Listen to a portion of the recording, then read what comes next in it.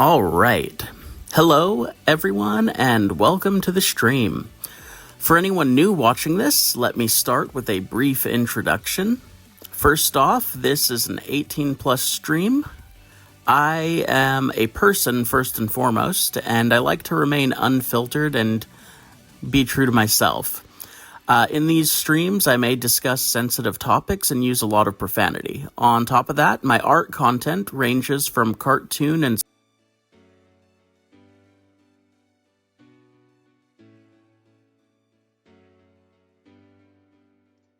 oh my god, I increased the amount of time it's supposed to play for, and it's now cut off earlier. I'm so mad. Whatever. I'm just gonna scrap the intro message and do it myself. That's fine. Hello everyone, welcome to the stream. I was trying to get that up and running because I'm ADHD, and if I don't have a pre-recorded intro message, I might trip over myself or forget to give you guys specific information. It's I don't know. I could just script something and kind of read from the script every time, but that also feels like more effort than I want to do. Anyway, so, oh my god, I just put my iPad away. I need that. Anyway, welcome to the stream.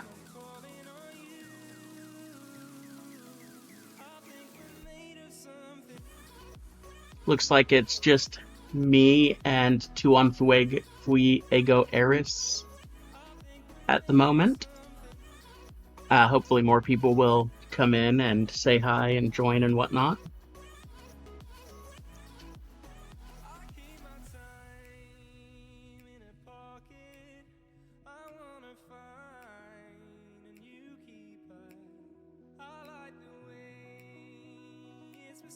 I'm really quickly trying to get stuff set up before there we go.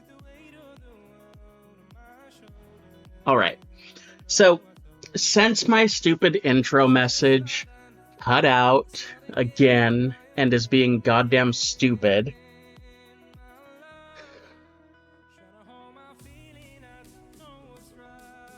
I guess I could try to introduce myself. Hello, everyone. My name is Ash Something. I am a multidisciplinary artist based in the Orange County, California. I work in multiple styles and media. I do everything from safe for work, cartoon style art, all the way up to completely NSFW erotic fine art. And everything in between. I also do graphic design, character illustration, and whatever else people might need. I am an independent artist, which means that I work 100% for myself. My job is doing art for awesome people like all of you. I've been in the field for around 18 years now, I think. Let me see. 7, 10... It's 24 right now. Yeah, around 18 years. And I've worked in every field from character design to comics to illustration. I've done book covers, album art, the whole shebang. I specialize in pinups and pulp art. But I really do everything. Nothing really is beyond my purview. What I am doing this month with the constant back-to-back streams, marathoning art and stuff, is attempting to catch up on some stuff that I'd been behind on, as well as power through some commissions, while advertising my September fundraiser extravaganza, which, let me go ahead and pull this up for you. It's up in the corner there, but so you guys can read it a little bit better.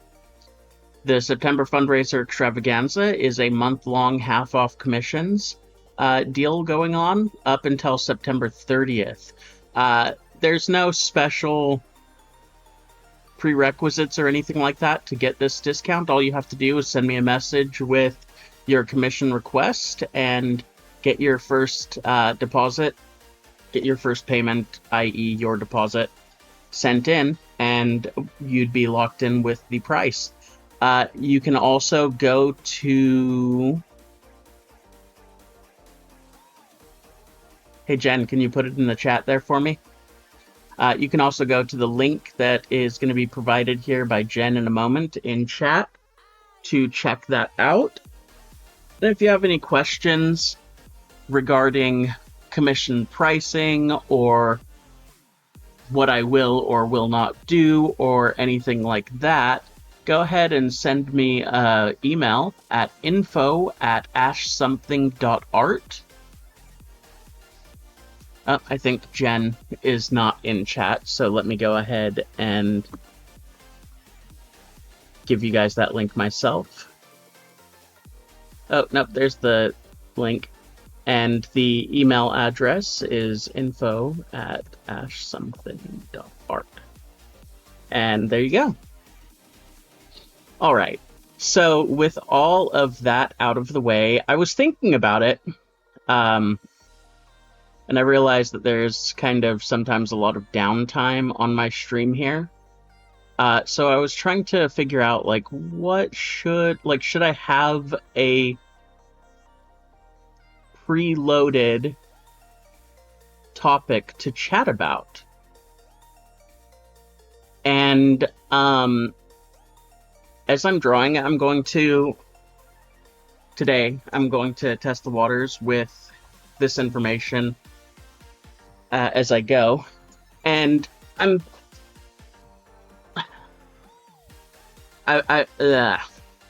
ADHD, sorry.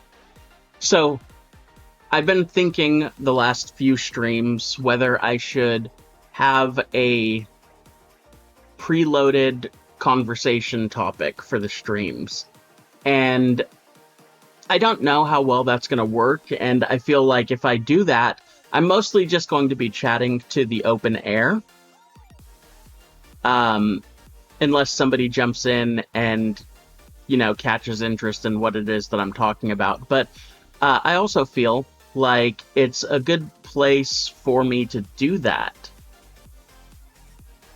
I mean, at the very least, it feels a lot more welcoming to people jumping in than if they were to jump into radio silence with my music playing and not know whether or not I'm actually here and available to talk. So,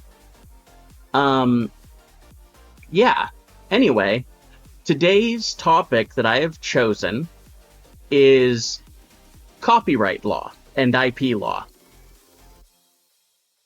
And so, as I draw, I'm going to just casually be throwing out bits and pieces that I know about copyright and intellectual property and things that I think all artists should know. And those things are going to be recorded in the stream for posterity and probably give me some fun sound bites to clip later. Now, of course, if I do say anything that strikes a chord or that makes you curious, you want me to expound on, please go ahead and feel free to ask. Filling my vape real quick. But before getting into the conversation topic of the day, I'm going to go ahead and talk a little bit about what this commission is and the process so far. So, I am currently working with a client who is a member of a clown troupe called the Fools Gladly to create this merch design. This merch design is not actually going to be associated with the Fools Gladly. It just features the person who's commissioning me as the pinup on the motorcycle here. Oh, you know what? I'm an idiot. I just realized I totally pulled this up for my damn iPad, and I need to do this one on Clip Studio. Now I don't want to... Whatever, I'll talk about it in a sec. I'll switch over to there in a sec. So it's not going to be affiliated with the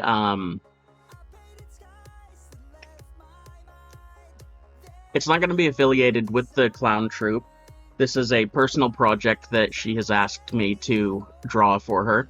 What she wants is a motorcycle tee based on the Harley Davidson way, based on how they do the t-shirts in Harley Davidson. She wanted this particular clown college in the background, herself riding the motorcycle, and she wanted the motorcycle to be a 1942 Harley Davidson flathead ULH model, which I don't know jack and shit about motorcycles, Harley Davidsons at least. I know way more about Ducatis and sports bikes, but totally goddamn lost when it comes to Harley Davidson. So this has been a whole fucking process trying to get it straight and figure out what details I need to put in there for it to look like the type of bike they want it to look like, and so on and so forth. And it's been horrifying. However, it's been horrifying because there are two different models of the same fucking bike, and they have minuscule differences, and I can't see those differences. Or I couldn't, and so I had to go in detail and pick through multiple reference photos trying to find exactly what the differences were with this client. And the client is also not really big on the motorcycles. She's getting this done as a gift for her grandfather, or her father, I think, who is obsessed with this motorcycle. So they want it to be special. It's a birthday gift for him, and so on. So I feel like I need to really make sure I'm getting it right. And that's been a whole process. I really hate technical drawings that involve extant vehicles, because you really have to do them right, or it's an entirely incorrect image, you know? Anyway, so, yeah, I'm gonna have to pull this up on Clip Studio, which means I need to send it over to my computer.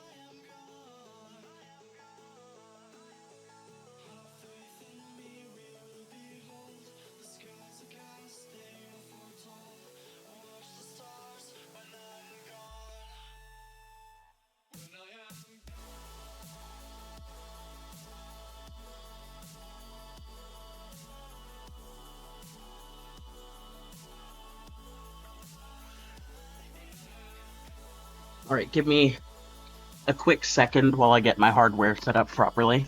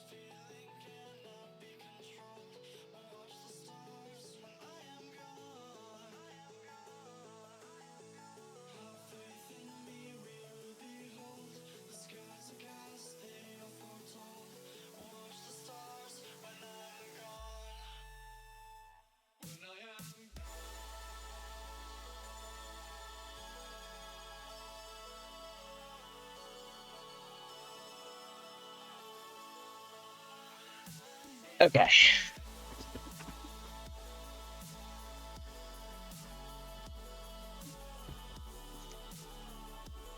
Should make like a technical difficulties loading screen.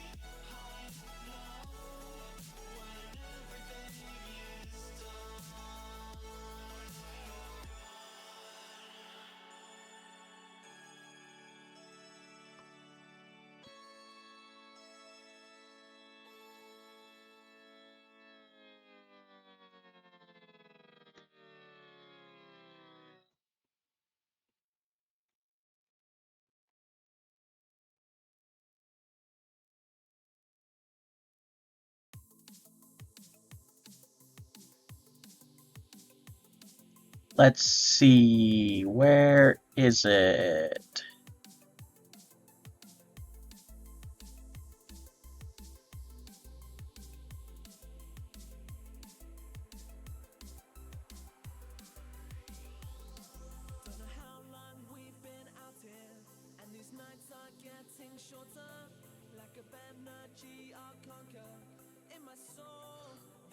Apparently, I deleted my window capture.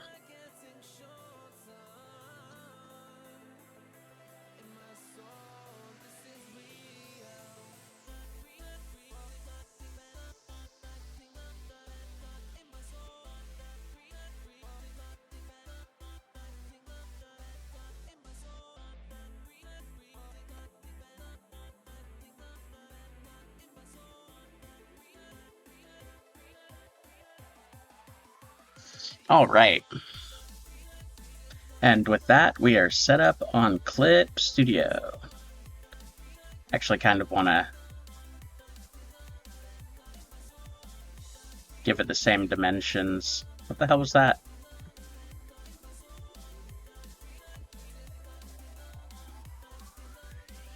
No, that's too small. Yeah, we'll go ahead. Oh, go ahead and make it full width. There we go.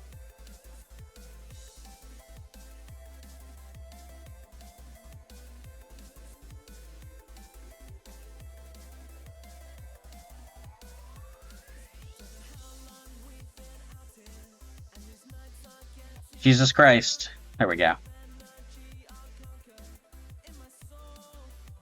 All right. How's that look?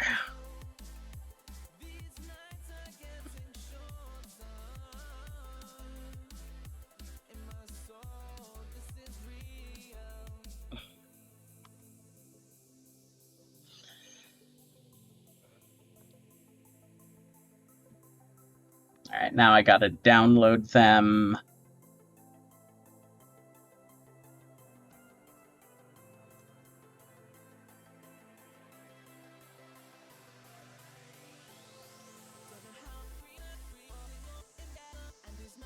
I have 3 untitled artworks in my Procreate transfer folder, and I have no idea which one I need.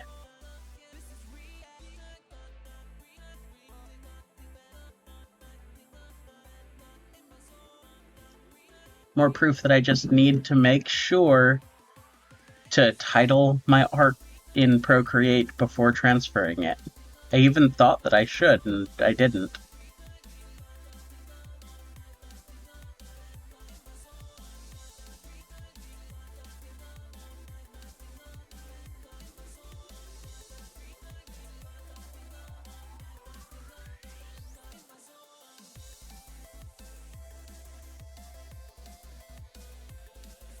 Just downloading all 3 of them to make sure I get the one I need.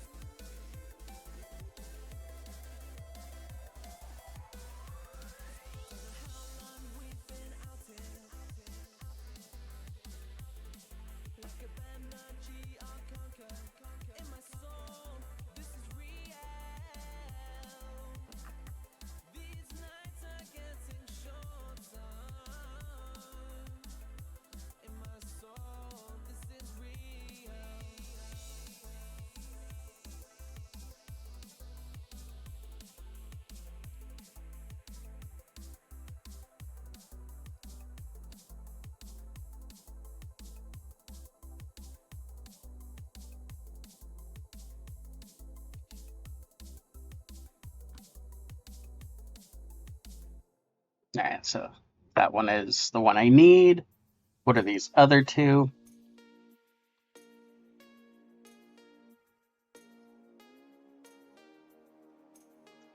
Oh my god.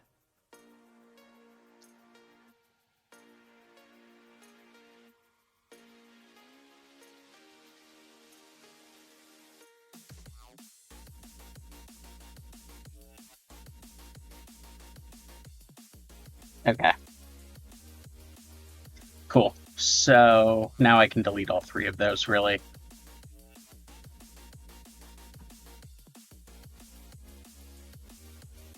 Actually delete all of this.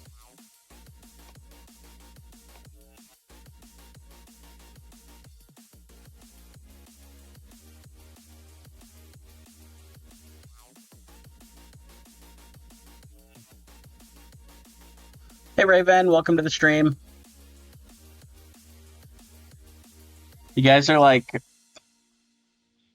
Tattle and Tail from Majora's Mask. No matter what I do, y'all are following me around like creepy little monsters.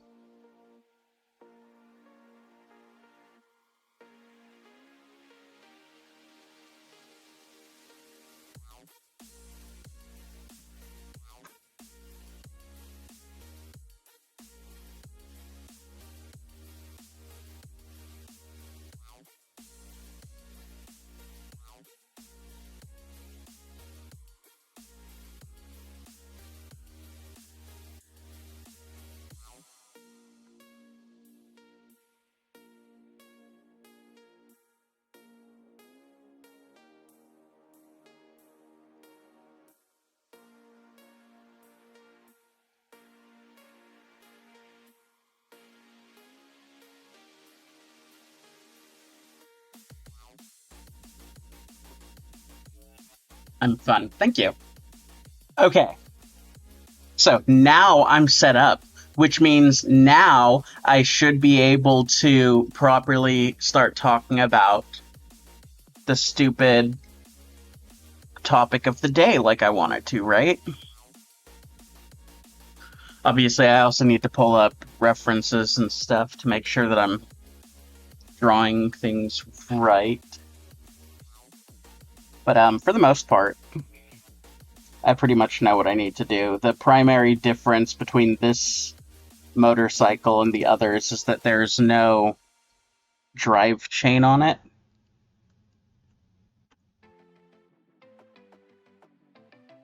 And the drive chain is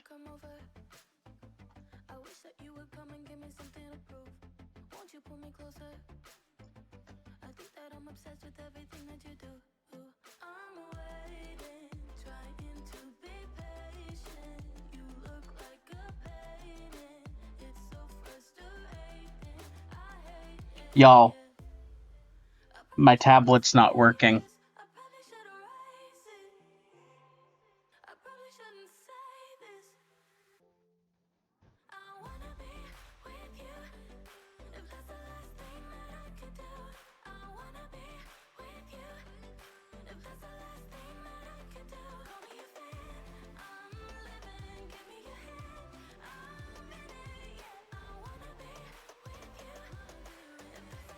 Yeah, it's not registering my pen.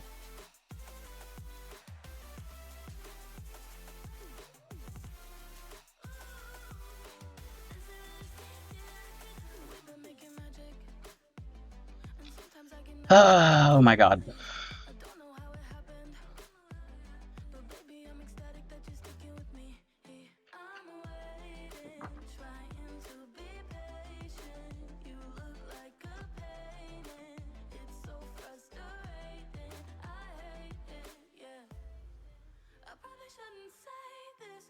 Oh, there we go. I don't know what happened.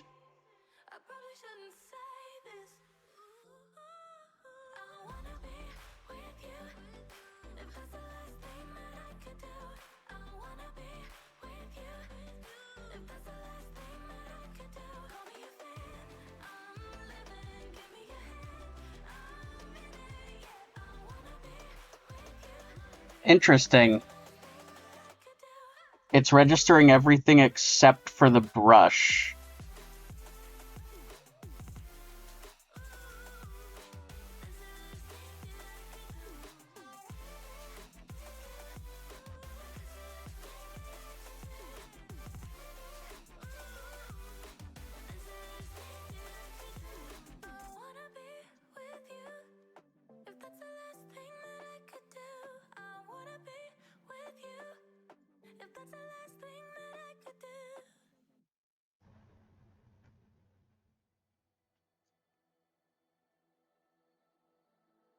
What if I go stronger? What if I get higher? What if I start doing things I know I will regret? I will make my own way, I will not surrender. I will do my best until I get put under. What if I go stronger? What if I go stronger? What if I go stronger? What if I go stronger? What if I go stronger?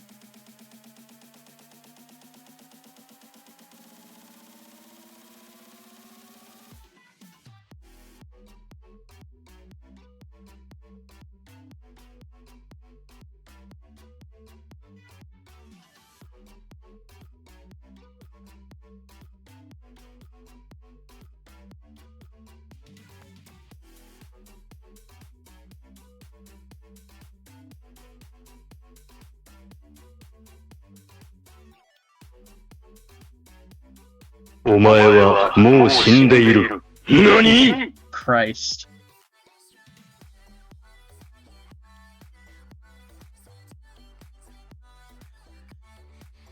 No, you don't understand. Like, mine is also going hot right now. My pulse is also going hot right now.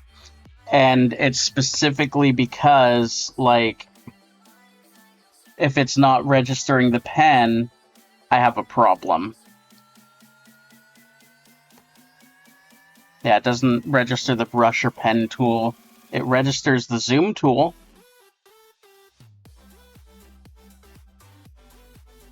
And it still registers when I'm doing the marquee tool. But the moment I do the pen or brush, it just stops.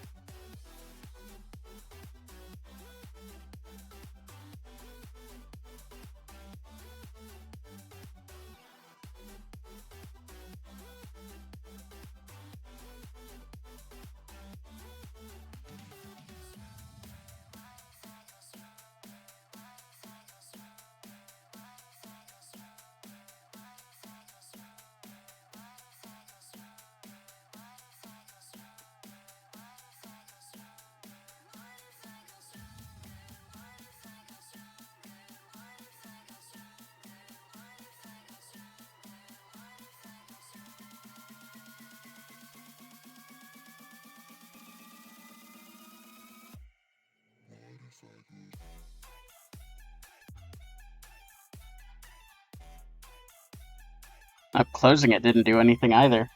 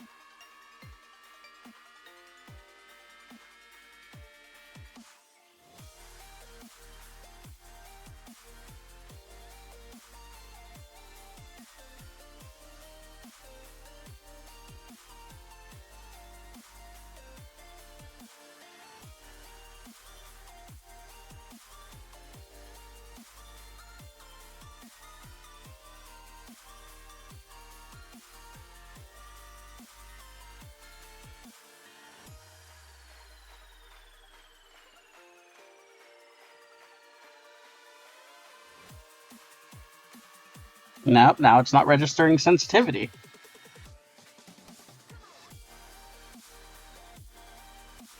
Okay. Preferences. Win tab.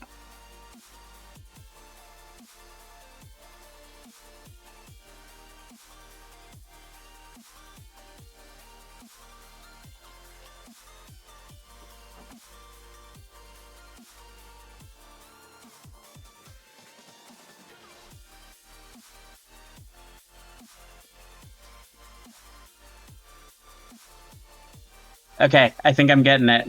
I need to recalibrate my fucking pen display. This is so stupid. I've changed none of the settings. They all decided to change them their fucking selves.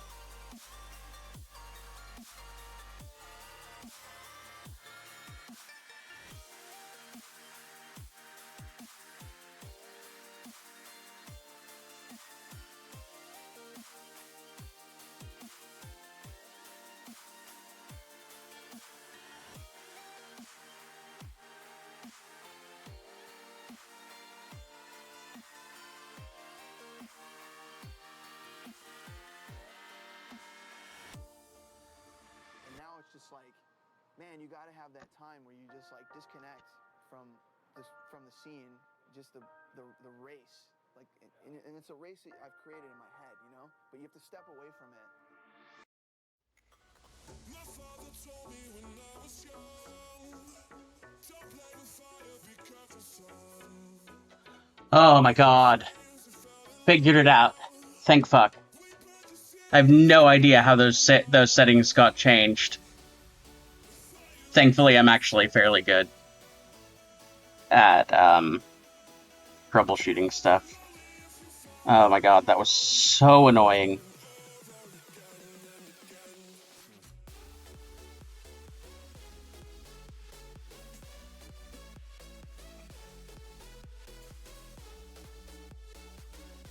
Okay, now I can pull up the reference pics and get started, and also talk about today's whatever.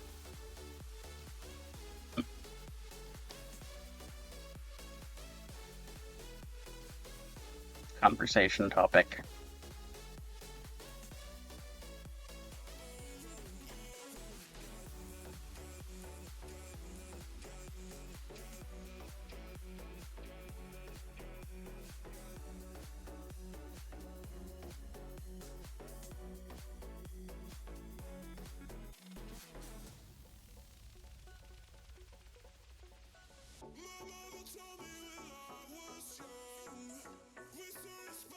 If this weren't a commission and if I weren't streaming, I would have already given up on today.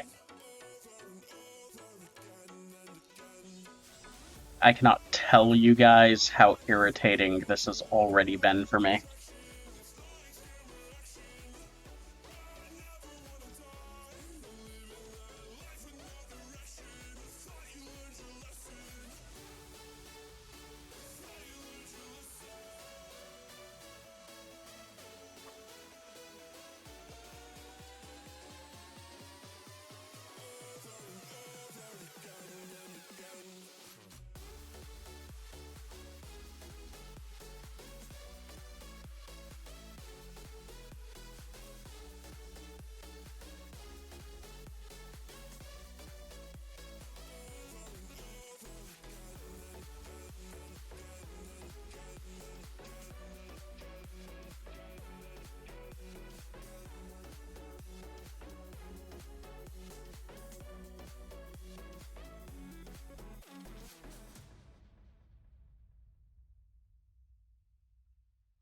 Alright.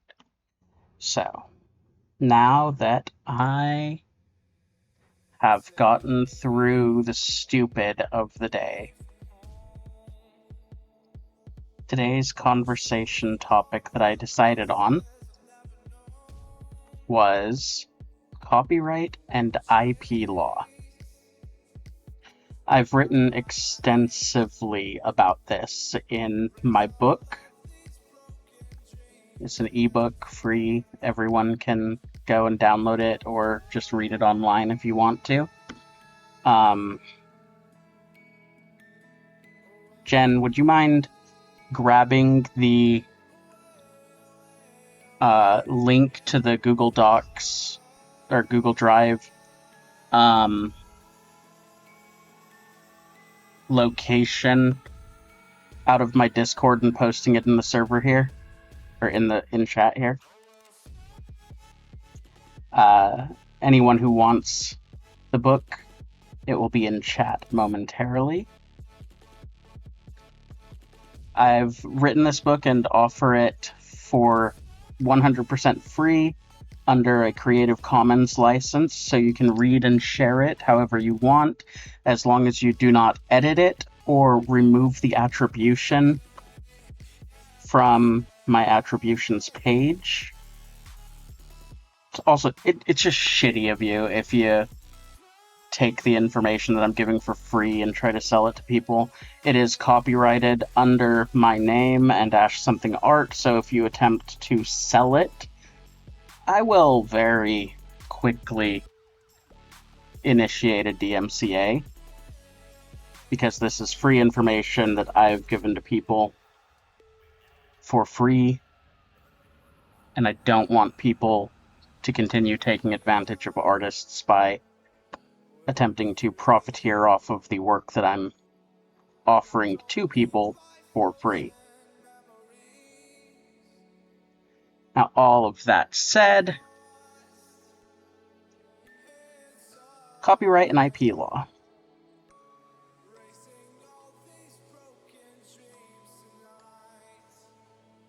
To start off with, I think the most important thing regarding US copyright and IP law for every artist to know that too few of us realize is that when it comes to licensing and ownership and this and that and whatever, we might be all too familiar with companies trying to get us to sign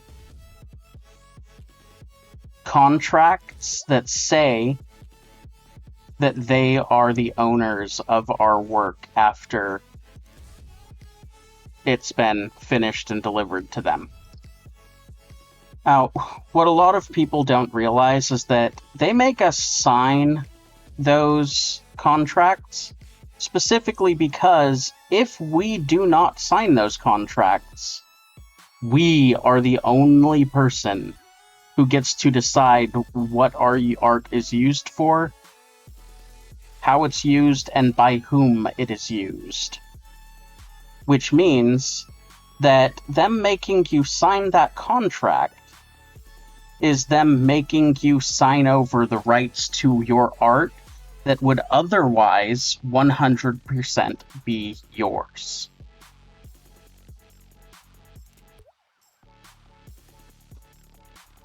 I believe that makes sense, right? Now, when it comes down to it, the only person who can dictate what we as artists, or what control we as artists have over our art once it's been created, is us. Once an artwork is created, from the instant of inception, not publication, inception, the moment you have created it, you own two things: authorship and ownership of that art. Authorship means your right specifically to the work because you are the creator of it. Nobody else can claim that artwork, no matter what type of artwork it is, as something they created. Only you as the artist are able to do that. Ownership refers to who the copyright holder is. And for most artists, once the art is created, just like authorship, that's you.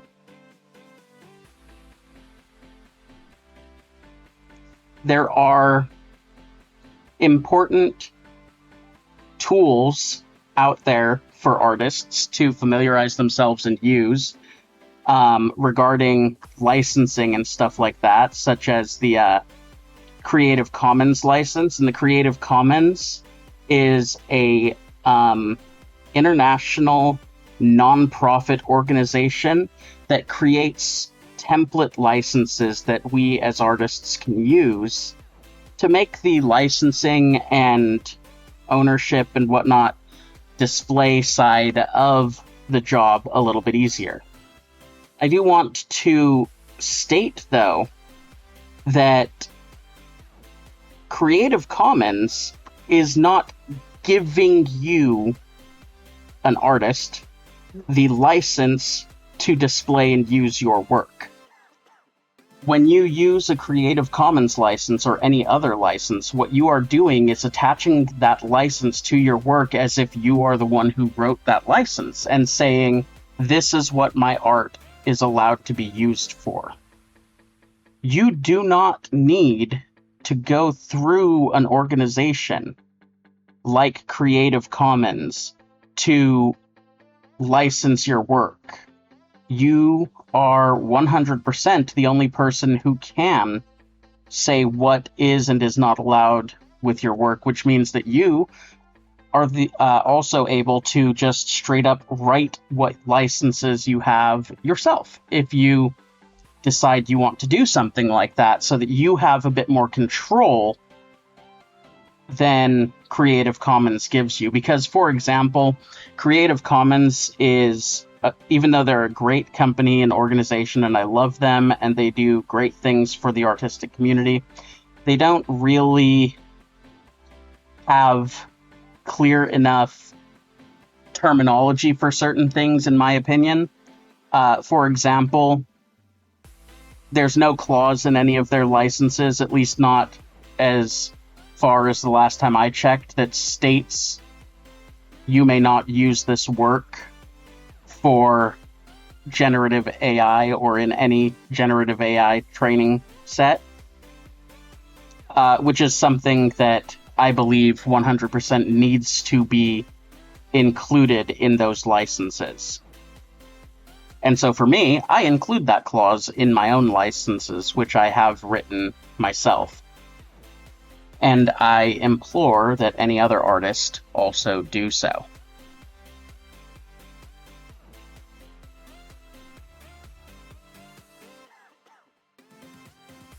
Thank you, Jen, for dropping that link in there.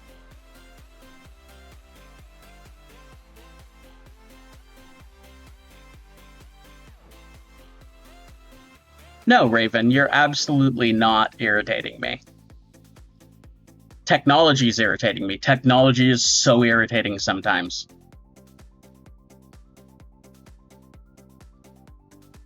You guys are fantastic.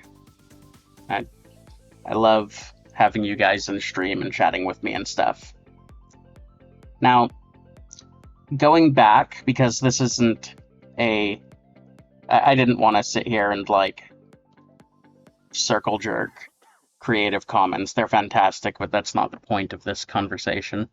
Going back to things like authorship and ownership, the only person in the universe who can dictate what happens to your art after it's created is you.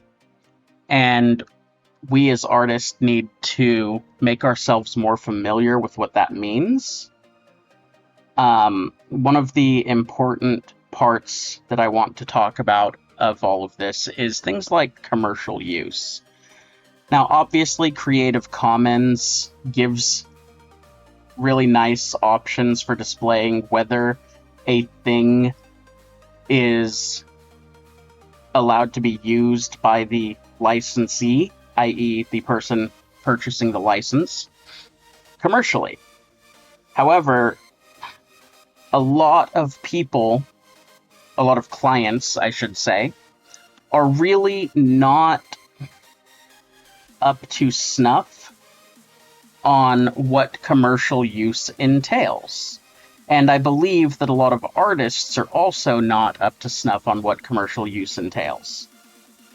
Legally speaking, in the US, an artwork or image is considered to be a commercial image if it makes the person using it money. This does not mean that the person has to be selling prints of that art. This does not mean that the person has to be selling stickers or merch or what have you. It means that any use of the art that could potentially be attributed to making the person using it money is considered commercial.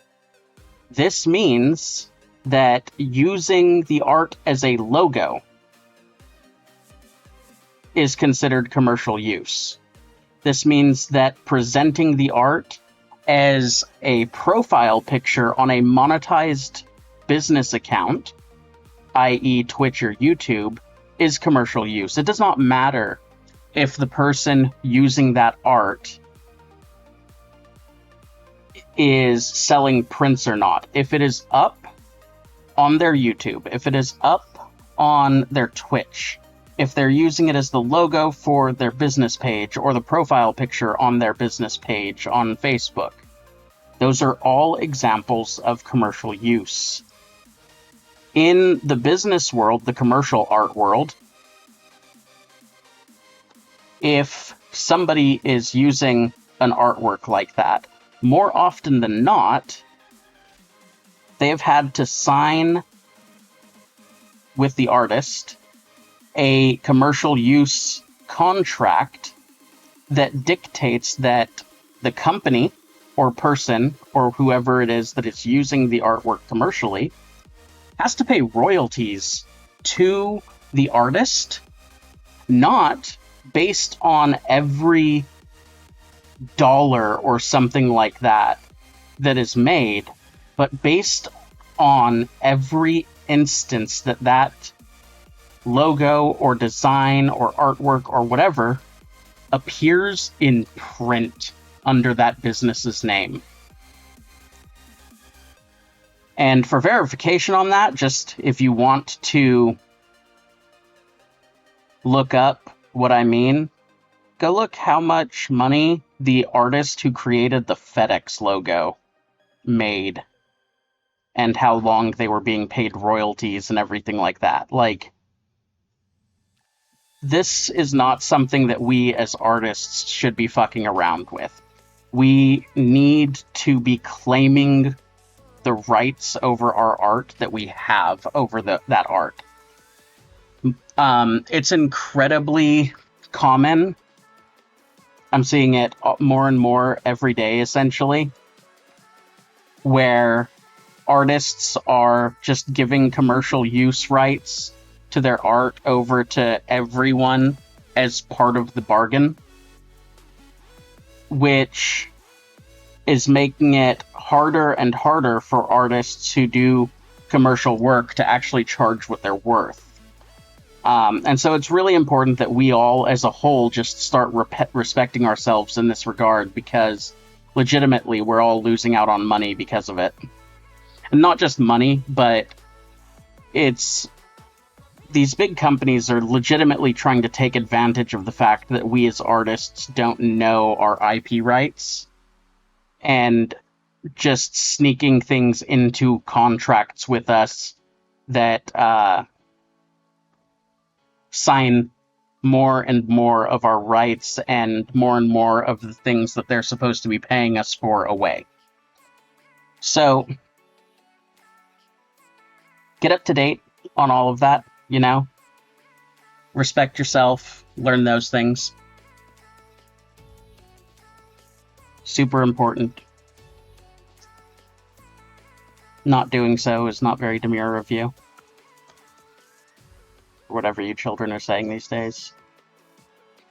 So the next part about copyright and IP that I wanted to go over is that, like I said, first off, the only person who can decide what can and can't be done with your art once it's made is you.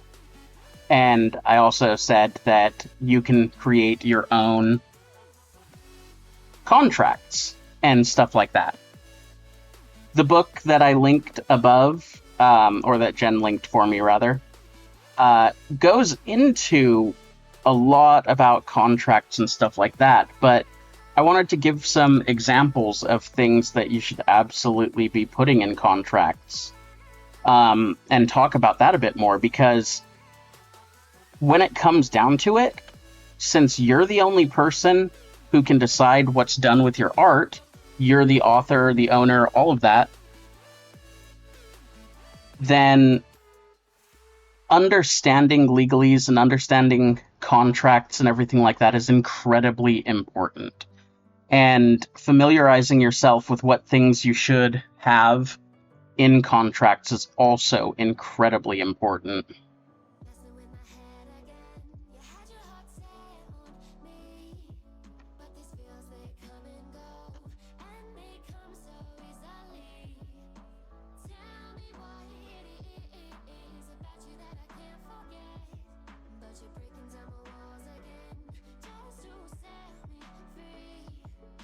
Sorry, give me a sec.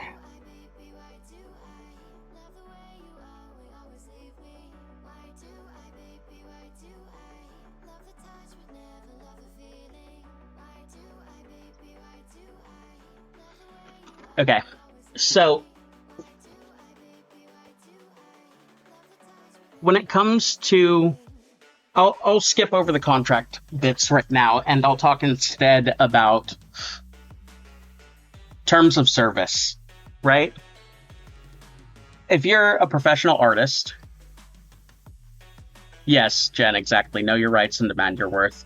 If you're a professional artist and you have your control, like I said you do, over every artwork that you create and what is and is not done with that art, then the only person who can dictate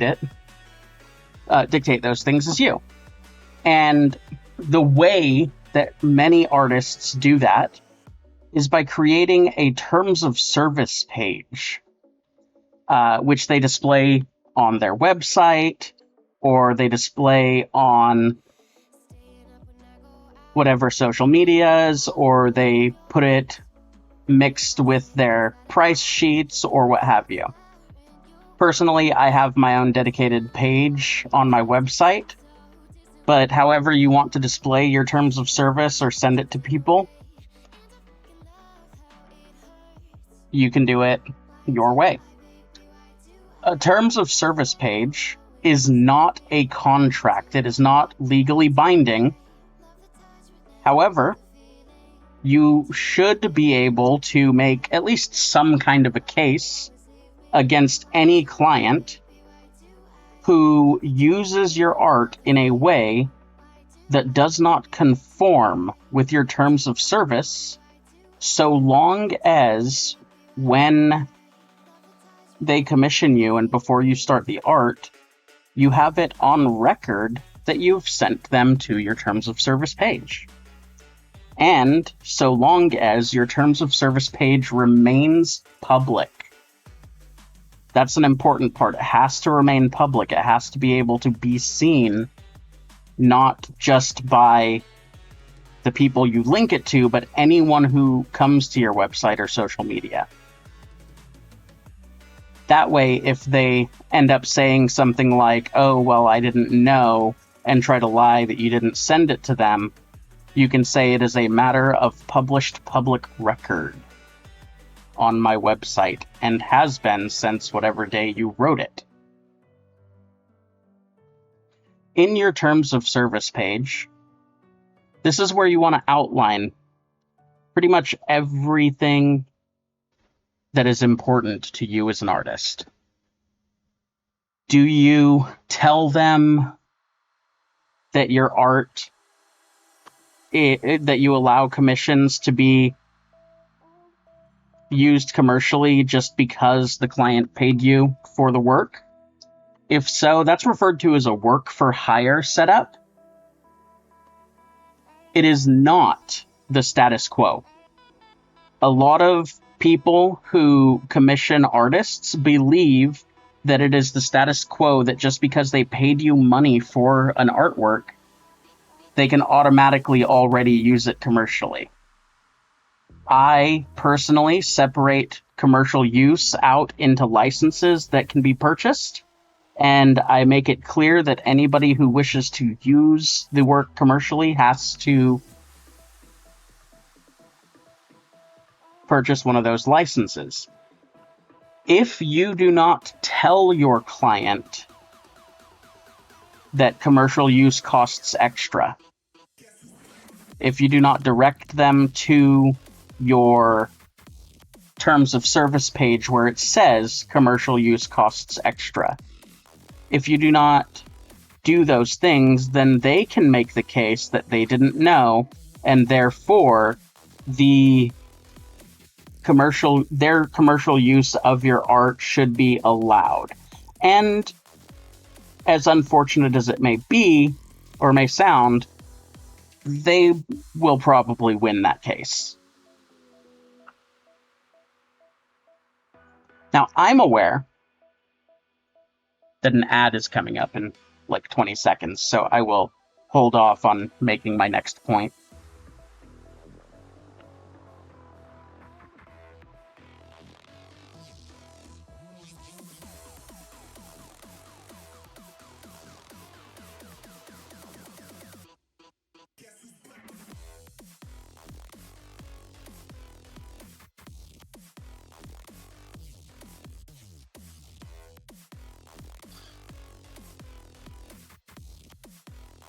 Oh, or did the ad happen while I was talking? Whoops. Sorry, guys.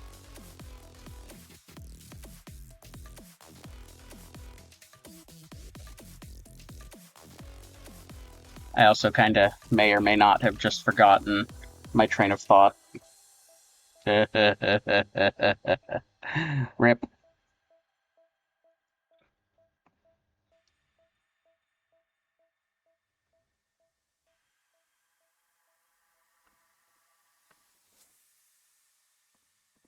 Oh, yeah. So if you don't make it clear that your art, that you require your art to be licensed commercially for people to use it in that way, then they might be able to get around the commercial license just because you didn't tell them, which is unfortunate. And I do know that a lot of people, a lot of artists especially, are not going to have the money to enact lawsuits against people.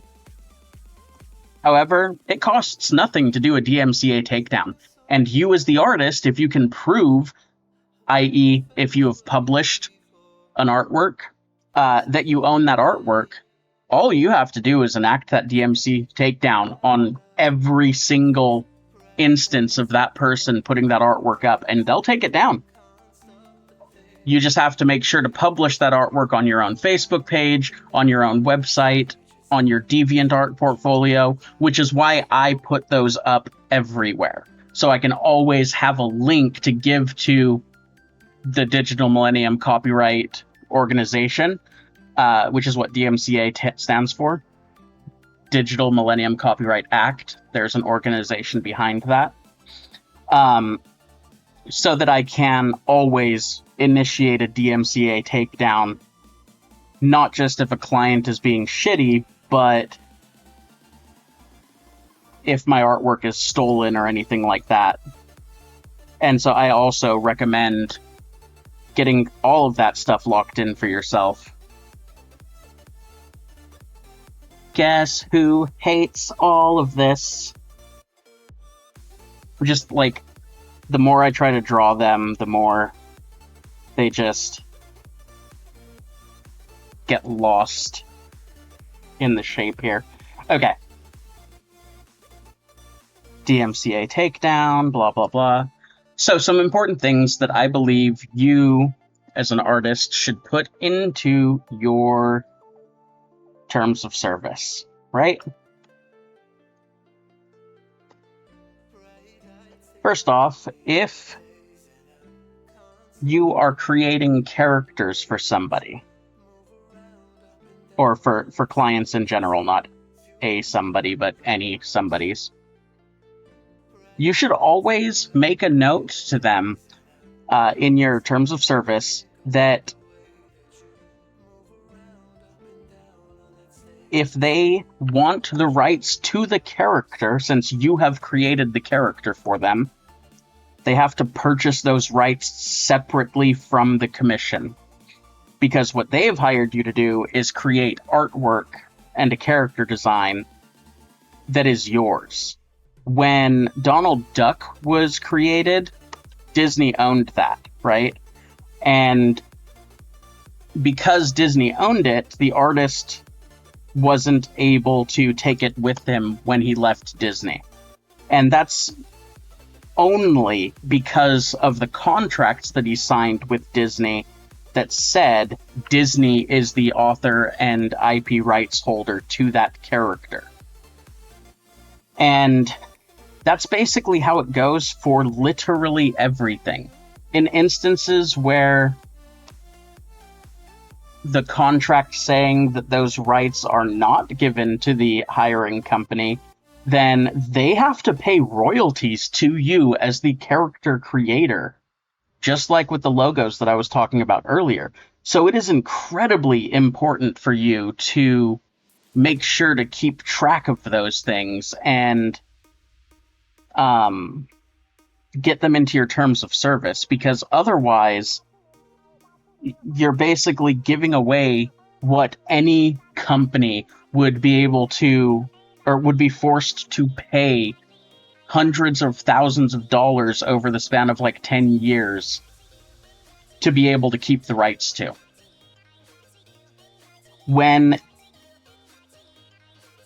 Before I jump into that next part, I should also go back to licensing a little bit.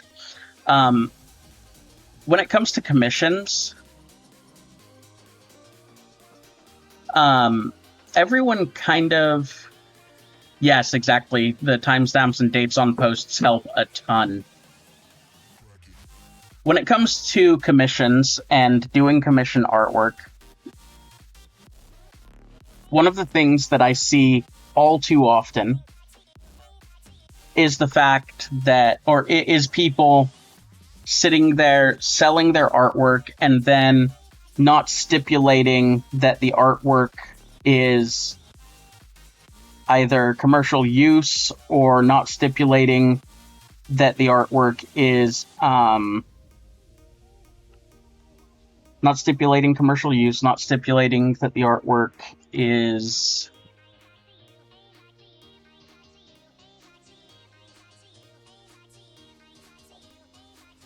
what was I trying to say? Right. So they don't stipulate whether the artwork is commercial use up front. They don't stipulate what rights you as the artist keep to that art once it's transferred. They don't stipulate that you remain the IP holder of the artwork. They don't stipulate anything about those types of things. And the public as a whole doesn't fucking know any of that. Yes, legally speaking, when you as an artist create your art, you are the rights holder. It doesn't fucking matter what other people want to say about it, unless you have signed a contract that is legally binding that says, I, the artist, am transferring over the rights to this artwork to this person, or business, or entity, or whatever. Unless that has happened, the only person who owns authorship and ownership of the copyright of that artwork is you. And this is why contracts actually are incredibly important, because they dictate what your clients can do with the art once they purchase it. And it allows you to more clearly tell those clients what types of things you do and do not allow artwork that you've created to be used for. And so learning, getting familiar with, and understanding all of those things is one of the most important things that you can do as an artist.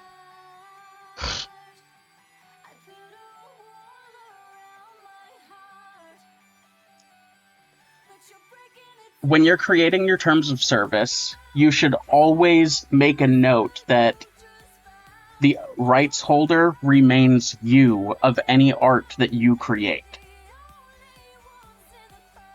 If somebody wants to purchase that artwork and use it for commercial reasons, you do not tell them that they are buying the art or anything along those lines. You tell them that you are licensing the art to them for commercial use. What this means is that you remain the IP holder over that artwork, and that they are just using it.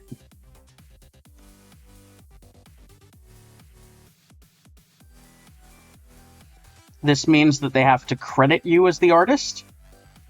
It might mean that you qualify for royalties over the art after it's been sold, because royalties are just an integral part of what we do. Personally speaking, I hate dealing with companies and I hate dealing with royalties, big name companies. And I really don't honestly like working with contracts for the most part. It's all super frustrating and hard to deal with, and I don't want to deal with it. So what I do instead is just stipulate that if you want commercial use over an artwork that you are commissioning me for, you just have to pay a commercial fee, licensing fee. Super easy, one-time payment, done and done, right? And a lot of clients actually appreciate that. The only ones who don't realize that what I could be asking for is royalties ad infinitum, or i.e. indefinitely, on every instance that they use that artwork. I just don't trust most companies to honor those agreements.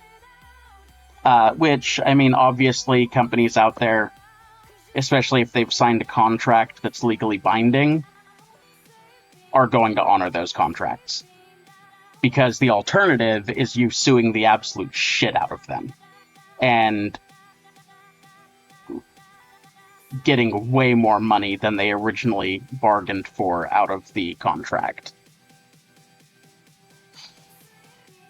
So yeah, when it comes to licensing, you need to be clear about those things. Put them all in your terms of service.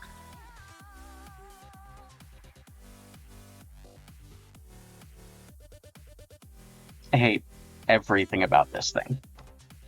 If I had a better reference picture of the damn motor or whatever this thing is, that would be great.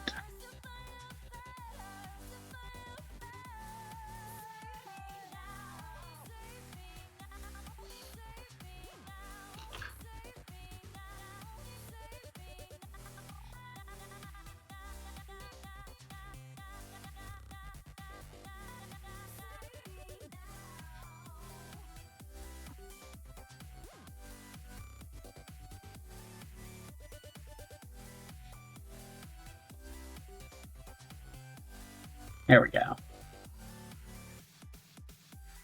Got one that's just this little mechanical part here.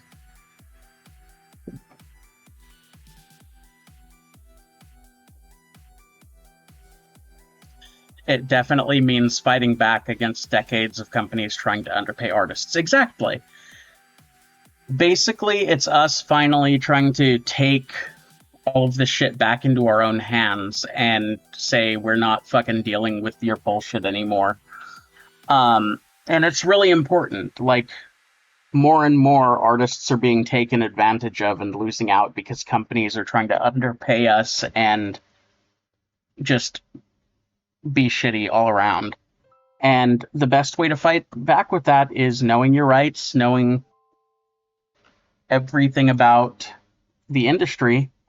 And even if you're not like an industry professional, treating your art business as if you are.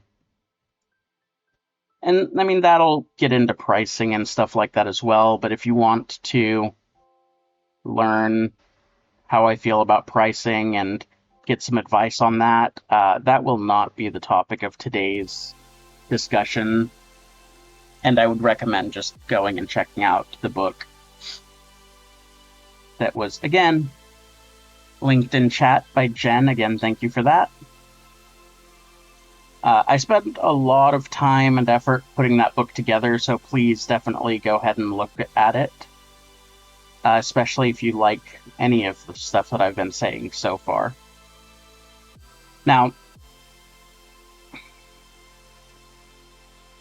I want to give more examples of things that you should be putting in your terms of service.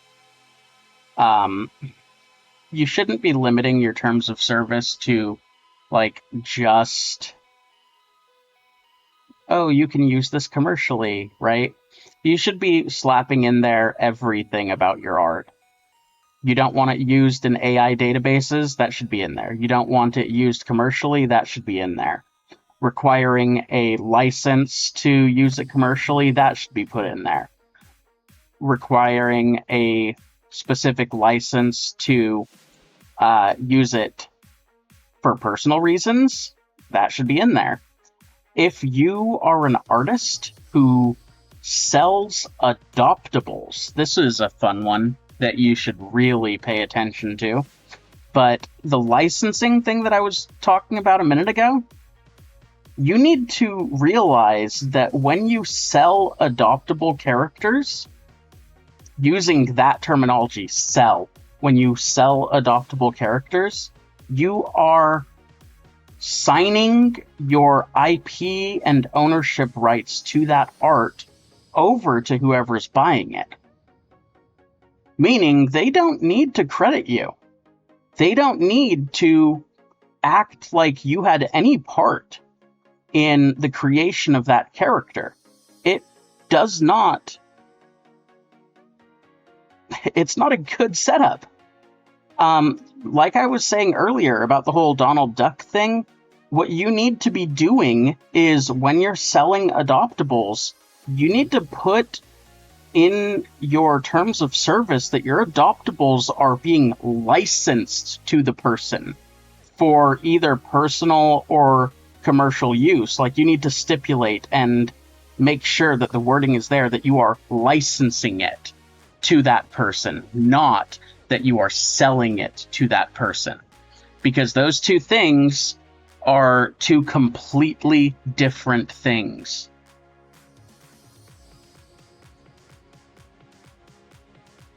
Licensing means that, like I said earlier, you retain the right to that artwork. You are considered the author and creator of that character.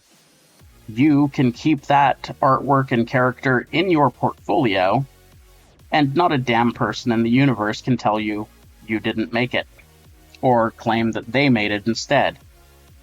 And yes, while it is true that just the sheer fact of you making it already does that, the general public doesn't always realize that. And because the general public doesn't always realize that, they may be under a false assumption that they are the ones who own it. They can claim it as their character, and so on and so forth, which is not a situation you want to find yourself in with a client. You want to be as clear as possible about those things. And there are a lot of companies out there who will take advantage of that incorrect wording. They will treat every single commission they do with you as what's referred to as work for hire, which I did mention earlier, and I'll go into that a bit more as well. Actually, now's a good time. Work for hire specifically means that an entity has hired you to create something for them in their name. That means that once it is done, you are not considered the author. You are not considered the rights holder. Many companies will push for work for hire. They don't necessarily want anybody else owning the IP that they are putting in their TV shows or movies or onto their book covers or what have you. However, some of the most popular and famous artists who work in those industries fucking knew better and refused to do work for hire.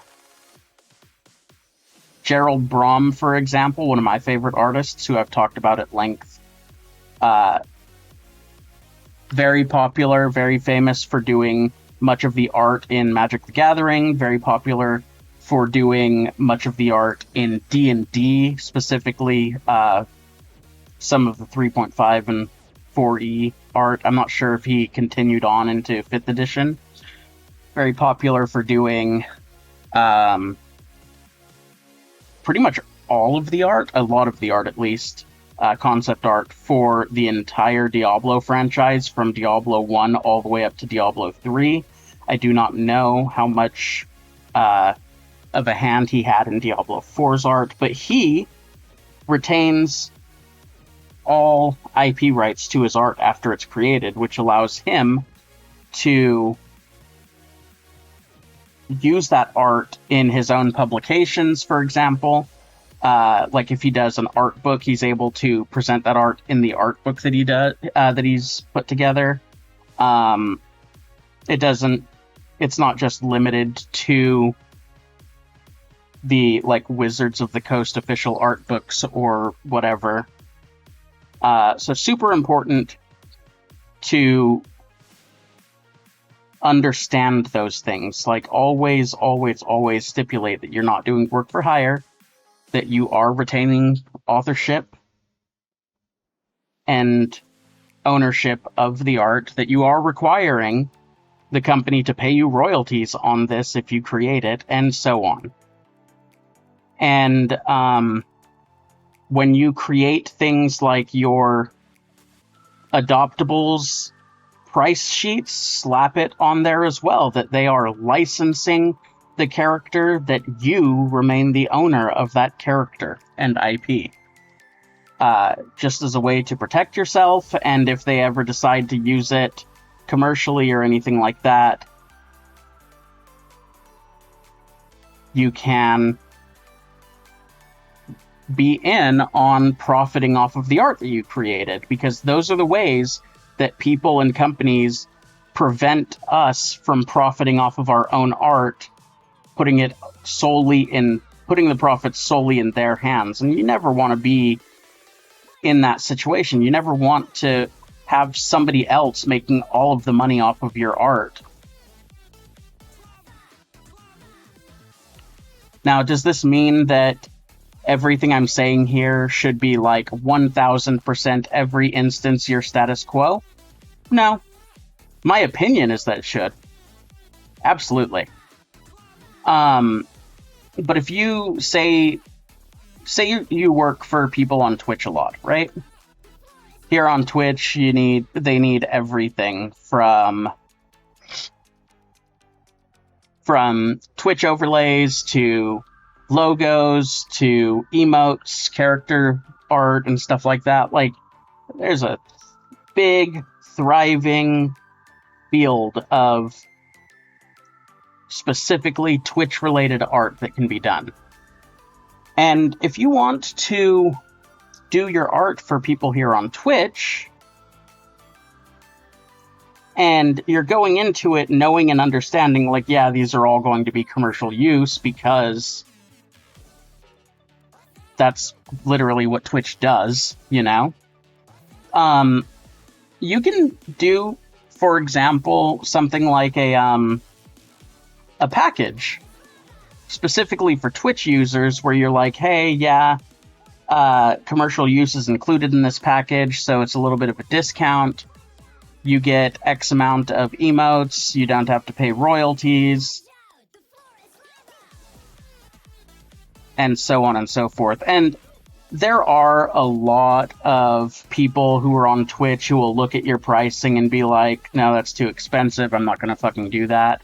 Why should I pay you $150 for 5 Twitch logos or Twitch emotes when I can get this other person to do it for, 25? But you're going to get responses like that no matter what fucking field you're in. And we need to start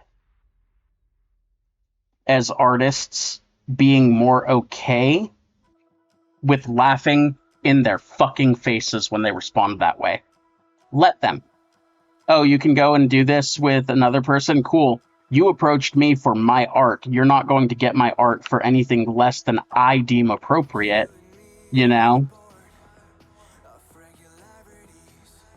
Because the reality is, if you are even halfway decent at what you do, if you know the tools that you're using, as long as you're confident, people are going to pay whatever you ask them to pay. And the people who aren't going to pay that are people who don't care about your worth, who are just trying to profiteer off of you. Literally. Like, literally, those are the only people who are going to sit there and try to argue your prices down or what have you. So as long as you are confident when laying out your prices, and you don't say things that'll shoot you in the foot, then presenting those packages and presenting those discounted rates and presenting this and that and whatever else is going to result in these people being like, okay, yeah, I'm down for that. Or, no, that's a little out of my price range right now. Because at the end of the day, they're asking you for a service that they can't do themselves. And yeah, they might have to work in a budget or whatever, but they're going to understand that you're offering them a service that they can't do themselves. And when it comes down to dollars, anybody who's saying I can get this for cheaper somewhere else, they aren't actually trying to go and get it cheaper for anywhere else. They are trying to get you, specifically, to show weakness and bend on your pricing so that they can get your art for cheaper. Otherwise, they wouldn't be talking to you in that moment. So you need to really get confident with telling them, no, these are my prices. Or laughing in their face and telling them, yeah, fine, go somewhere else and get it cheaper. But the more of us as artists who stop taking that bullshit from people, the easier all of us as artists are going to have it. The easier of a time we're going to have dealing with clients and customers, because it's going to become status quo that we don't put up with that shit.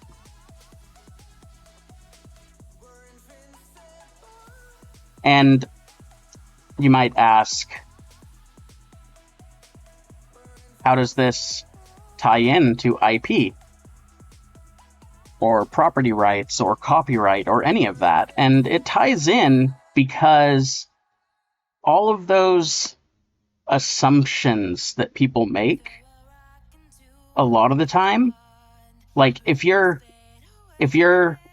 talking to somebody who wants a book cover illustrated, and that person is skirting around things like royalties and trying not to talk about them, or that person is trying to skirt around commercial use or isn't willing to pay a commercial use license or whatever, or pretending like, oh, I didn't know I would have to get commercial use for this. If they're a publisher, or if they're a writer, or if they're somebody in the music industry who needs consistent album art or something like that, they fucking know. They absolutely know, and they are only lying to you or trying to manipulate you into not charging those things that every other artist charges them. And that's a shitty situation to put yourself and other artists into. It's not your fault. These people tend to be preying on artists who don't understand copyright and IP or licensing or contracts and stuff like that. And so, again, you just need to bring yourself up to snuff on those particular topics so that you will not be taken advantage of by these businesses, and so that other artists will not be taken advantage of by those people, businesses, entities, whatever they are. Sorry, I went off on a long tangent about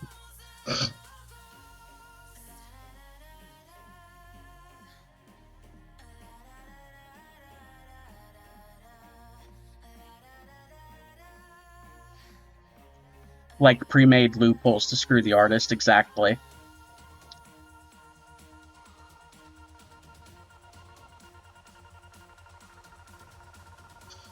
I downloaded it, and I have some questions because I write poetry.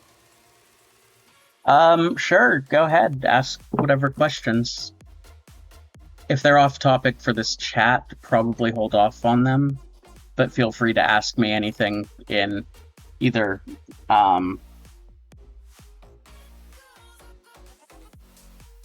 Discord or on Instagram or what have you.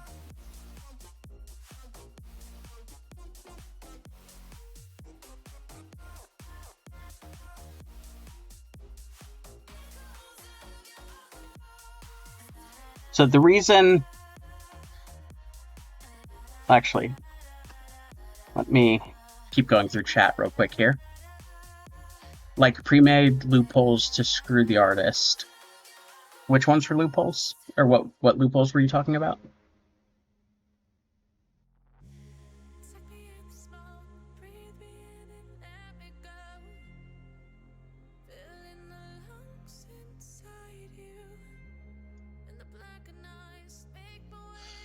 Oh, art is such a huge expense. I see people talking all the time about how, like, oh, art shouldn't be a real job. You're not doing it 24/7. You're not doing it 9 to 5, blah, blah, blah. Those people just do not fucking understand art, I swear to God. Like, it's a goddamn process. As you see, like, I'm sitting here, I'm doing this one section still, and I'm paying attention to it. Like, I'm not sitting here skirting around it or whatever. Like, all of my attention is on this, and I'm talking on autopilot. And I have only managed to almost complete this one fucking component in an hour and a half of working on this artwork since I jumped on stream today, right? Like, even aside from that, my tablet cost me $150, which I only was able to get because I was tipped by Jen, actually. Thank you for that. My computer cost me $1,000 that I was only able to get because my brother dropped $1,000 on me for it. Specifically because my last computer died on me, and he just did not want me to have that downtime to stop drawing, or where I had to stop drawing. Like, if it were not for people's kindness, I would have ended up being forced just by emergency situations to stop drawing and doing it professionally a long fucking time ago. because it is an expensive business to be in. If I weren't doing digital art, I would have to be doing traditional art, and traditional art supplies are massively expensive. Even more so than digital.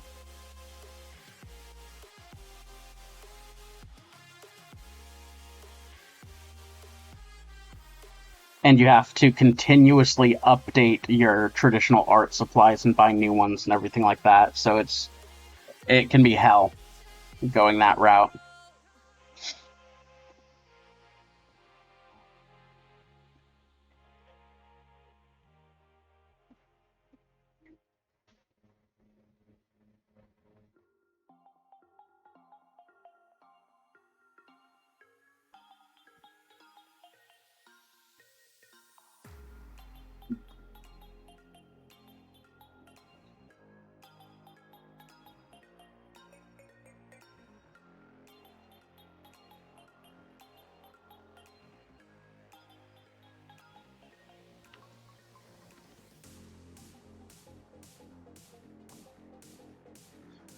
All right, let's see. Posting them on Choosing Beggars, on the Choosing Beggars subreddit. Especially people who may be people pleasers or have imposter syndrome or targeted by. Yeah, and every artist in the universe is a people pleaser to a degree and have imposter syndrome. Every one of us, which is why we all undersell ourselves, and which is why we all need to collectively stop fucking doing that. Because it makes it easy for people. Oh yeah, the work for hire 100% is loopholes made to fuck the artist. And I fucking hate work for hire contracts. I hate companies who do work for hire. I do work for a couple companies that do work for hire, like FGG Games, and they reached out to me and they were like, "We like what you do. We want to contract you to do art for our RPG. Are you willing to do it?" And I'm like, "Okay, let me see the contract." They showed me the contract, and I said, "Hey, I don't like that this is work for hire. I want to keep the license or the ownership of my art, in that I want to be able to display it in my portfolio and tell people I did that work and claim it as mine. Like, I'm not going to say that you have to let me sell prints of it or anything, or do anything with that art that would compete with your book.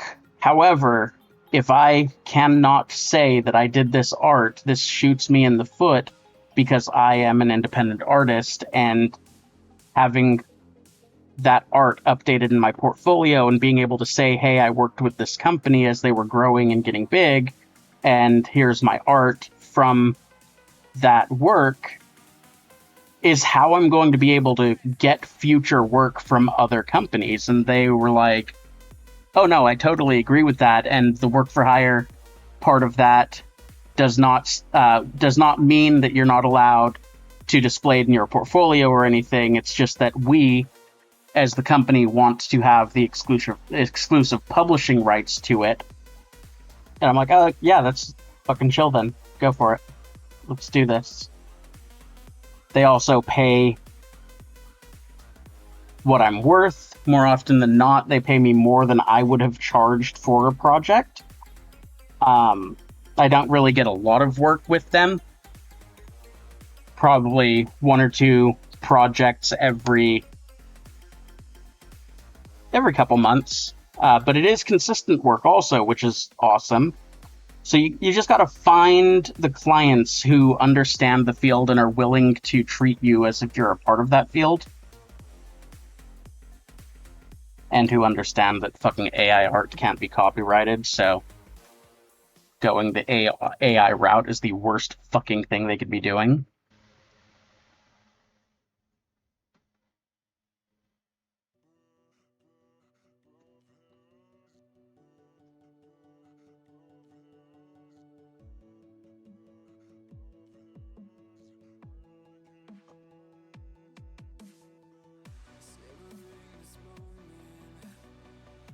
Even for themselves, like on a business side of things, not just for the artist side.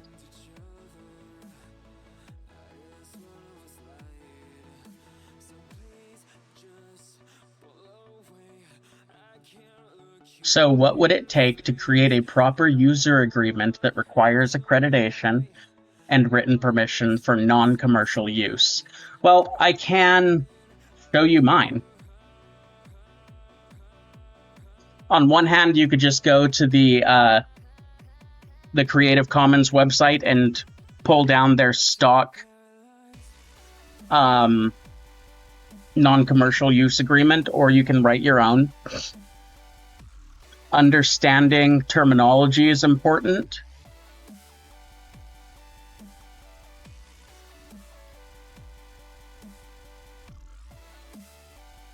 I'm pulling up my terms of service here, and I'm going to actually switch over my OBS to the window so that you guys can read it.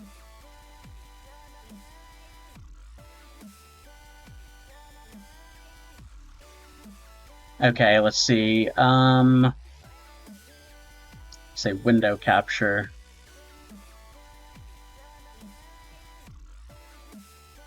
Here we go. All right, this is my terms of service website.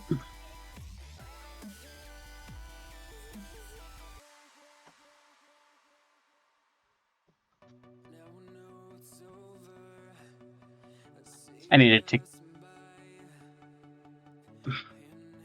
God damn it.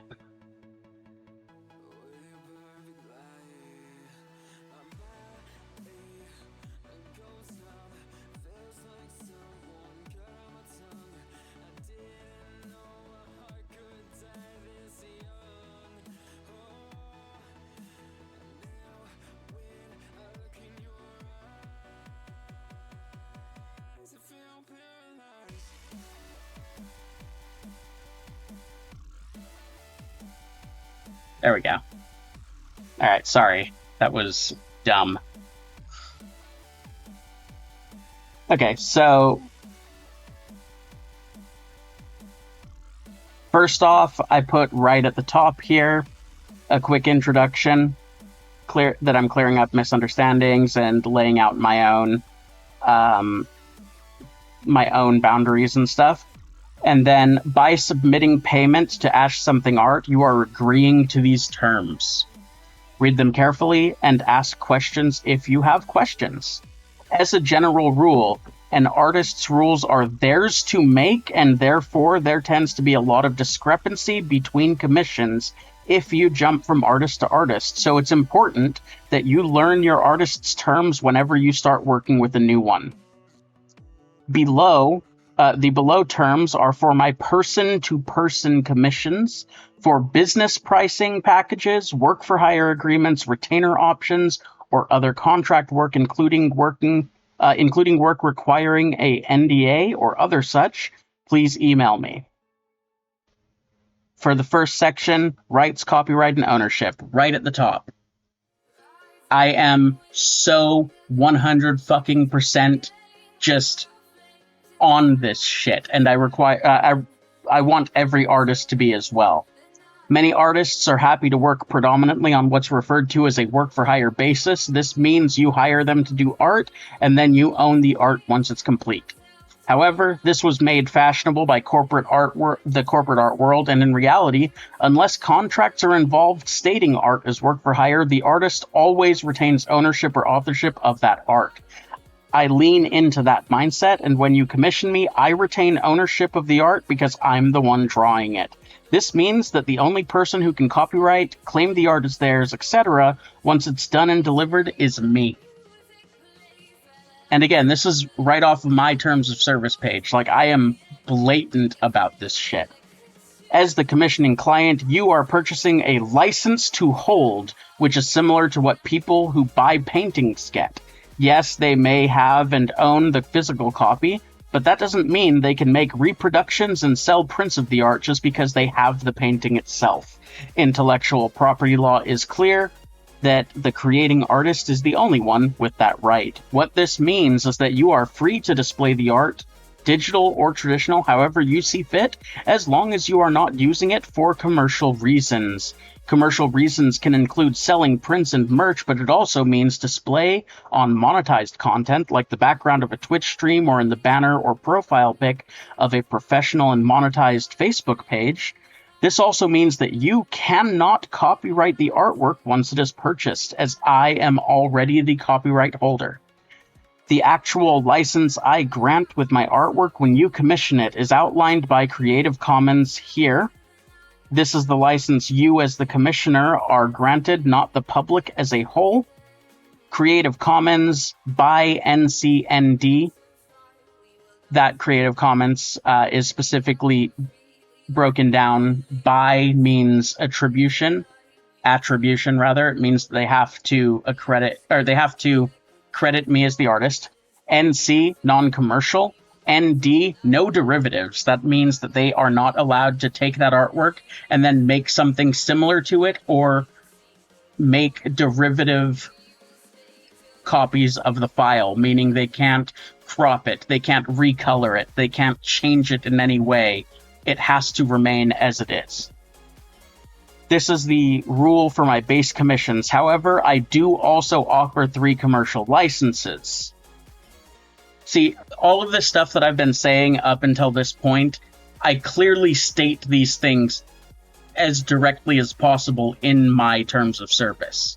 And all it takes for you to create a proper user agreement or terms of service that requires that accreditation or whatever is understanding the terminology and stating it. Say it. Public. Anybody can go to my terms of service page and it is... it is up in public on my website. All you have to do to find my terms of service is go to commissions on my website and then scroll down and it's right there. Make sure you read my terms of service. Bam. So it's public. It's in a very easy to find location. I also link to it from other web pages on my site.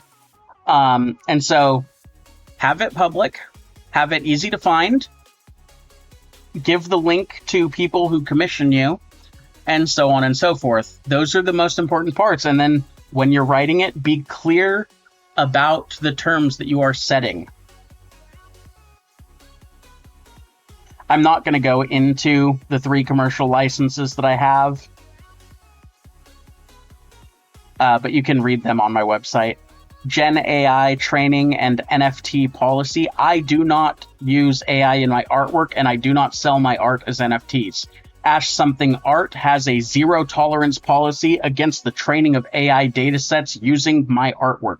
In the event that you have purchased an exclusive rights transfer, you own that artwork, and I cannot limit you in this way. However, my standard license, as well as both my basic commercial license and commercial plus licenses, exclude any and all use of the art in AI databases or as sale as NFTs. I watermark all my art, implement both glaze and nightshade on it, and I have systems in place to track and make sure my art is not being used in NFT blockchains. And I will initiate DMCA takedowns and in some instances legal action for unauthorized use of my artwork in these ways. My official tags are Ash Something and Ash Something Art. I use these tags on all social media and have used these tags as the opt-out keywords for all image training datasets. So yeah, it's about just knowing and clearly stating your limits. That's all you really need to do as far as terms of service goes. Like, you say, if you pay me, you're agreeing to these terms, here are the fucking terms. And that's all you have to do because, like I said, you are the, as an artist, you end up being the author and the copyright holder, IP holder of the art once it's created. That's the first law, or the first rule in copyright law, is that you own the artwork. And I can even fucking verify that.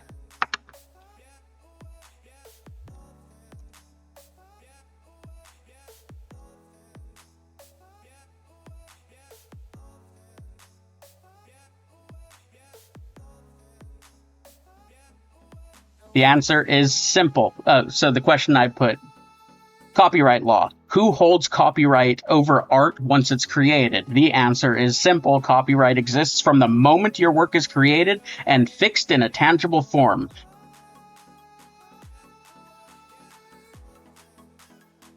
This one's a better one. Let me click this. Someone else asked, do I automatically have copyright over my art? Is an artist's work automatically copyrighted? Yes, copyright automatically applies to the work you create without the need for registration or any application. However, you may need to seek further copyright registrations in order to defend your copyright. You can also protect yourself by publishing it. Publishing it could be digital, it could be in print format. And as long as that publication of that art has a date, you can show that in court and be like, this is the first ever instance that this artwork was presented in any published format. I am the creator of it. And the law or the courts will be like, yep, you're fucking right, unless they can prove that they have it published from earlier than that. We always think we are terrible at what we do because of insecurity. We are never good enough for ourselves. Yeah, and part of that comes from just decades of every artist and writer being told they're terrible, that they shouldn't be doing what they're doing, that anything else is more profitable, that it's not something that's worth putting our energy into. And people just try to tear us down, and it fucking sticks in subconscious ways that we really don't know about. That's the kind of client that actually respects art and artists. Yes, regarding, sorry, I'm so far back in chat, guys. I've been ranting over here as you guys talk. That's the kind of client that actually respects art and artists. Yes, I absolutely love working with,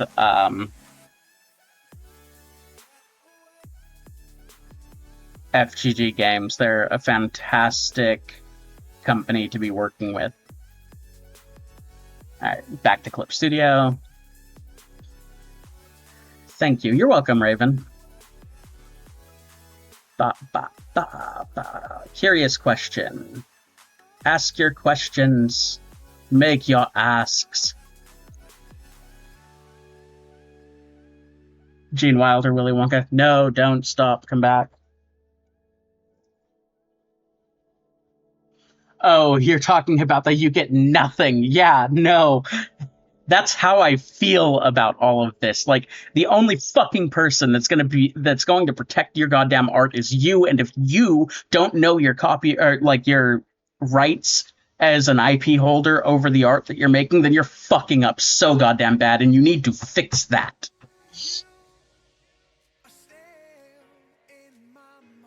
Otherwise, you get nothing.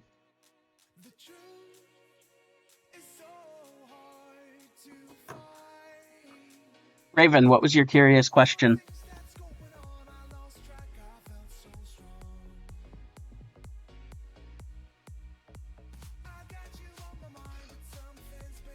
Hey, chat, remind me to check chat once in a while.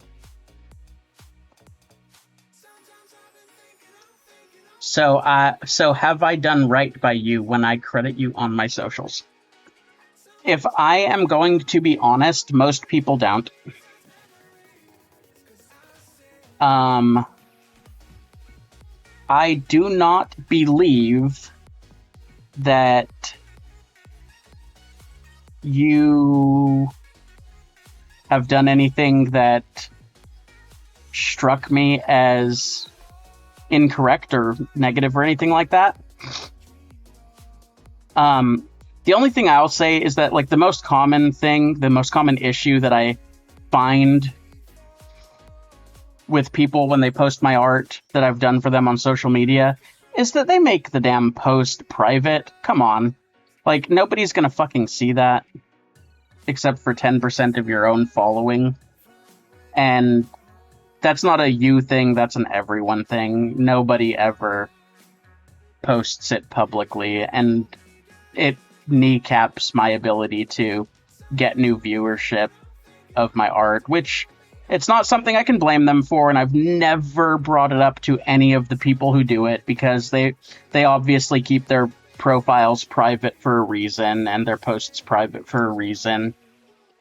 And I'm not going to try to sit there getting them to break that rule that they have set for themselves and cross their own boundaries with those types of things.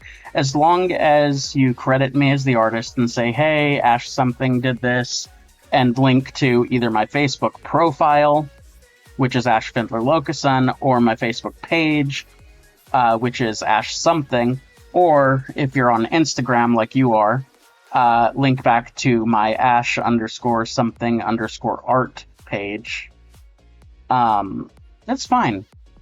If there's an issue with how you have presented it and credited me, I would have brought it up to you.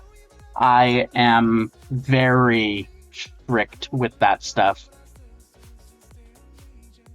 I had one person repost my art because I used to say that you're fine to repost my art in my terms of service, but when he reposted it, he cropped my watermark out, and I told him to take it down. He started fighting with me, saying that I should look at it as a good thing. He posted my art and this and that, and I'm like, yeah, but you broke my rules by cropping my fucking watermark out of it. And he started arguing with me, so I DMCA'd his Facebook profile.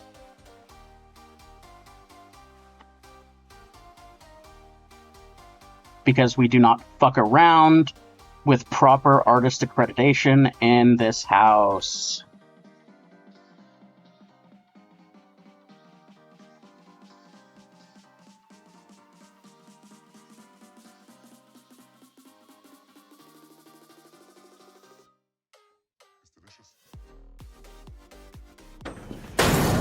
Surprise, motherfucker.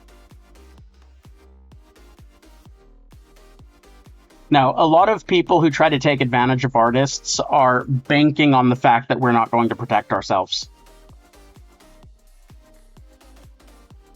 And a lot of the time, those people and companies really are not expecting it when we do. But that's actually a really bad thing in the art community. Like, we need to fix that. We need to protect ourselves. We need to understand our IP rights, and we need to put our foot down when people are doing shit that we do not agree with our art.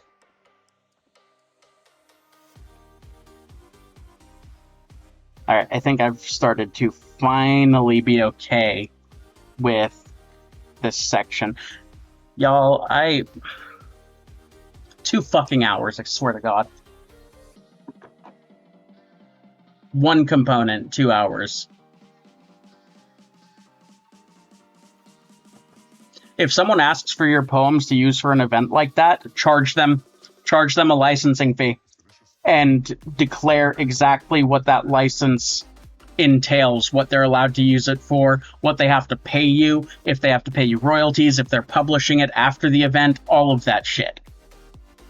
That is your art. And when I'm talking about all of this copyright law and IP law and shit like that, IP is intellectual property. This is not limited to visual arts. This is art, writing, music, performance. If you do a video or a stage performance or something like that, it applies to makeup art. It applies to VFX design. It applies to fucking all of it. Every single goddamn thing that is considered intellectual property. You created a sculpture and someone wants to license that sculpture for display at their restaurant. Guess fucking what? They get to, you can make them pay royalties on displaying that artwork or that sculpture at their fucking restaurant for every customer that enters and sees it. Bam. That's how you do. So yeah, all of this is applicable 100% of the time to every type of IP that you can think of.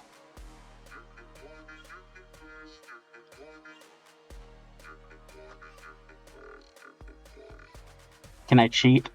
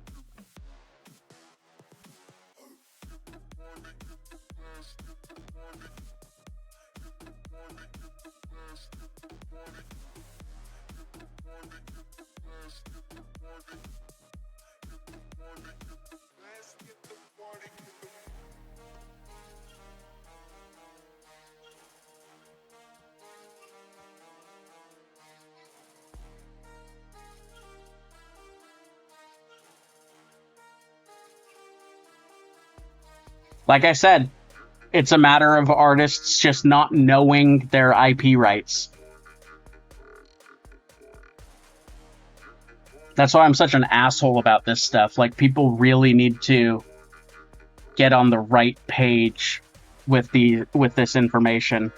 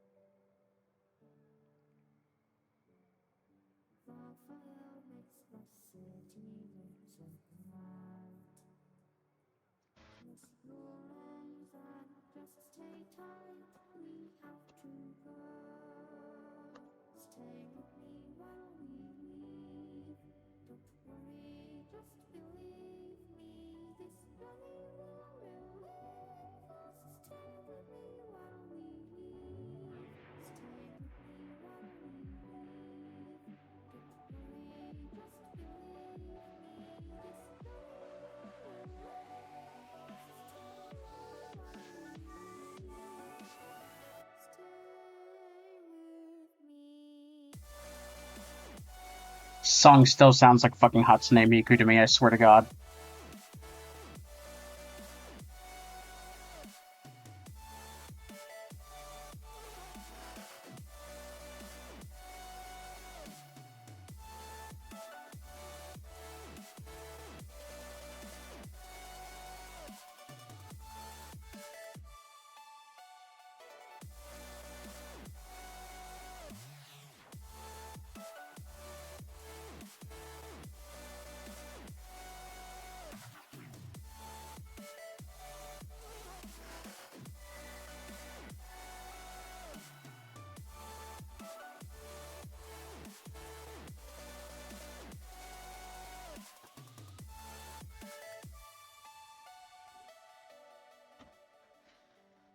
You also have to understand and learn to deal with rejection. Because everything that I've said here is true and valid and a way that you as an artist or writer or whatever should be protecting yourself. However, people like that will likely ask you if they can use it, and the moment you bring money into it, they're going to say never mind. And you have to be okay with that. You have to learn to be okay with that. You have to learn not to think of it as the end of the fucking world, because it's fucking not. They're shitty people, and they shouldn't be getting pissy about that in the goddamn first place.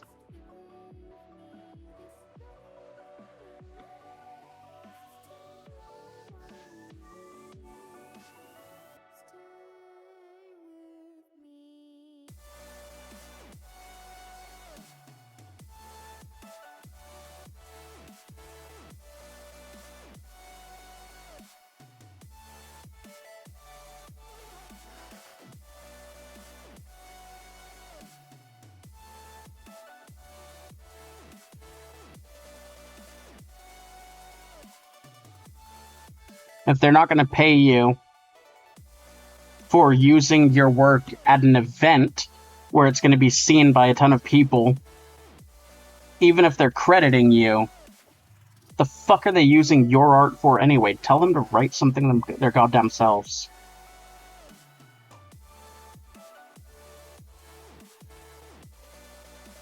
Like, these people need to understand that if they want content, if they want animation, if they want art,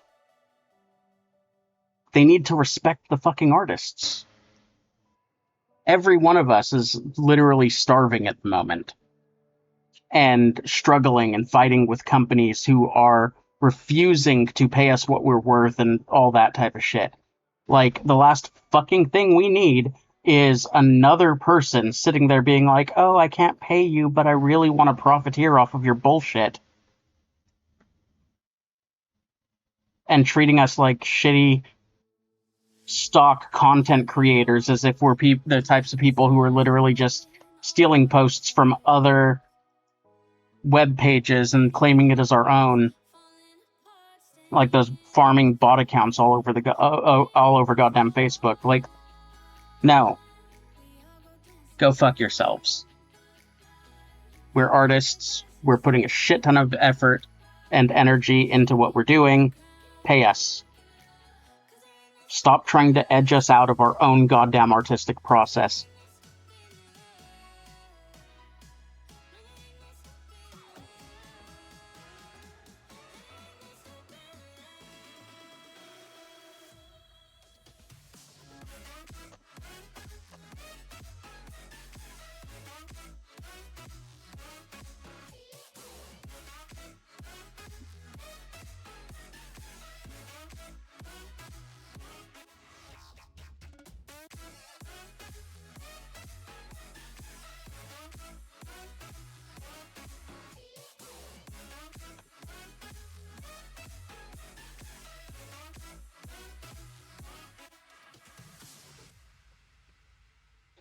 One, two, three, four, five, six.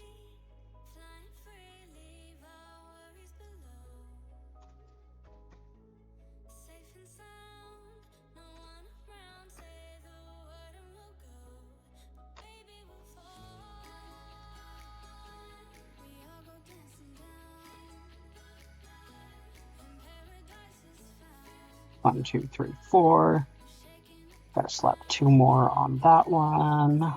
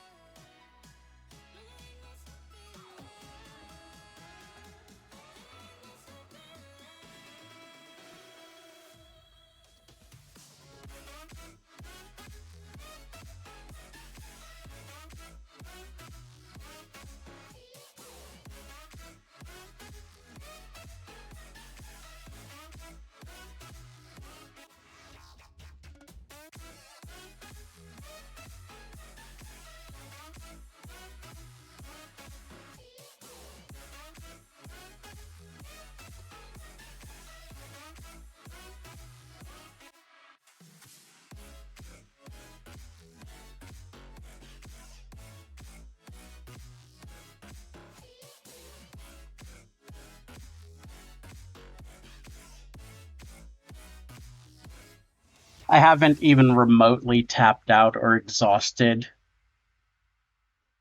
Yeah, literally starving. I haven't remotely tapped out or exhausted everything I could say about all of this shit.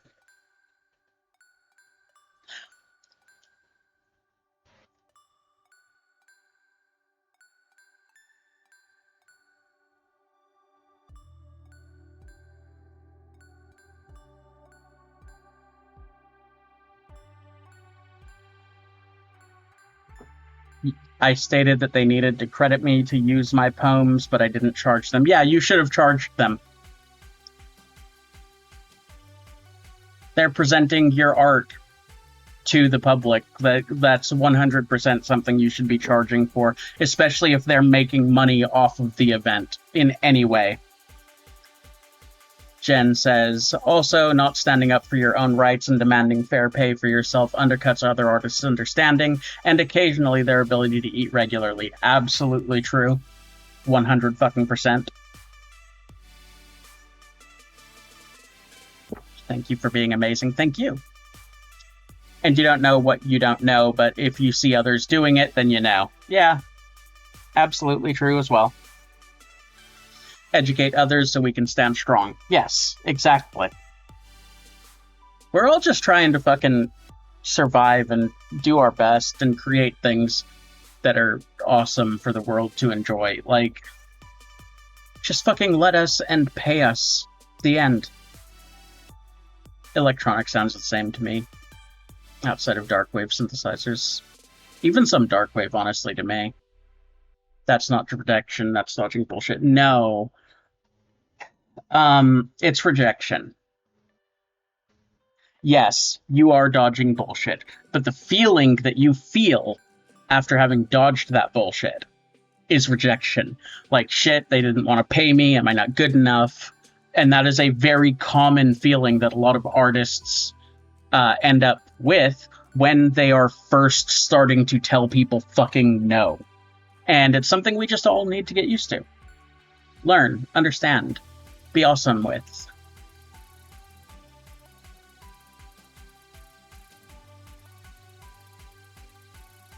Because if you let one get away with it, they will swarm. Yeah, no, absolutely. They will swarm like piranhas and drive off the good clients. They absolutely fucking will. You will start losing clients if you're sitting there caving to stuff like that. The more confident you are in your pricing, the more confident you are with your terms of service, the more confident you are just telling people, fuck off and pay me. If they're asking you for your work, the easier it'll be. And obviously, you want to treat clients with respect if the clients are treating you with respect.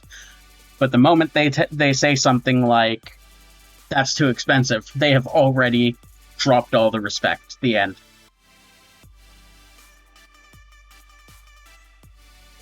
Our self-worth is often tied to our art and whether it is valued. It is, because we're making it for other people to value it.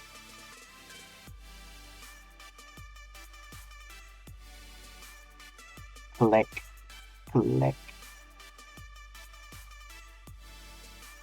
Click. No. I mean, yeah, a lot of the time we are definitely making art for ourselves before anyone else. But the end result is that we want other people to see it and value it and enjoy what we're doing. And our self-worth does definitely get tied up in it. And that's not a problem. That's not a bad thing. That's not a negative in any way. But it can fuck with us. Like, it can ruin us if we let it, you know? So we gotta not let it.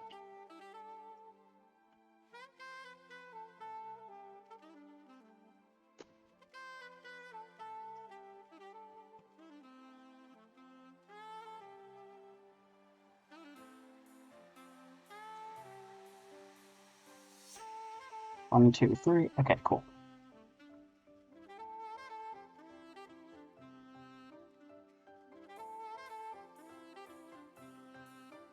And the way we don't let it is by learning to deal with the rejection and just laughing at the people who refuse to pay us what we're worth. Instead of letting ourselves get up in our heads just because one more shitty person has decided that they don't respect what we do. Man, I am just the cussingest person today about this topic. But it's something we should get mad at. It's something we should always be angry about as artists. I lose a lot of clients because of the fact that I don't put up with this type of bullshit. And I don't care. They're not the type of people I want to be working for. Caving to a client who's trying to undercut you is just going to give them consent to continue to undercut you. Doing work for clients that do not respect you and try to get you to budge on either your pricing or your terms of service is just giving them consent to continue to do that. And it's giving them an excuse to continue to try doing that to other artists. Like, you need to understand that Every time you say yes when you really don't want to, you are causing lasting damage, not only to yourself, but to the art world as a whole.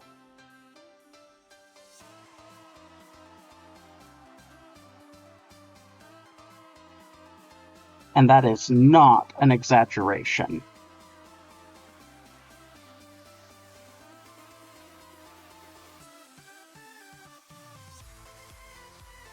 Ever since motherfucking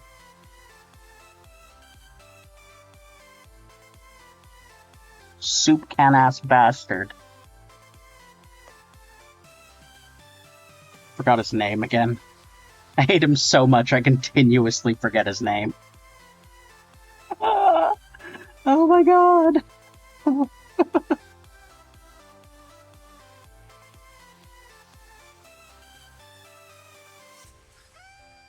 Andy Warhol. Yes, thank you, Jen. Ever since Andy Warhol, the commercial art world has been taking a fucking dive because he basically enforced it in the commercial art world that only the best of artists deserve to be respected. And it's such a shitty fucking mentality that I try to fight against every goddamn day. But the fact of the matter is, even the worst artists, if they are offering commissions, are providing a service, and if you, as a client, are commissioning that artist, you need to be willing to respect what that artist is charging at the very fucking least.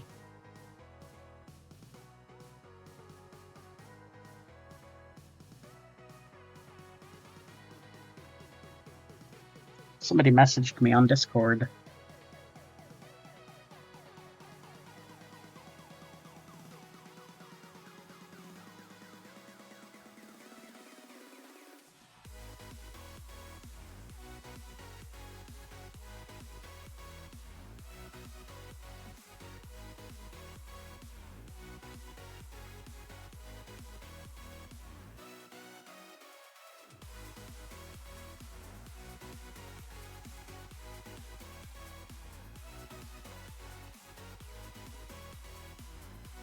I hate AI written literature.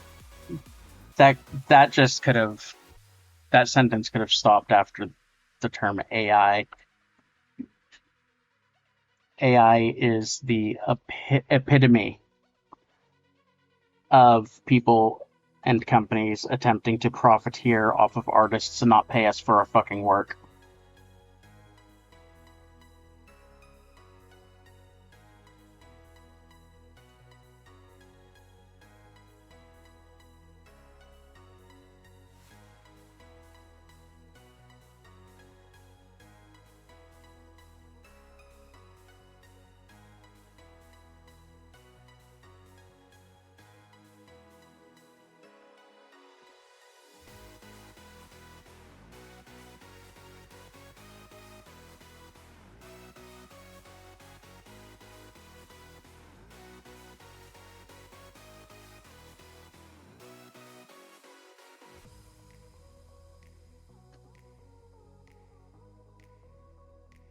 From now on, if I'm working with a client and they bring up AI as part of an argument why I should pay them less, I'm immediately going to double my price for them.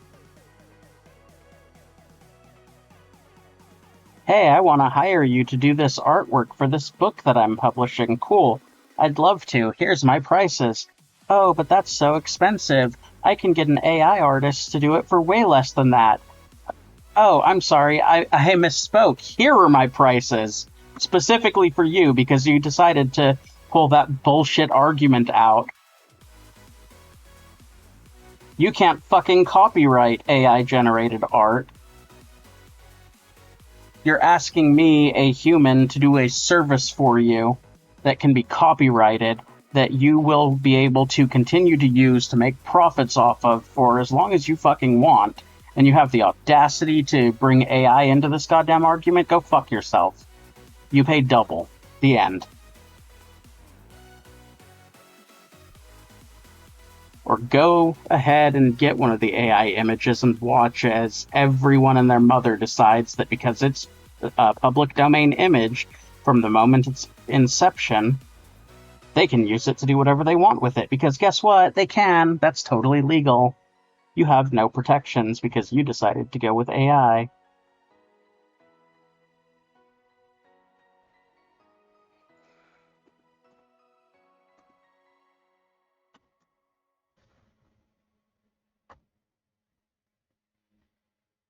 Have fun with all that.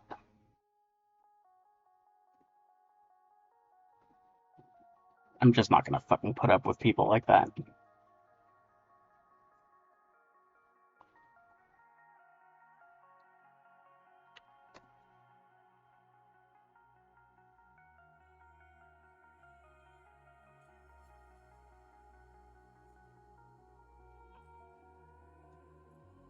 Over your skin, you can see it beat, intoxicating your energy.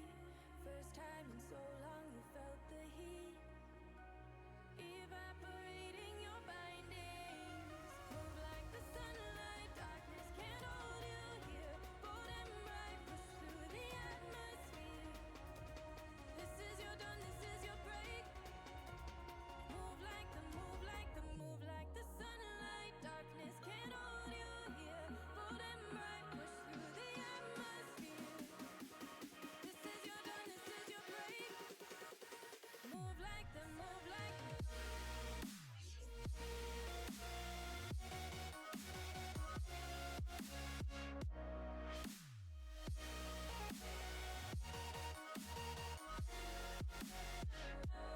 I could get an AI artist to do this for a tenth that price. Oh, I'm sorry. Here are my prices for people who don't respect artists. Those ones were for the prices for people who do.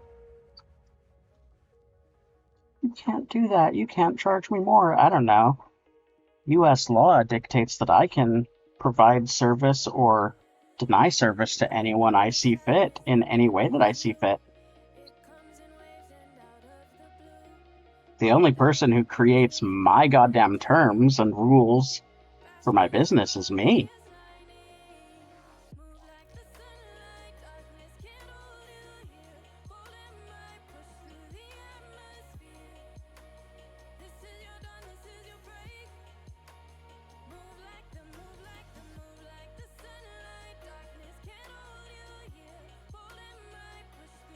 But that's not in your terms of service, you're right. It's because that's not something I need to dictate in my terms of service. It's something that I am telling you face to face right here in our chat.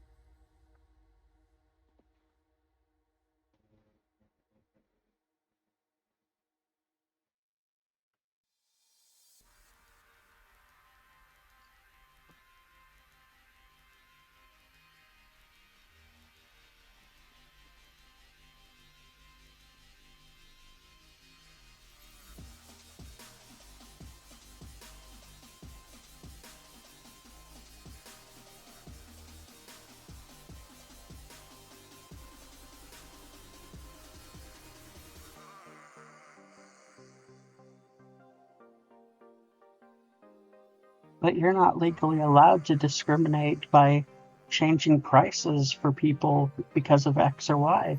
I'm not allowed to change prices because of somebody's race or because of somebody's ethnicity or because of somebody's sexual preference, but I can charge whatever the hell I want for people who decide that they are going to come into my business and disrespect me as an artist.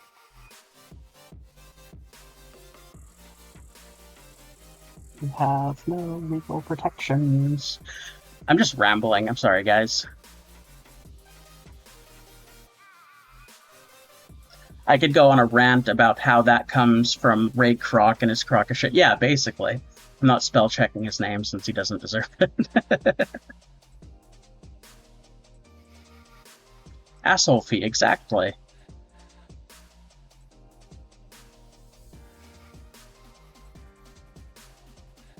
The same people that'll try to undercut an artist are the ones who also get super offended if you turn it around on them too, which is fun to do. Yeah, absolutely.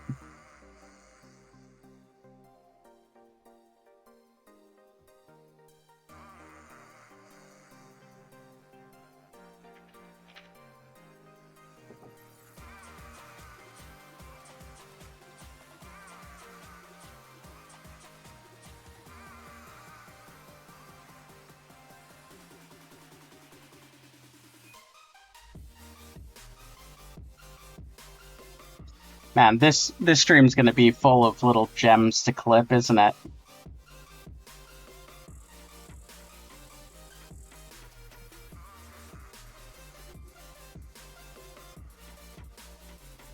I am an angry, almost middle-aged artist who is tired of putting up with people's bullshit. Like, y'all can fucking deal.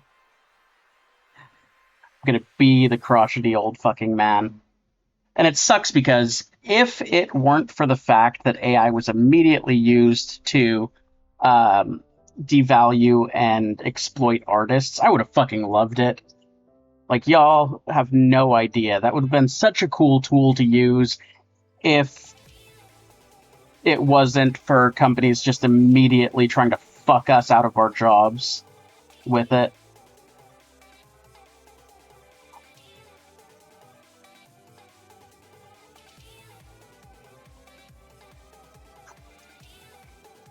If they didn't steal literally every image off of the internet.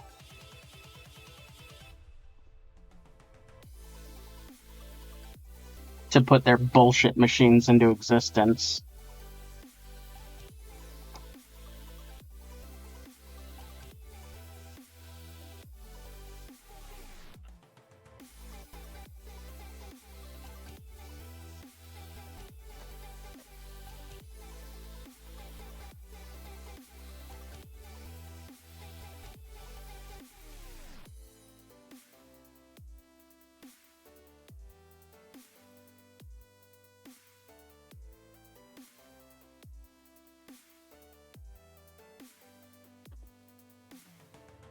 You get kids out there believing that ChatGPT is right and teachers are wrong because ChatGPT was immediately marketed as a replacement for standard search engines. Like, do you know how fucking damaging that type of shit is?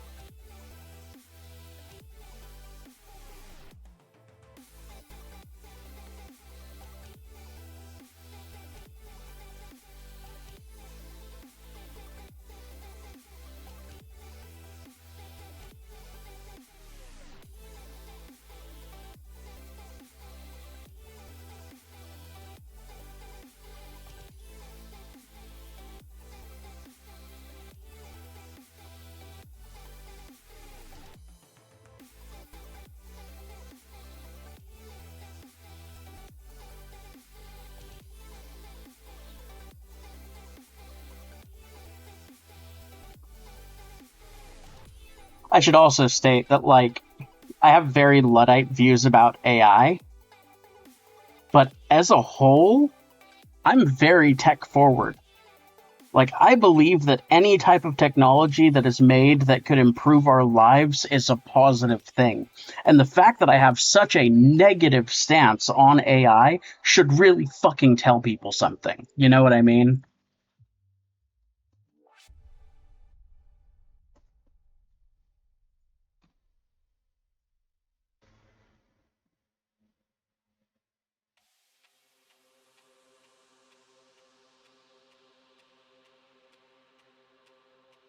Silence calls to me from the treetops of this world.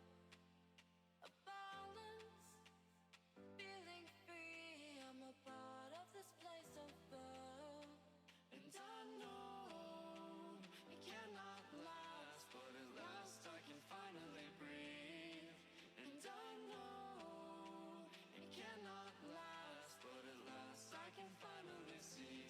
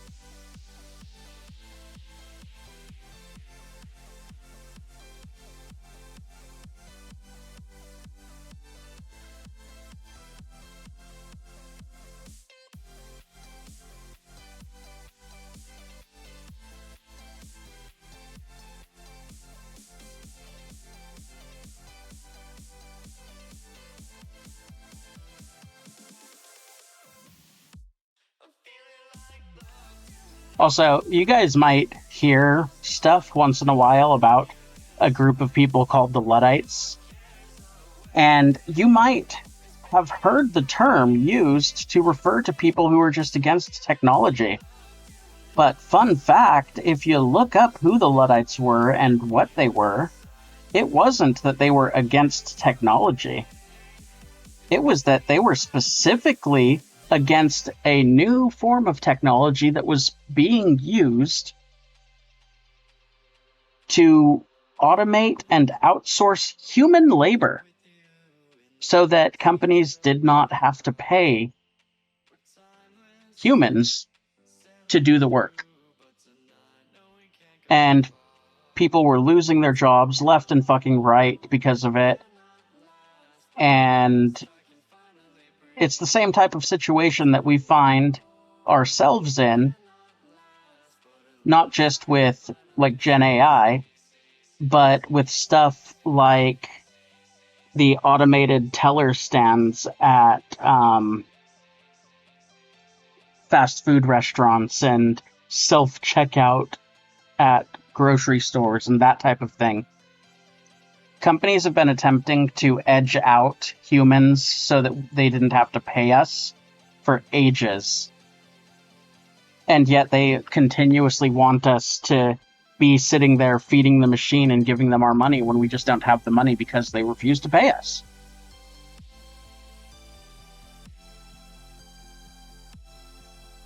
So that's, some fun, interesting information to learn and think about if you wanted to do that deep dive at any point.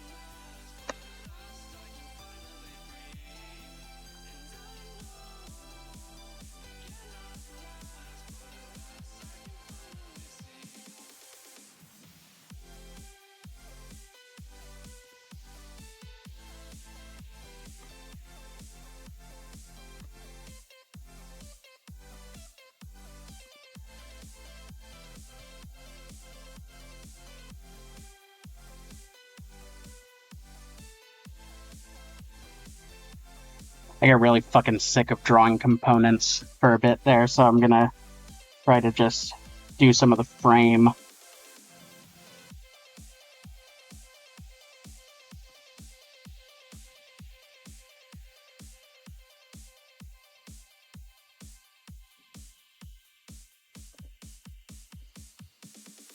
I keep thinking that these things are like roll cage type things, and I'm not really sure if that's what they are, but if so, they're in like the weirdest fucking locations to be roll bars. Oh, look, it's one of my favorite parts in any artwork when I realize that one of the components that I just spent 2.5 hours detailing is just going to be covered up and erased by another component. Ah, gotta love it.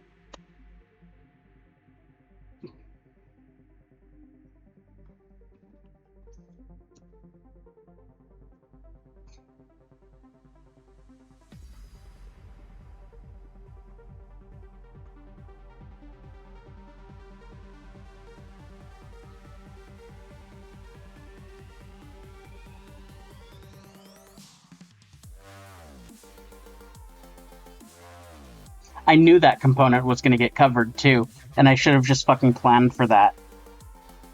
Oh my god. Art.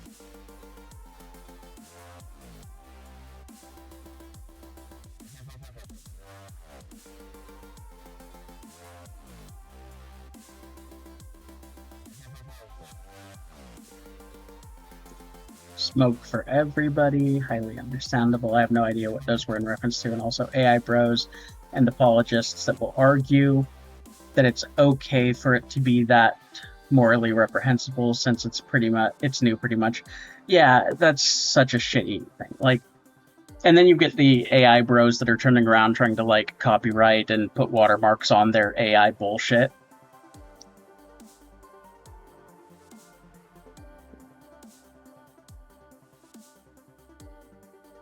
So hypocritical as well.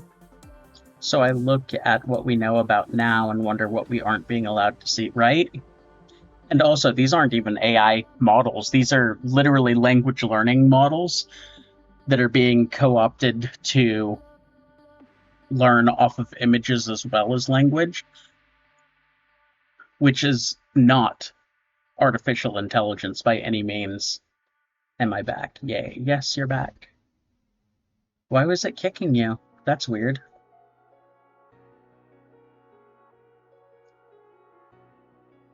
You know about Luddites. Yeah, exactly. Technological boycotting. That is 100% what the Luddites were about.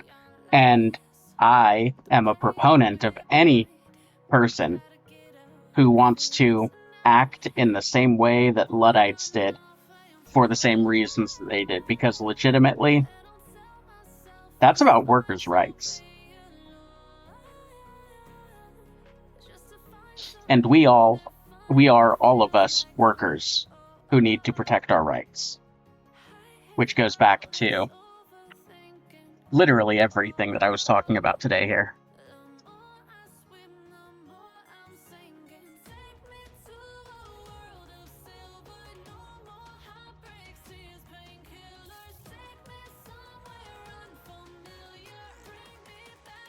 What the fuck? Why are you doing that?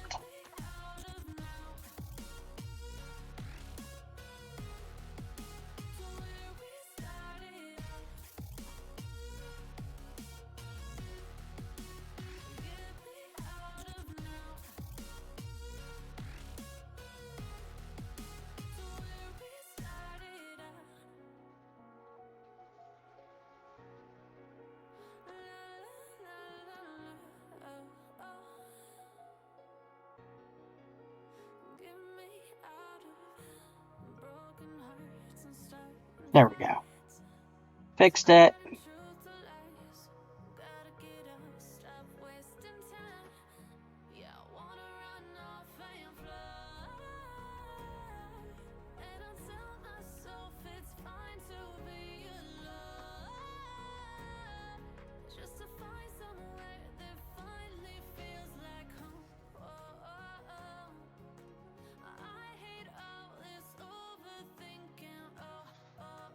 Oh, great.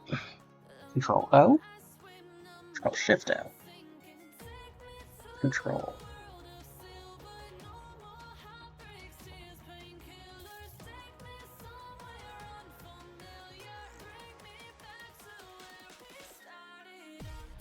What the fuck?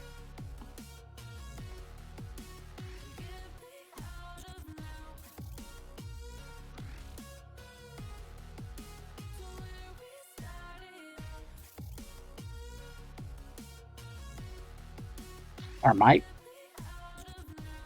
quick keys not working?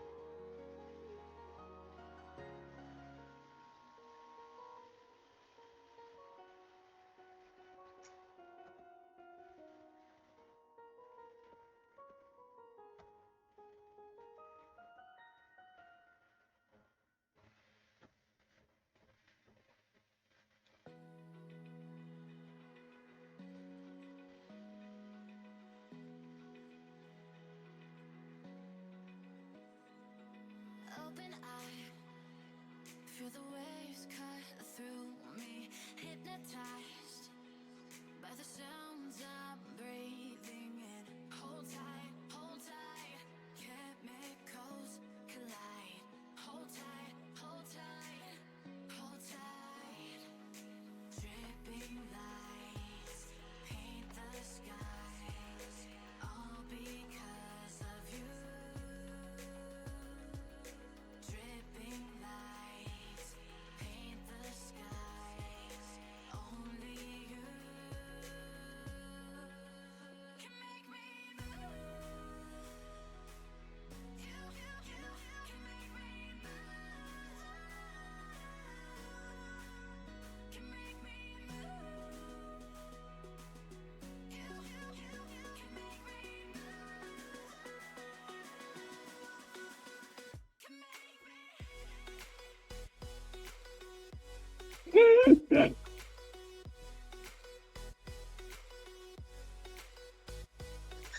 It's because the layer was hidden. Oh, I hate my life. Okay.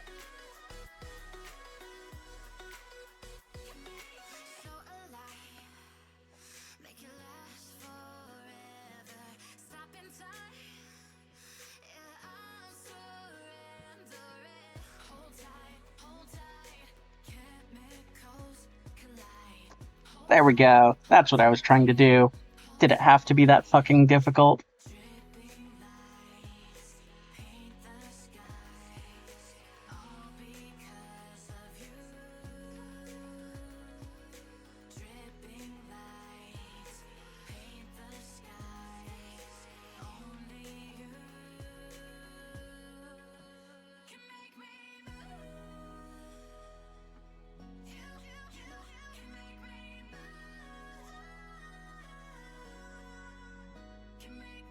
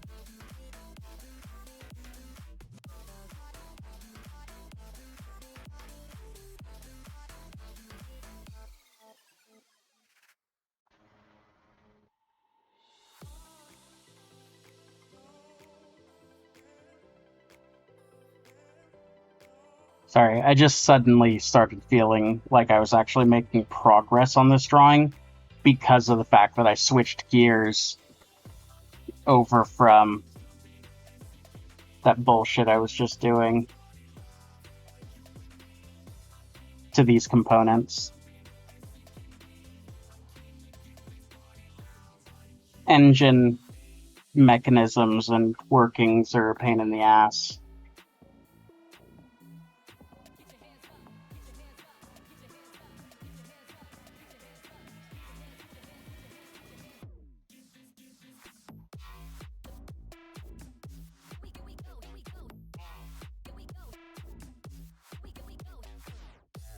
And again, I haven't exhausted everything I could say about copyright law, but yeah.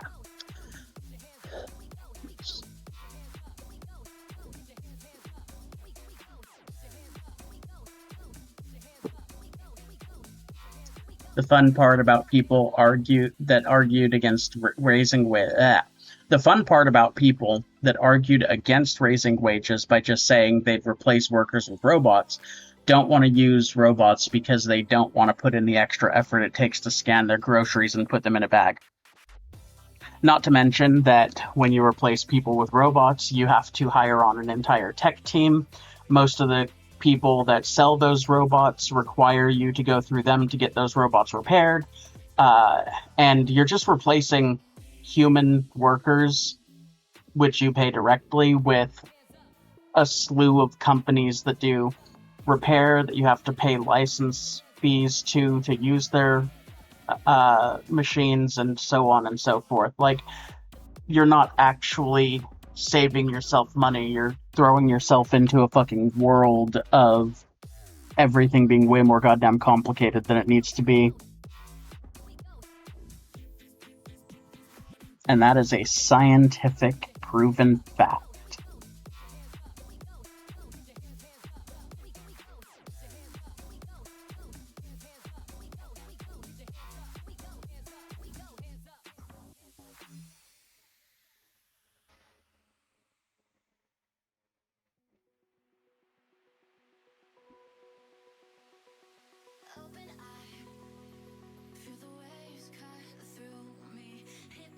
Rip engine parts, yes. My housemate may have attacked me because he got an eviction notice. Why? Yeah, hopefully you're alright.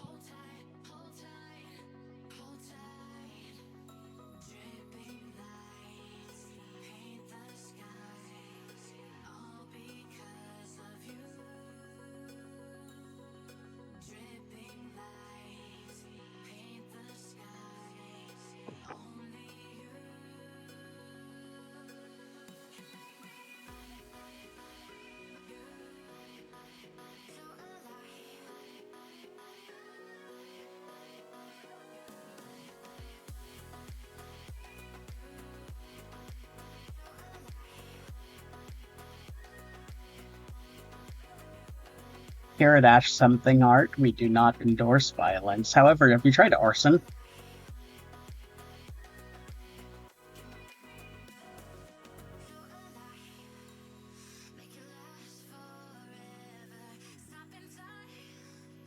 If he actually physically attacked you, I would recommend calling the cops. Like, that's not a situation you should be left to deal with on your own if he's being violent.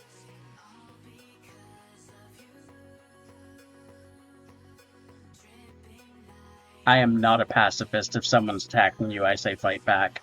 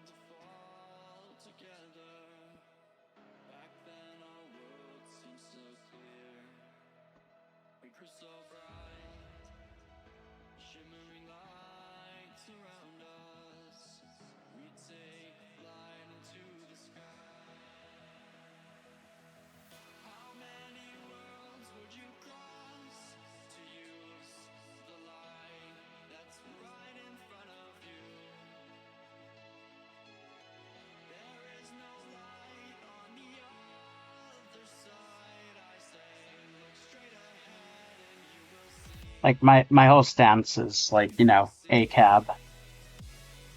All cops are bad, but at the same time, sometimes they're the only option when it comes to domestic violence type stuff, so protect yourself, you know?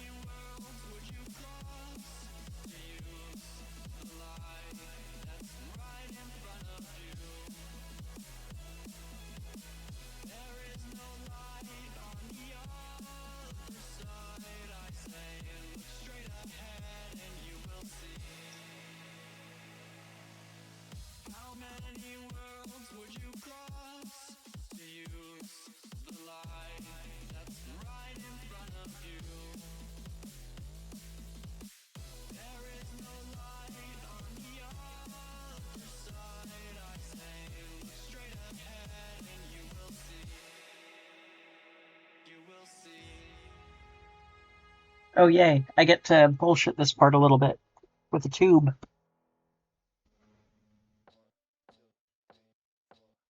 I think I'm losing my mind,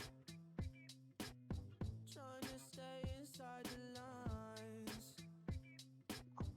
It's like you're running in place. How you keep staying the same. But baby, I guess I'm something different. Tube. And I'm okay with that. I can't fake no more smiles.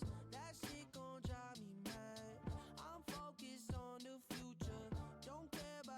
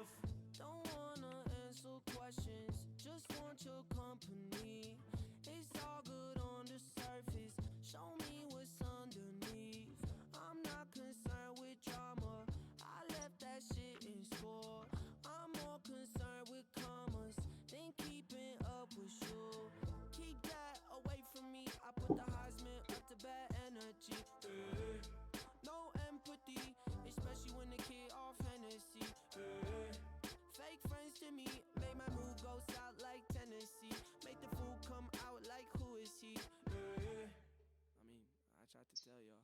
I'm better by myself. I'm better by myself.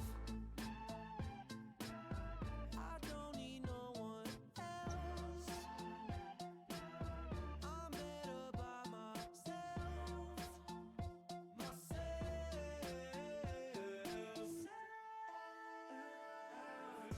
I don't know who to trust. These days everyone's shady.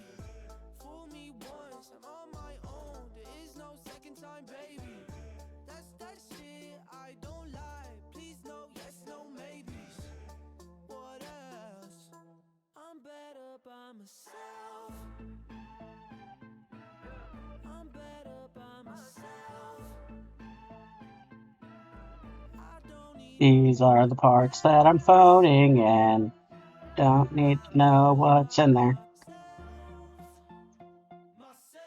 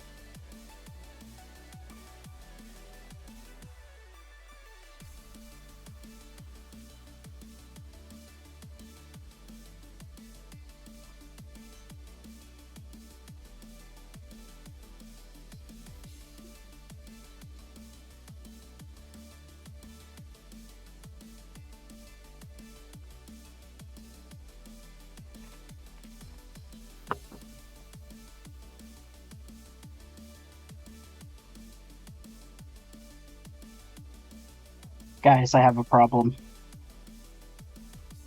I already erased the components and I made them too small. And merged them. Shit ass son of a fucking whore. I love it. Whatever. I guess we're doing more work.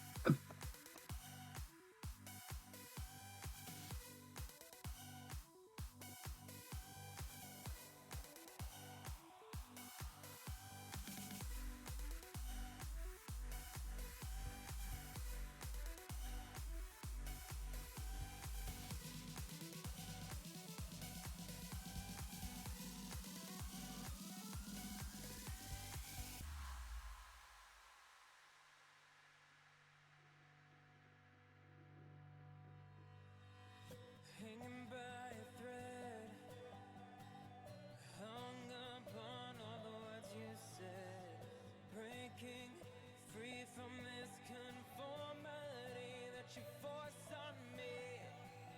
Everything I do is one big show. It's about damn time that I take control.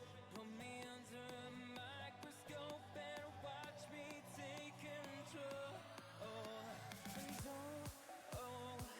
What's this? I finally read this helplessness. Tired of feeling like I'm upside down, so I'm gonna turn it all around. And and dear God, save my soul 'cause it is flawed. Tired of feeling like I'm upside down, so I'm gonna turn it all around.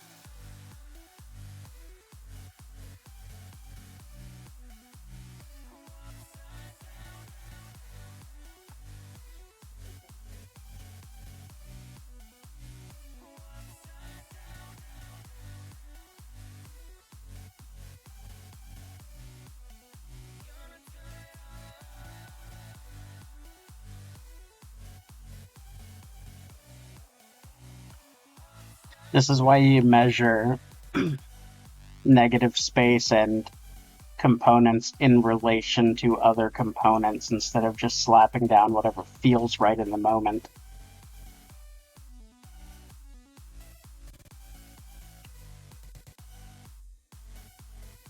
So otherwise she'll be left thinking, oh god damn it.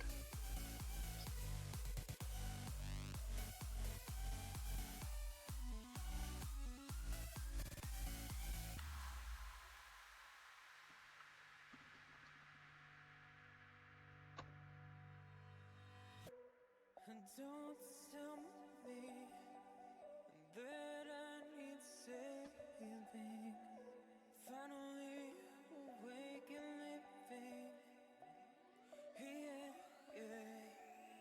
The pressure inside was building. I felt under attack.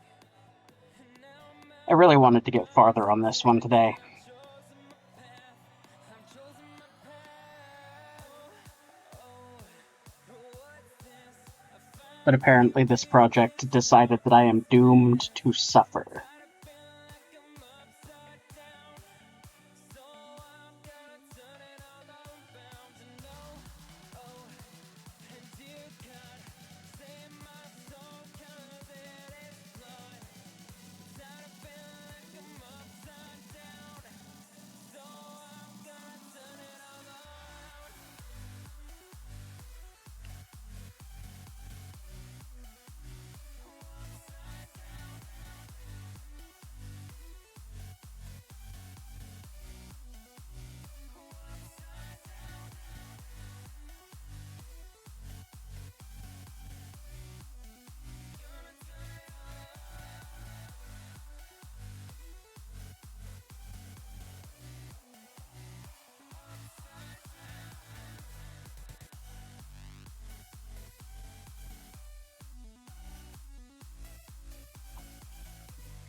Okay.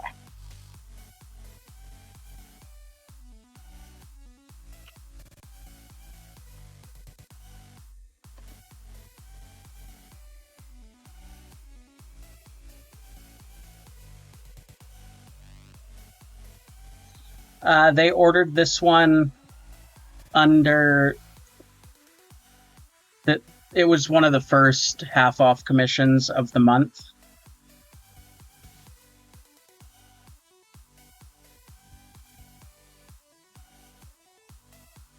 Actually, let me go back. Ash is spicy.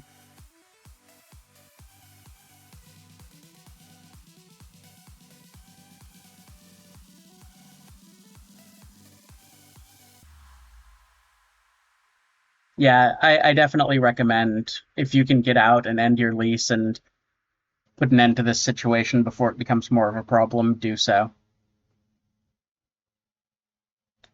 Have you ever had someone commission your art, then demand after the fact because they were unsatisfiable assholes? Unsatisfiable assholes.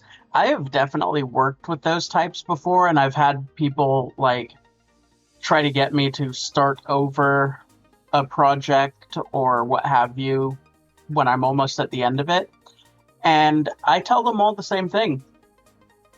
My response is always 100% of the time, I've given you multiple revision options at this point, or opportunities at this point, and I made the changes that you requested throughout.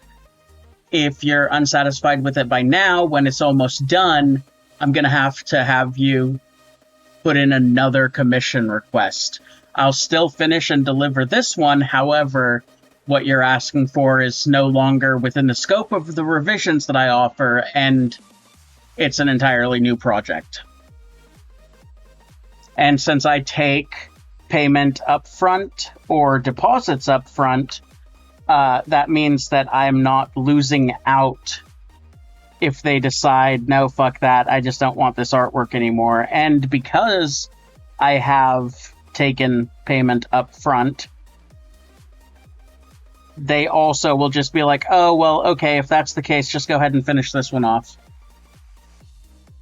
Because I do not play with that shit. You are not going to get extra work out of me for free if you're being a micromanagey asshole who's already given me way more work than is normally within the scope of my projects. And that's happened before. I've had to blacklist quite a few clients over the years due to stuff like that.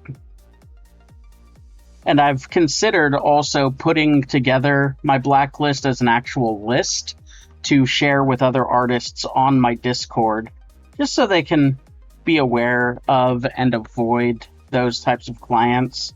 However, there's a lot less overlap between clients than you would really expect. Usually the overlap between clients with multiple artists ends up being the clients who are good. Because the ones who are terrible people tend to weed themselves out by dealing with enough artists who are just tired of their bullshit.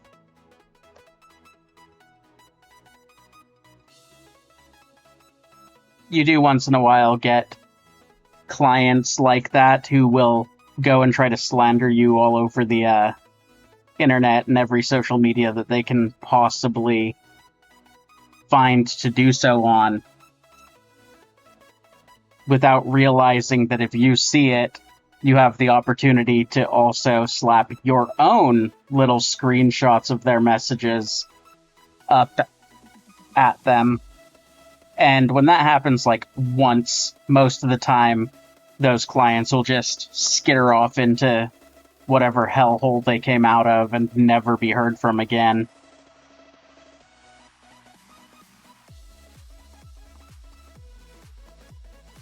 The almighty Uno reverse card gets played on them, and then suddenly all of their accolades and credit turn against them. All the people that were being like, oh my god, that's horrible, I'm so sorry you had to deal with an artist like that, turn into, wow, you're actually the fucking problem, dude. It's great to watch. Love seeing it. It's even better to be a part of. Love causing it.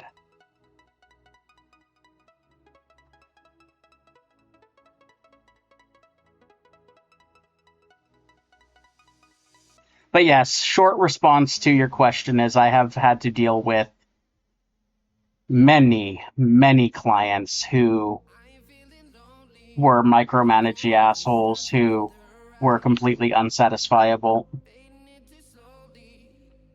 And a good deal of my terms of service is aimed at weeding those people out before they ever even fucking message me.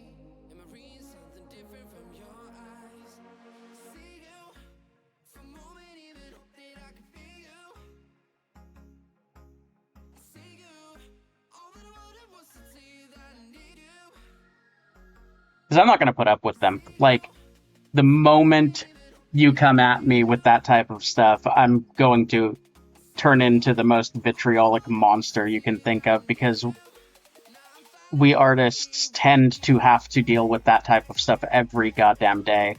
And the most important thing on my mind when I'm suddenly dealing with those things is, how do I make this problem go away as fast as possible? And I do so with absolutely zero shame and remorse. And I behoove every other artist in existence to do the same thing. Behoove?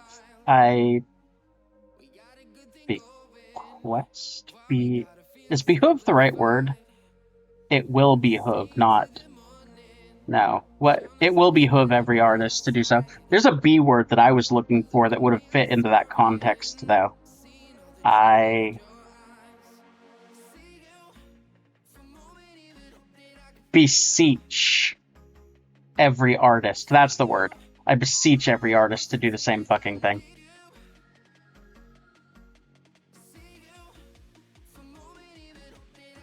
ADHD tangent's gone awry. Wrong word for veer over here.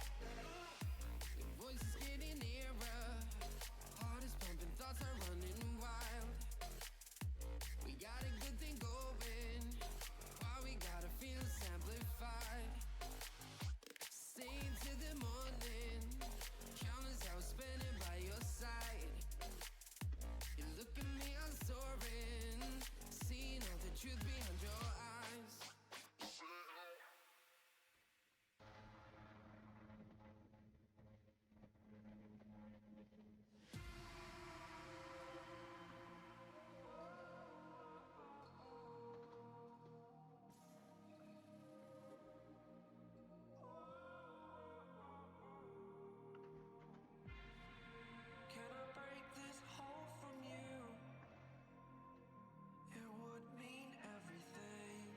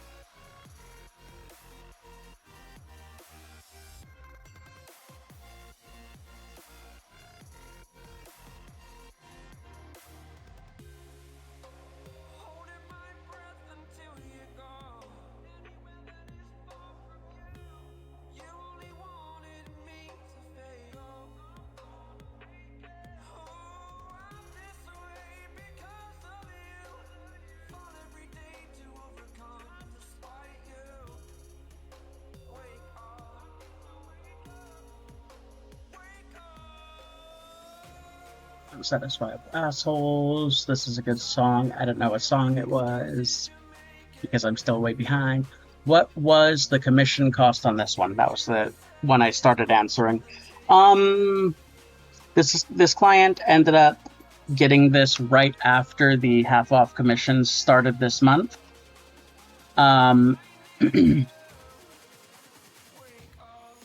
It's going to be a flat color artwork, so same cost as my line arts, and half off the cost of my line arts. So however much that is with the background. I can't remember. I have to actually look at my prices and how much she paid. I think she paid like $200 though.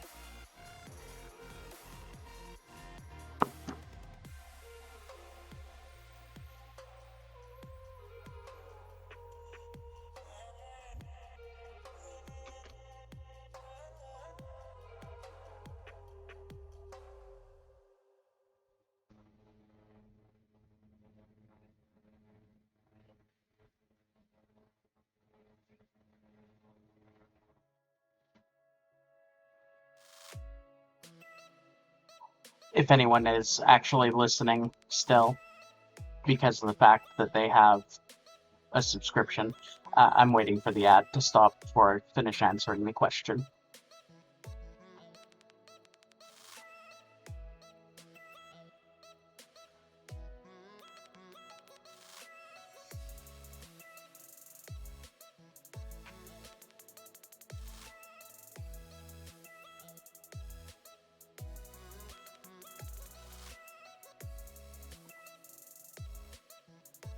Okay, so the question you asked, there was the addendum because I guess you missed the word in typing it, but you were asking what if a customer demanded a refund when it was done or almost done. And for that, we can just head right back over to my terms of service real quick.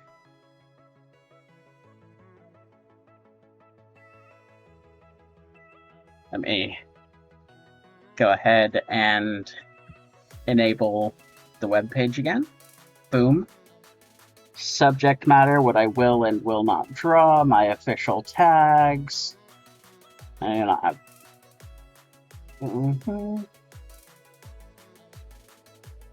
what I won't create, payment. Pricing and payment. How is payment handled? I require full payment upfront for commissions under $100. For commissions over $100, I do not require full upfront payment, though it is preferred. For commissions over $100, I accept a 50% deposit upfront for you to be added to my waitlist. For commissions under $100, the full cost is considered your deposit. If your commission is over $500, I offer a standard 10% discount if you pay in full upfront. Payment in full is required for any commissions that are being purchased at a discount. This means that if I'm running a 25% off promo for a holiday, to take advantage of it, you need to put down the full amount, of which 50% will be still considered a non-refundable deposit. It also means that if you are purchasing a YCH artwork which has a discount built into their price, their base pricing, payment is full as expected. Delivery and turnaround time. I do not guarantee a specific turnaround time on general commissions. Refunds and reimbursements right there. This is a big one for some people. Fortunately, I have not had to deal with refunds in over 10 years as I've become more and more communicative with my clients. However, I want to clarify this so that in the rare event that it does come up, it's clearly referenced. Deposit refunds. I do not issue refunds on deposits. In the event of a canceled commission, your deposit covers all of the work I do on your project up to starting the art itself. This could mean the time it takes to come to an agreement on what you want, as well as any search for references I may need, the art supplies, setup and study time. When I get a commission, it is never as simple as start drawing, draw, finish drawing, deliver. You want something specific, and it is my job to bridge all gaps in communication to try and make my vision for your project align as closely to what you have in mind as possible. And that takes a lot of work. On top of that, this is my sole source of income. Your deposit goes immediately to paying my rent, bills, or food. For these reasons, I don't like taking more than a deposit up front for larger commissions unless you are certain you understand all of the terms I've outlined here and also agree to them. The deposit serves as a guarantee on both of our ends that the project will get finished and covers any lost time I put into the project up until I start. This no refunds policy on the deposit is non-negotiable. Refunds on further payments or payments in full. In the event that you have come across an issue and need to cancel your order, depending on the situation, I may make a partial refund past the deposit. The amount of your deposit is always forfeit, however. I calculate the amount which I can refund based on an hourly projection for the project. Every hour I have spent on the artwork amounts to $35, which is non-refundable. For example, if your project cost $350, then your non-refundable deposit is $175. If you have paid the project in full, that means I have a total of 10 paid hours of work allotted for your project. Your non-refundable $175 deposit covers the first 5 hours of work after I have started the project, including the time it took for me to work the commission out with you, get payment handled, and research the project before starting the sketch. If I have worked for 6 hours on your project and you need to cancel the order, then the non-refundable amount has gone up to $175 plus the $35 for that extra hour, or $210, leaving the remaining refundable amount at $140. At 7 hours of work, the non-refundable amount for the above example is $245, and the refundable amount becomes $105, and so on. Refunds of this type are only offered in the event that I have broken the terms of our agreement, such as promising a deadline and missing it, or canceling the commission because I decided I cannot or will not complete it. This refund policy is the best I can do to protect myself, however, and it does not protect me entirely. For example, if a client pays for the deposit and I put in 9 hours of work out of the 10 hours expected, but then a client suddenly tells me that for whatever reason they are going to refuse to pay the rest of the agreed upon amount, then tries to demand that I finish the artwork anyway, I am suddenly put in a position where I have no way of making the client pay the remainder of what I am owed for my work, save for legal action, which is prohibitively expensive and time-consuming. This policy allows me to more safely cut my losses with clients who end up being incompatible or unethical. Thankfully, this type of situation does not happen often. And for clarification, Ash Something Art has a zero tolerance policy for clients who refuse to pay for work after it has been completed. Refusal to pay results in my refusal to deliver the final usable product or rights transfer if purchased, until final payment has been submitted and the balance has been paid in full. So, to answer your question, yes, I've had to deal with that a lot, and my refund policy reflects all the bullshit that I've had to put up with clients. I could keep going, it's not too far. So the rest of my refund policy: if the work has been completed and a client refuses to pay the remaining balance, then I will begin to accrue a fee of 15% of the project total, compounded weekly beginning after 14 days delinquent, retroactive to the day that they defaulted on the payment. This means you have 14 days to submit final payment after work has been completed and approved, and before I deliver the files. After 6 months, 180 days delinquent, the art, including intellectual property rights for characters created for you by Ash Something Art, will become the intellectual property of Ash Something Art, and any use of that art or character created as drawn by Ash Something Art will result in legal action being taken.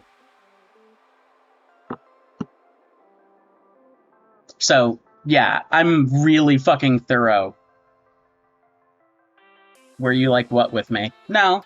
You stuck within... I mean, you were given the opportunity to make revision notes, and I revised it. That's straightforward commission work for me. I'm listening, lol. So yeah, anyway, I also go into forced refunds and chargebacks, and just, like, this is my terms of service. Like, look how long this is. There's a reason it has that much information in it. You know what I mean? And my terms of service is detailed that thoroughly because it's such an important thing to have detailed that thoroughly.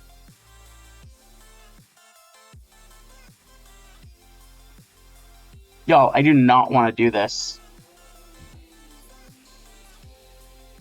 I suddenly just don't like motorcycles. Motorcycles are my least favorite animal.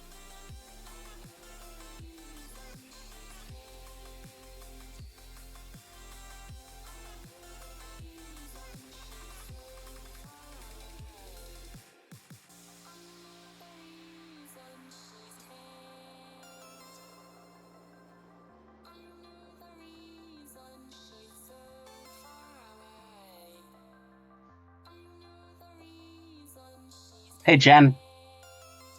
Look, do you know what this is right here? This little section that I selected?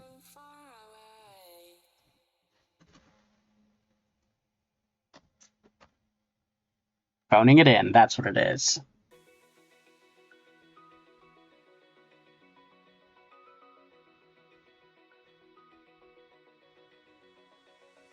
Open eye, feel the waves cut through me, hypnotized by the sounds I'm breathing. Ash, what's up? You asked me a question, did you? Oh, I do like pho, yes. Pho.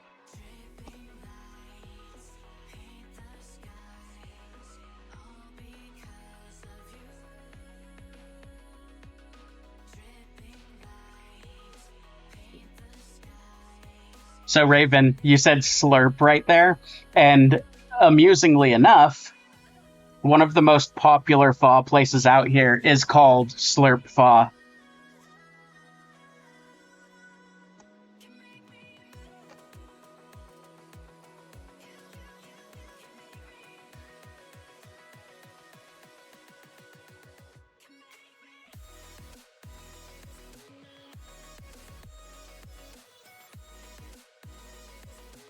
Nope.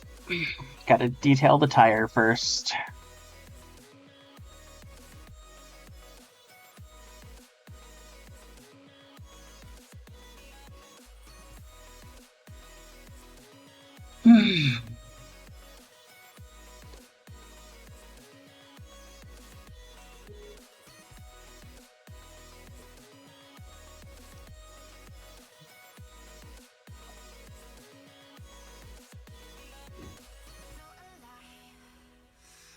Why are you like this?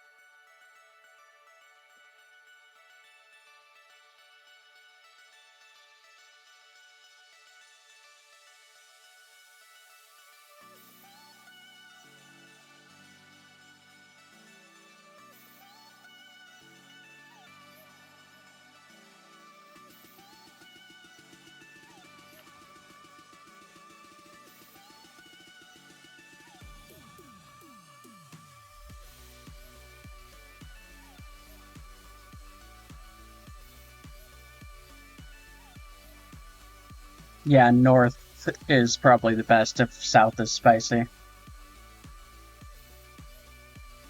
I've actually never seen a shop request or do that. Generally speaking, when I get pho, I'm sure you probably already ordered, but when I get pho, I try to get the combo pho with all the different types of meat, and then I make it sweet with extra. Um, oh my god, what's the name of the sauce?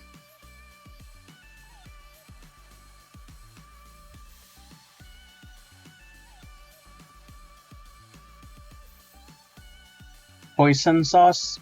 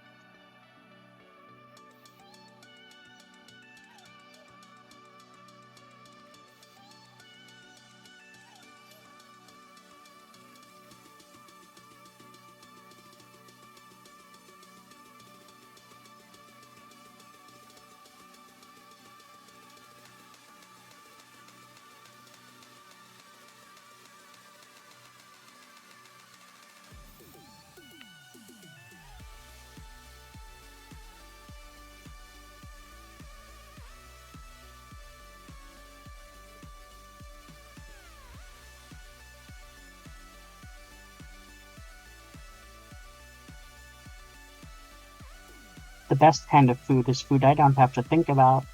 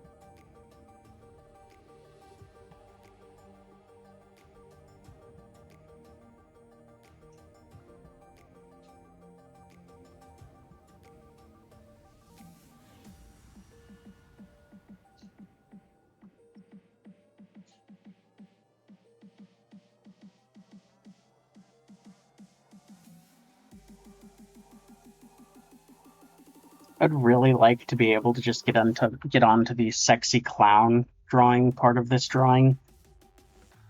That'd be neat. That'd be great. That'd be lovely.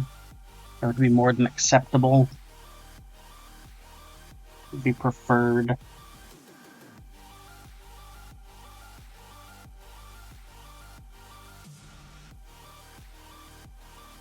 Next time someone asks me to draw a goddamn motorcycle, I'm charging extra.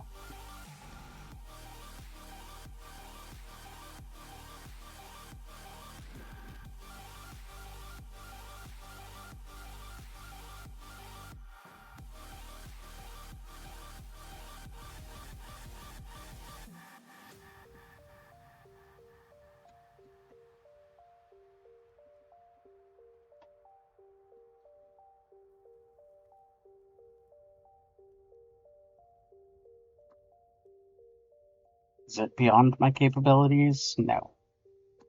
Is it irritating? Yes. Incredibly. Highly.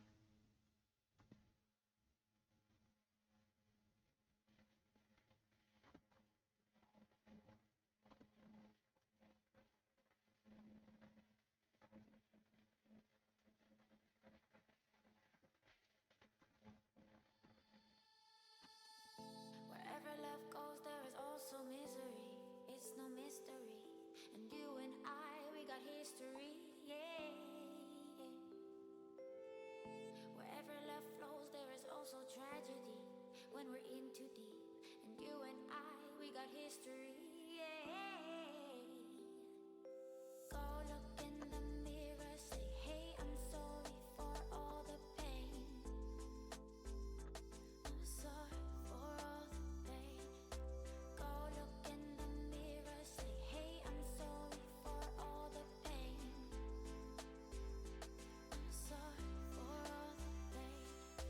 Go look in the mirror, say, hey, I'm sorry for all the pain. I'm sorry for all the pain.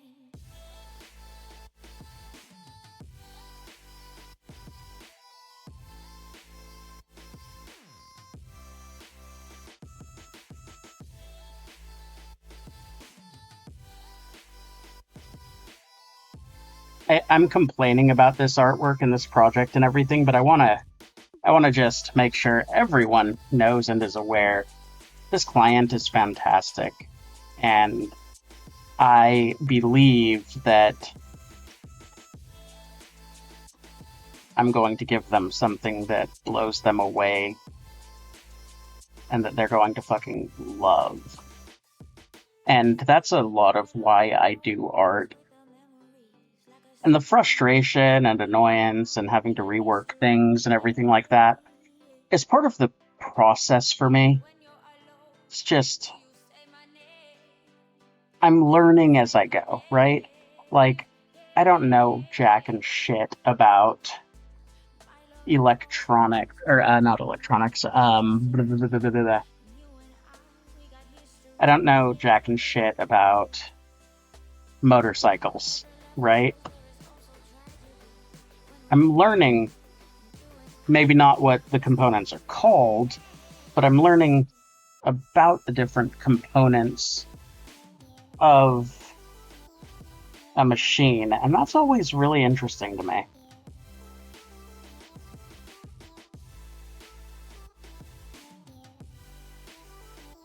Being able to draw something like that and learn as I go and everything is also really interesting to me.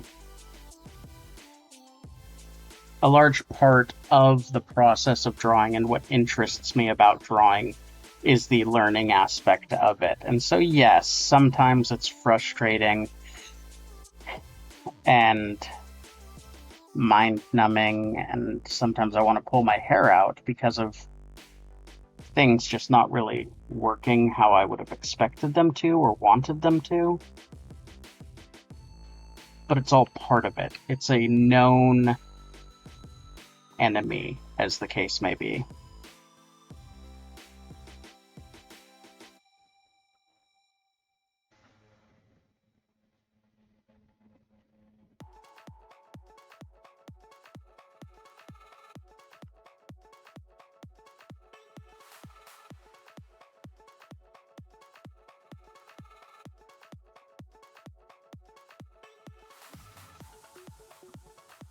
There's also the aspect that some of the stuff I say is just me joking.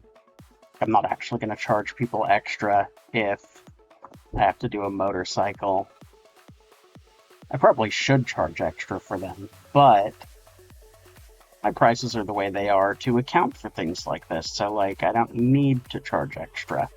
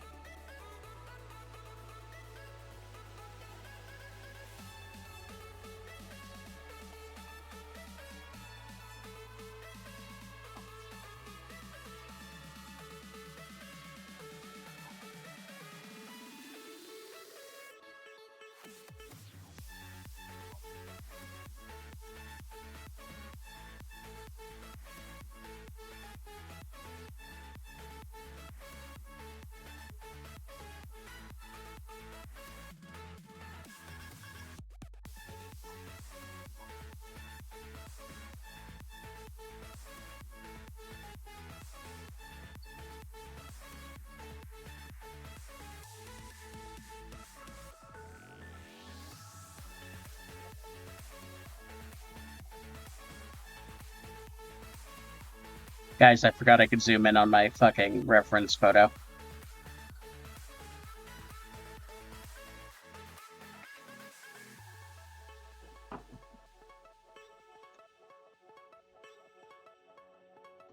I just got a cheat code.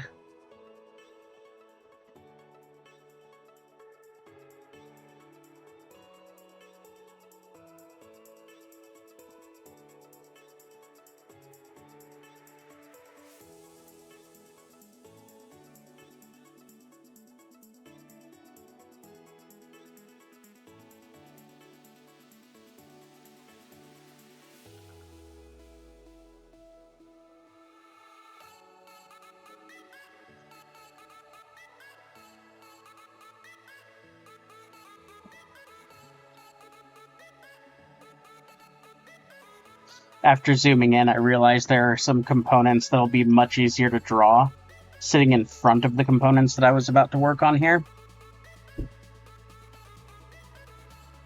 That's what I meant by a cheat code. I can instead draw those components over these.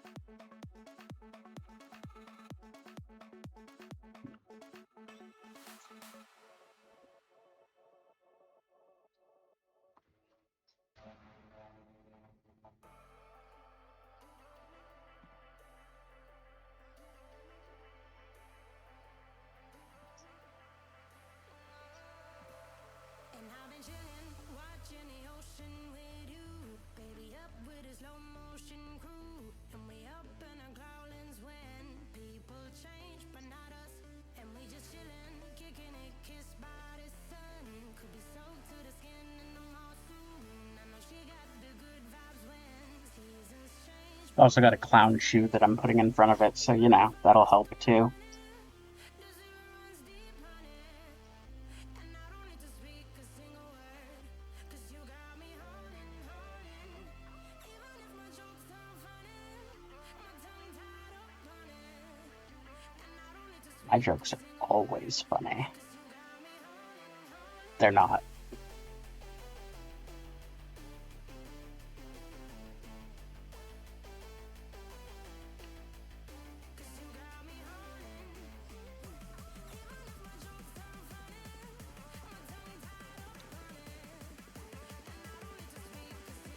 Clown gear to the rescue. It's more likely than you might think. 10 minutes until food, Jesus.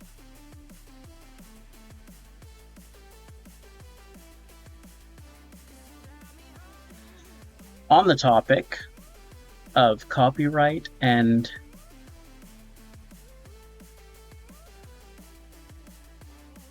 yeah, no mackerel, y'all.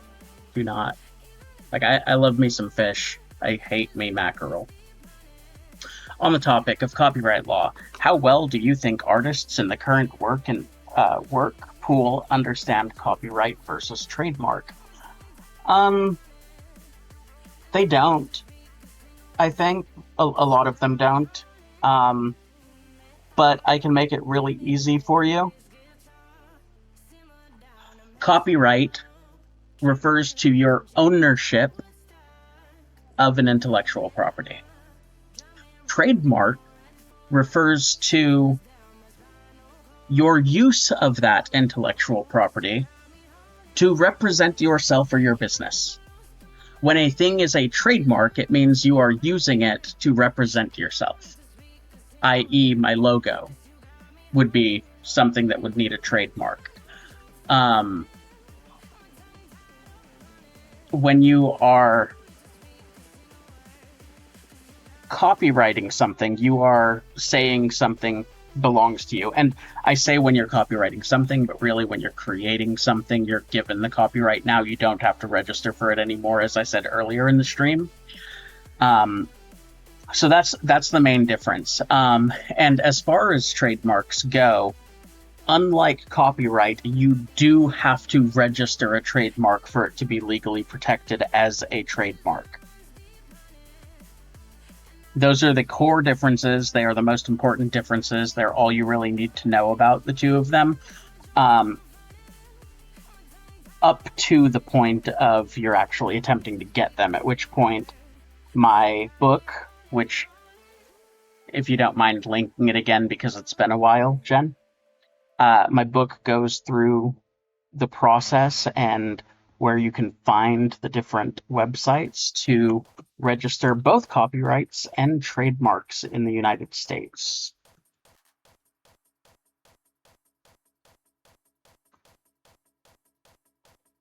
That's an incredibly important topic that I believe every artist should know, and every company should know.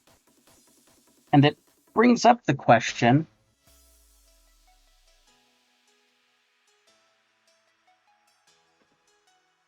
how do copyrights and trademarks work if you, as the artist, own an IP that somebody is purchasing from you? Because that is an actual valid question. A lot of people, if they're looking for book covers or album art or logos or things like that, they need to be able to copyright or trademark those things once they get them for you. And generally speaking, work for hire art is always able to be copyrighted or trademarked by the purchasing client. However, like I said, I don't like dealing with work for hire, and I do not allow commercial use of my art without people buying a license to use it commercially, which would then get in the way of a client's ability to copyright that work once they have purchased it from me, usually. That said, it does. I make it difficult for those clients because honestly, if you're copywriting something that you're buying from me and you're not paying me royalties on it, I need to get mine how I can, because generally speaking, according to US copyright law, if you buy a logo or anything like that from an artist and then use that logo commercially, legally speaking, you are supposed to be paying them royalties on it. And too many people, too many businesses, too many clients in general just assume that once they commission you, that work is theirs outright. They could do whatever they want with it, and they never have to pay you a single cent again. So knowing that that is not the case and protecting yourself because that is not the case is incredibly important. And so work it into your terms of service, just like everything else I was talking about earlier.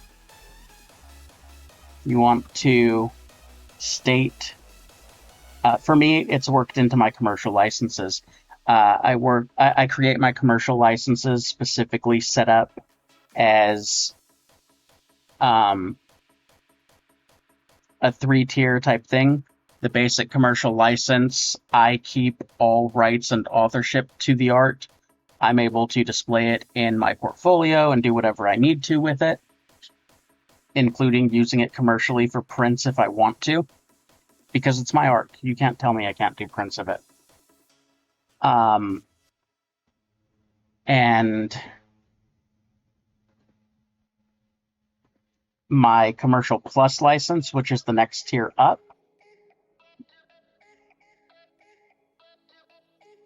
it removes my ability to use it commercially, but it removes my ability to use it commercially, and it allows my client to copyright the work.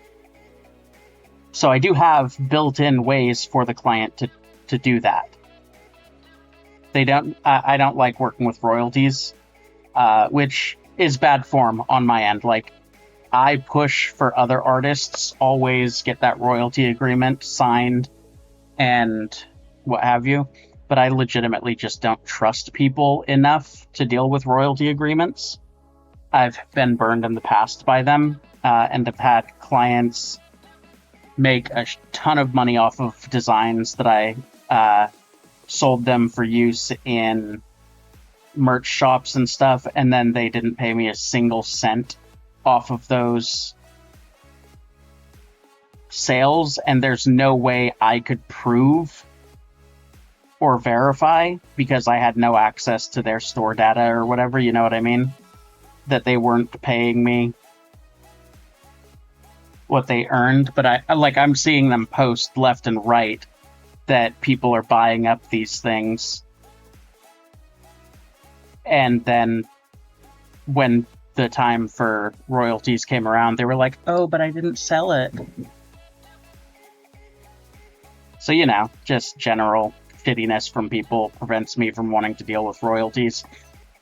If I had an actual legitimate contract with a bigger name company that dealt in royalties regularly, and I figure I could trust them with that, which is a lot to ask, really, right?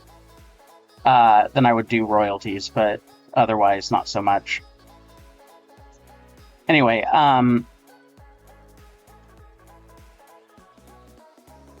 lot of people just don't understand what rights they have and what things they should be getting paid for. I can hammer that point home all goddamn day. But it's incredibly prevalent in the art world that that's the case. And it is specifically because people just don't understand copyright and IP law or trademark or what have you.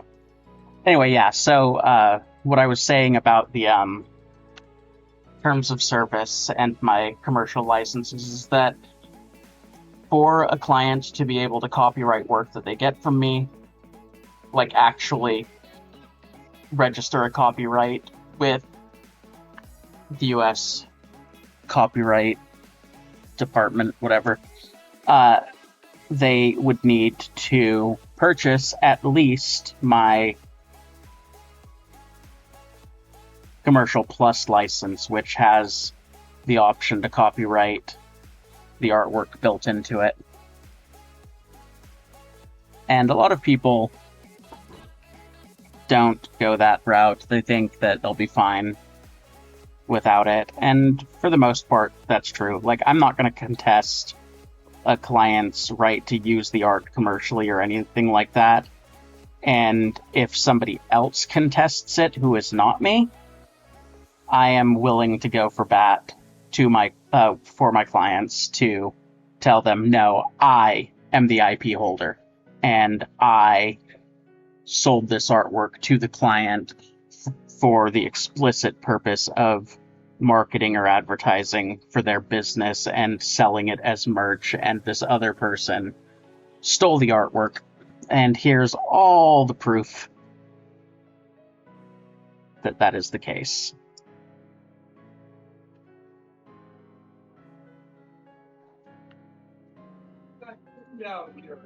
Oh, give me a sec.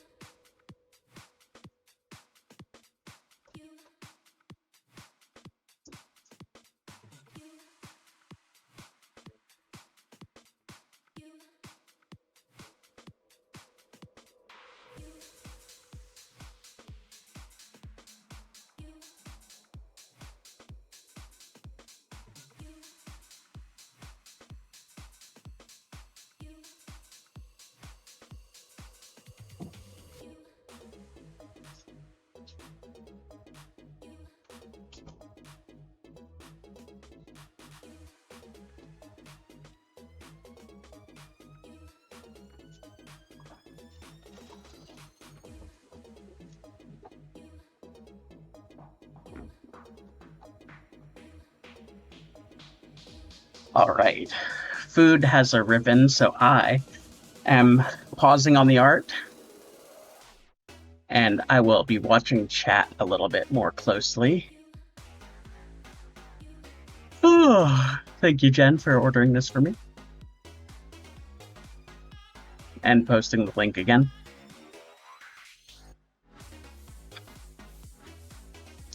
Yeah, Raven, I offer a flat rate for my commercial use instead of royalties because it's just easier. You pay either $100 or $250 up front, and you never have to send me another dime for that artwork again, unless you want me to revise it, create a revision, or a variation, or anything like that. With my basic commercial license, you're not allowed to edit it or create derivatives of it. But with my Commercial Plus license, you are allowed to do both editing and derivatives of the work. So if you get the Commercial Plus license, you don't necessarily have to hit me up to do anything with that artwork again in the future. You can just do it all yourself. But more often than not, people will come back to me because I do good work. Or at least I try to, you know?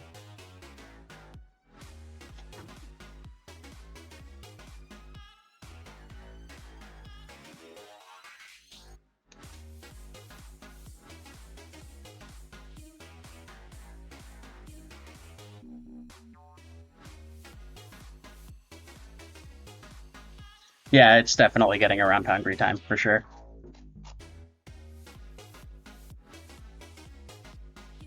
Namely because, like, I didn't actually eat right before stream. The last time I ate was something like 6 or 7 hours ago.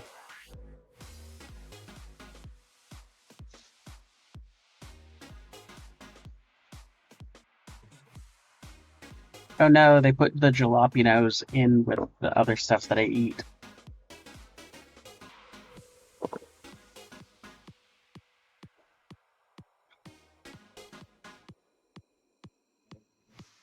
What is the OC chat for? Do you know what an OC is? I don't want to sit here and assume.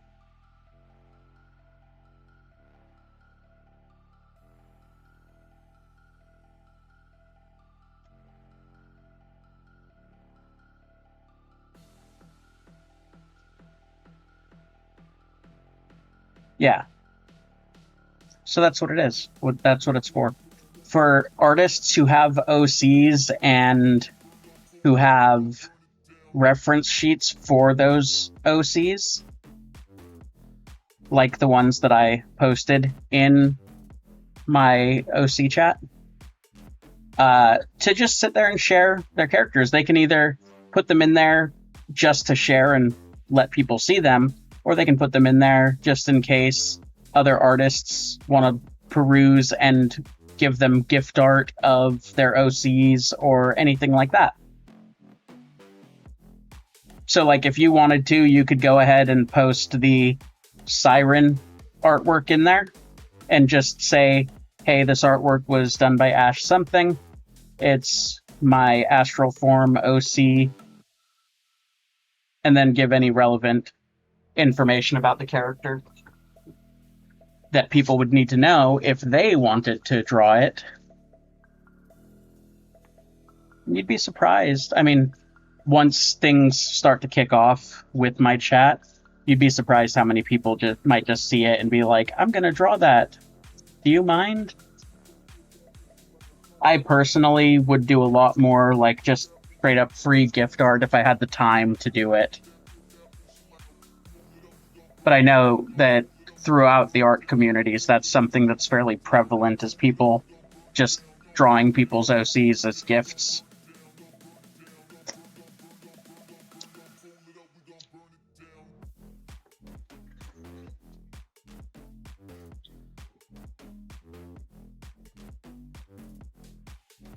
But it's also there not just for like gift art, but just so people can showcase what characters they have and have them kind of all in one place in my Discord community. Which, actually, Jen, would you mind linking to my Discord as well? For anyone who's interested in what we're talking about here.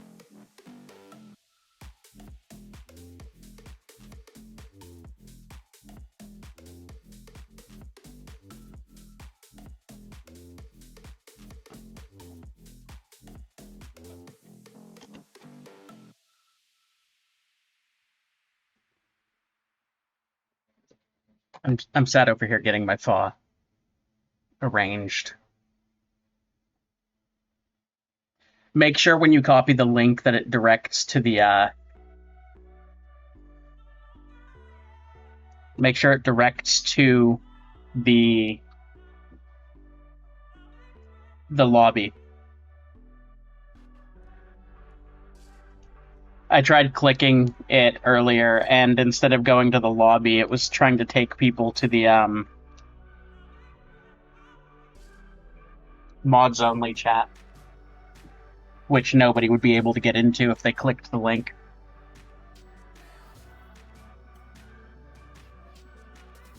The way I had to do it was actually right-clicking on the lobby and inviting people to the lobby directly as opposed to the server as a whole.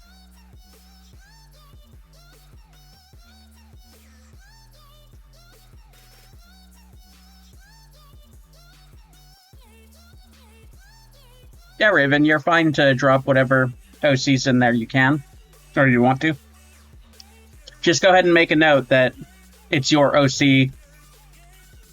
Credit any artist that worked on the work, because that's just part of my rules in the chat, or in the server.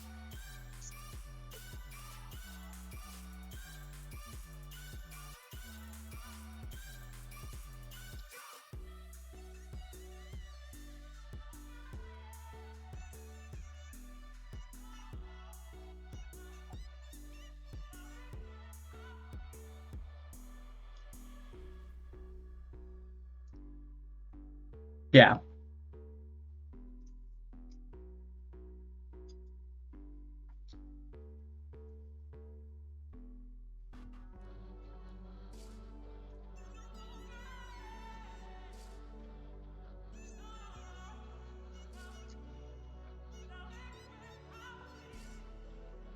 Speaking of the OCs, though, that reminds me that I also put in the Adoptables channel today as well.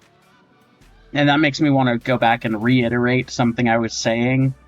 And that is, when you create an adoptable and price yourself out and give this character to other people for money, you really need to make it clear that you are licensing the character to the person, that you are the creator, that you retain IP rights to the character, and that that's not going to change just because they are allowed to use the character for whatever it is they're going to use it for. You want to stipulate in your adoptables sheets a different price for commercial use.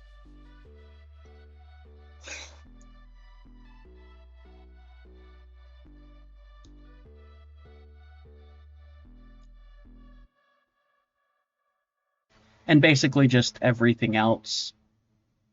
If it's something you would consider for a commission, you need to also put it in the pricing for your adoptables, legitimately.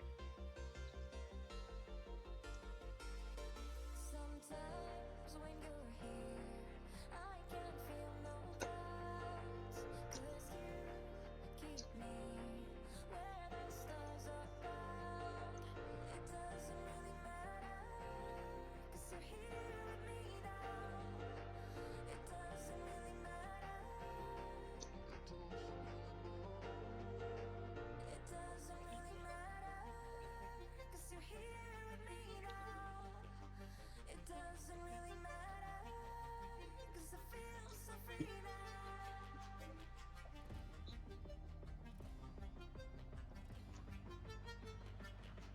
It doesn't really matter.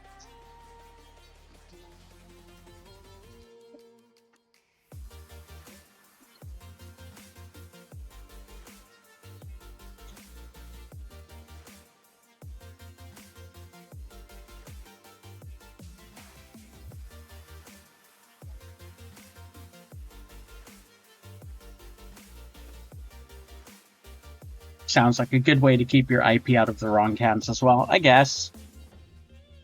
To me, it's not really about that, though. If they pay me enough, I couldn't care less what a character that I've created is used for.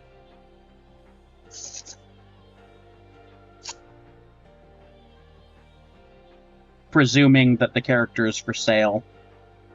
Sometimes when you're here, I can feel no I mean, granted, there are always going to be stipulations and exceptions and whatnot. Like, I would not want one of my characters to be used as a mascot for some kind of right-wing ass bullshit. Or as, like, the mascot to a mascot used by an organization that's just entirely aimed at continuing or at keeping Roe versus Wade overturned or some shit like that. You know what I mean? Like, that would piss me off. And that is the exact reason why my exclusive rights transfer costs $1,000, because if you're going to use my IP or the things that I created for shit that I don't agree with, you're going to have to buy my exclusive rights transfer so that that character is no longer in any way tied to me. And then you can use it for whatever the fuck you want. But you're going to be paying me for the right to, the right and privilege to use that character in that way.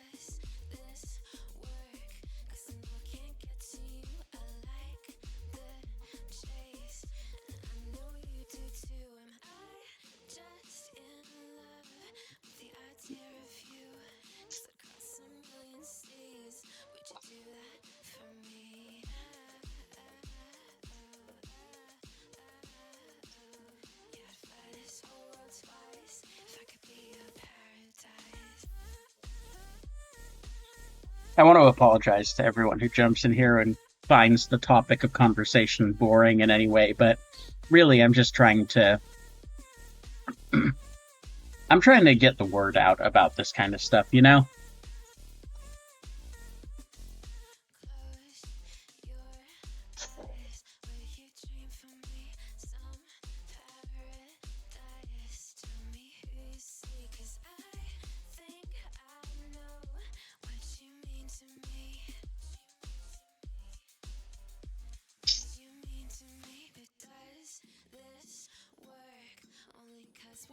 It does need to be more of a topic of discussion. I entirely agree.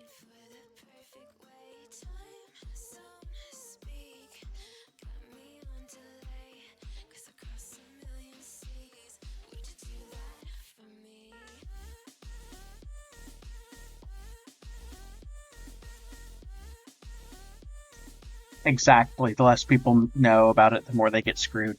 100%.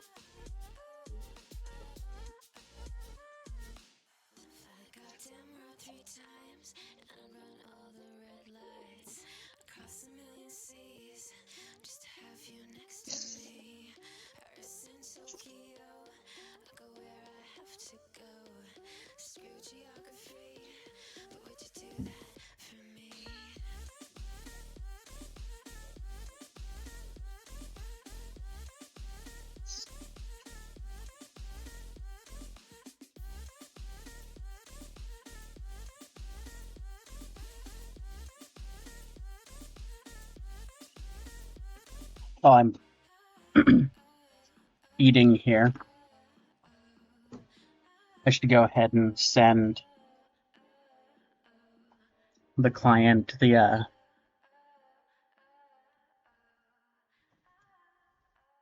update on this here.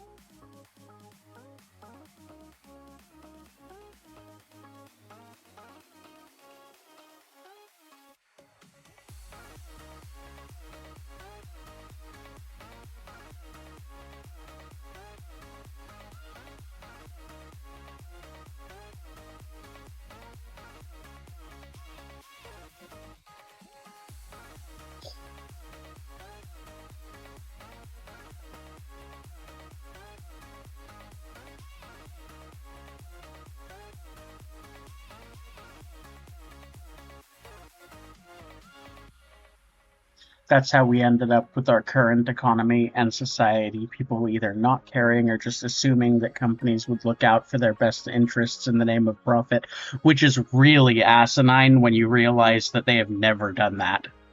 They have always been out for themselves 100%.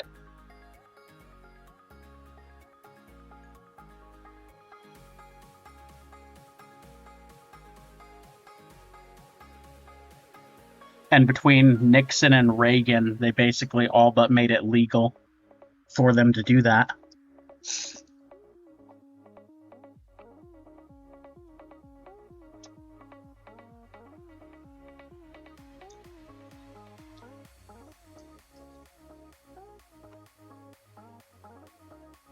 But the left wing, or the right wing assholes weren't the only ones, because even Bill Gates signed into law the NAFTA, North American Free Trade Act. or agreement or whatever it was, which is basically exactly why companies were able to start outsourcing jobs to places like India. That's like my biggest example of why I'm not for either side.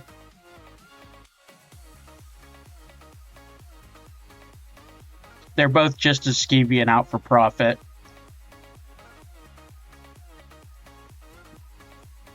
And when it comes down to it, liberals are just the liberal Democrat, whatever side, is just the lesser evil.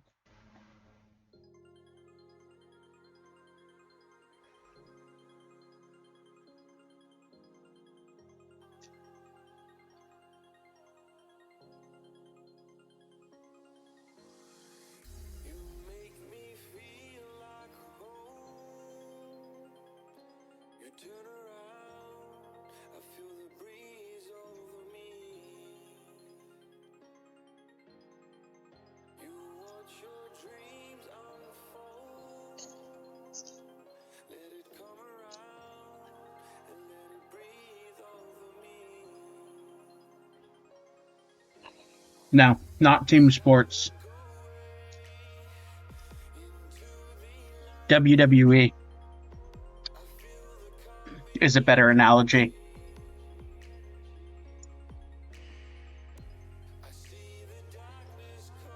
Because WWE, it's all scripted.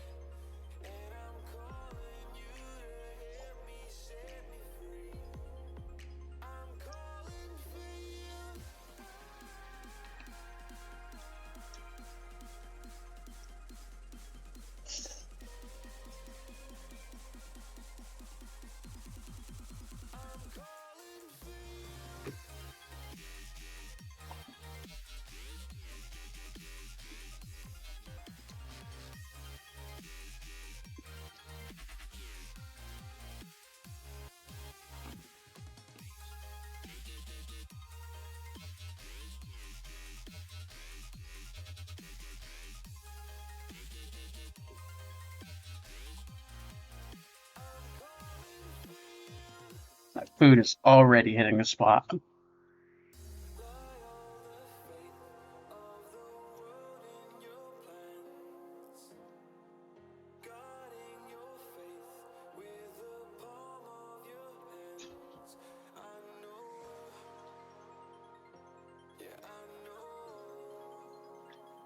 It's the unknown, the unknown. It's time to go into the light. I feel the calming energy. I see the darkness coming. All right, let's see.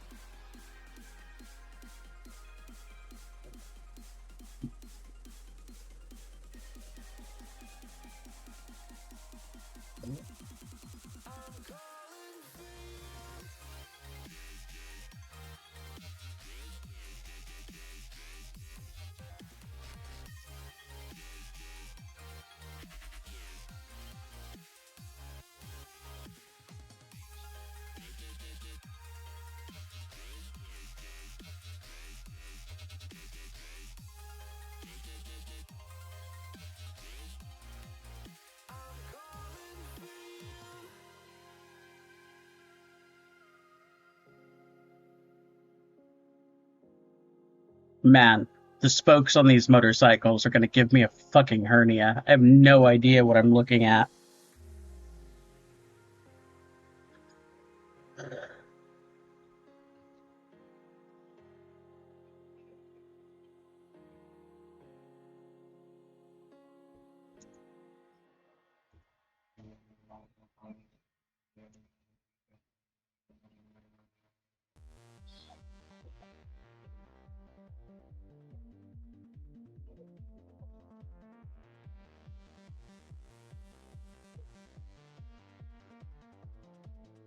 Alright. We're going to ignore all of that for the moment.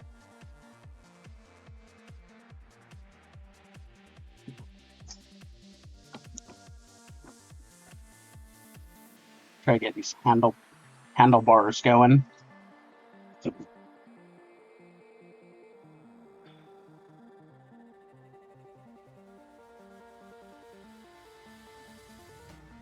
never too late to admit when you're wrong. Turn a new leaf, see a new dawn. The time to decide has come and gone. Just give me a chance, we can carry on.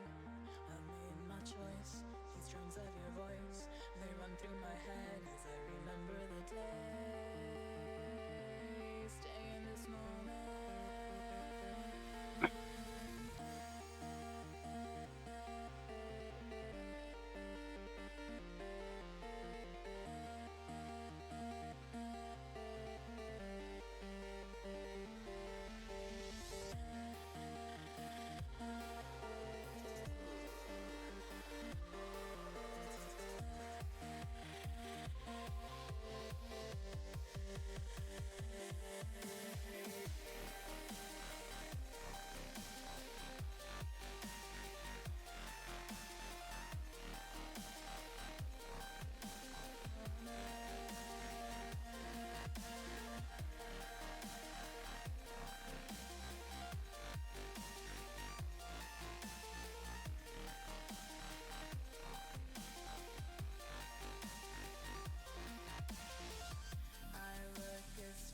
Fill the frame.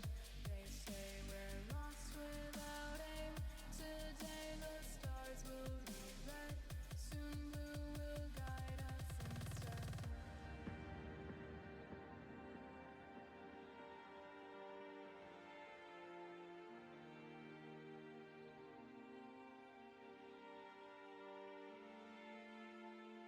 I make it stars fill the frame. They say we're lost without aim. Today the stars will read red. Soon blue will guide us instead. I make it stars fill the frame. They say we're lost without aim. Today the stars will read red. Soon blue will guide us instead.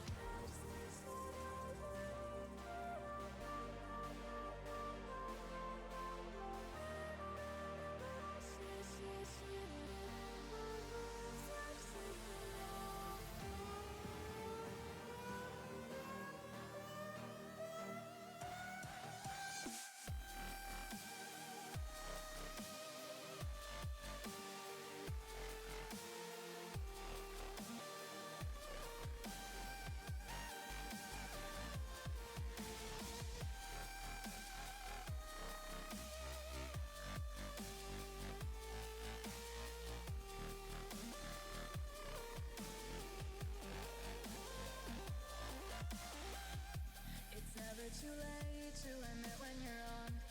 Turn a new leaf, see a new dawn. The time to decide has come and gone. Just give me a chance, we can carry on.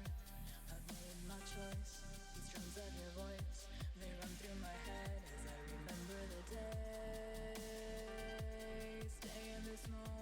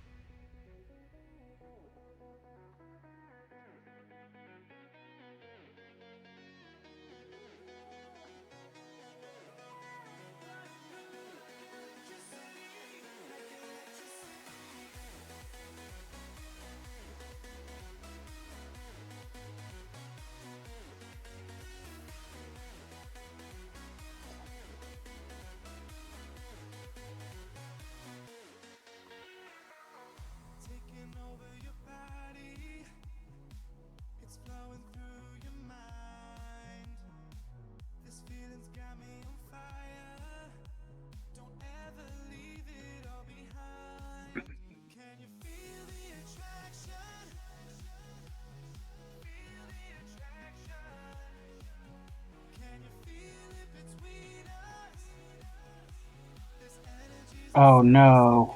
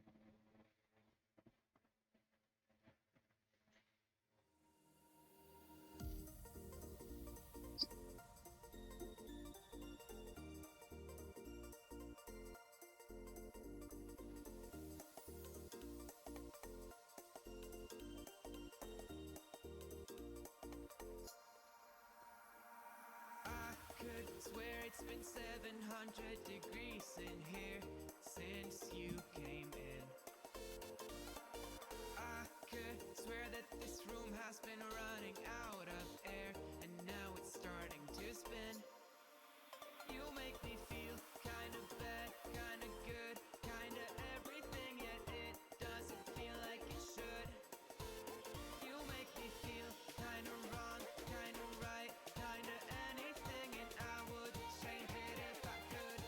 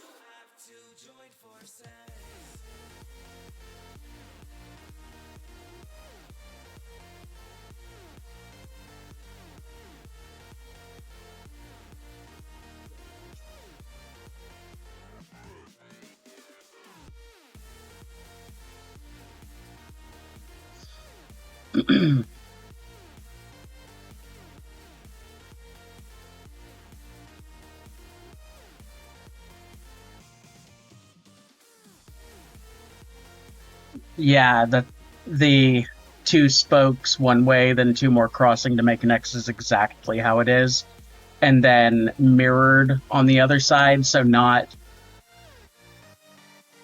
aligned in the same direction, aligned in the opposite direction. We're just not going to deal with the spokes at the moment. It's fine. A motorcycle doesn't need spokes. I can provide multiple fantasy motorcycle examples that do not have spokes as proof.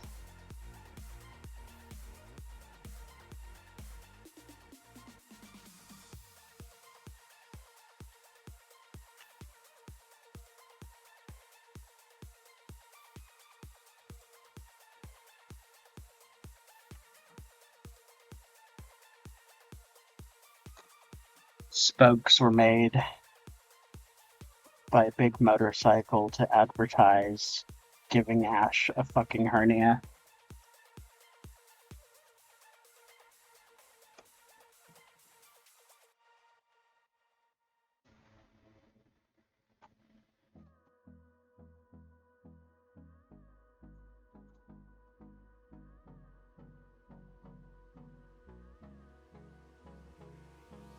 Hold me close till I get up.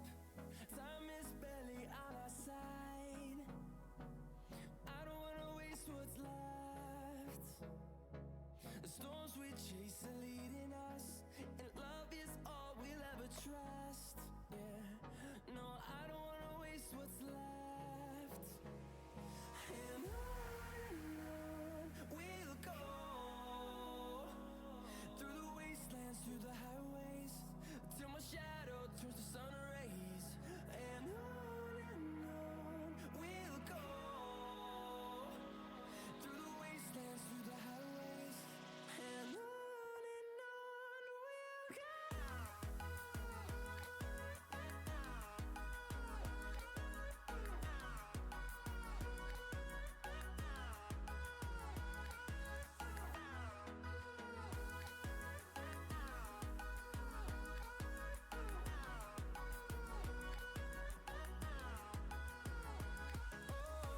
we'll go.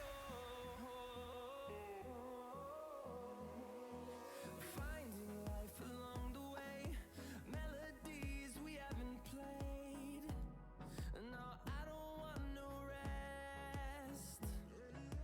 Echoing around these walls, fighting to create a song. You know, it would be intelligent. Miss a beat. And on we'll go, through the wastelands, through the highways, till my I just detailed these entirely before copying them. through the wastelands, through the highways. And on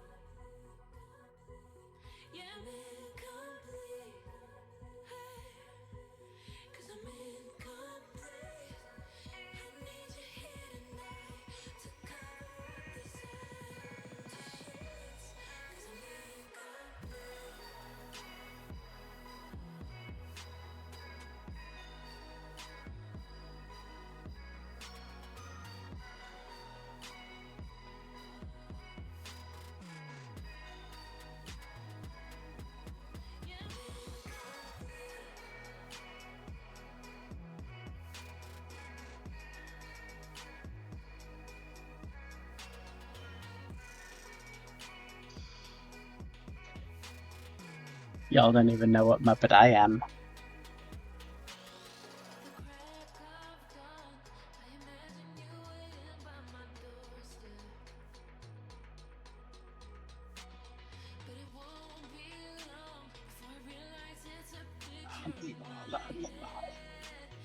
It's not Animal, though.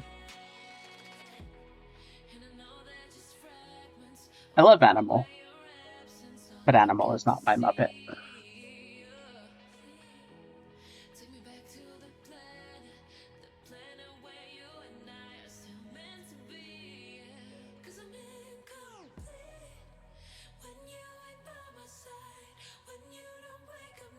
What's a giraffe?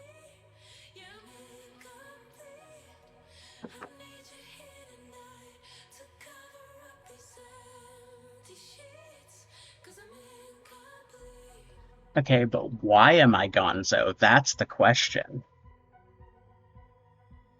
And before it's the nose, it's not the nose. That is a glorious nose, though, if I do say so myself.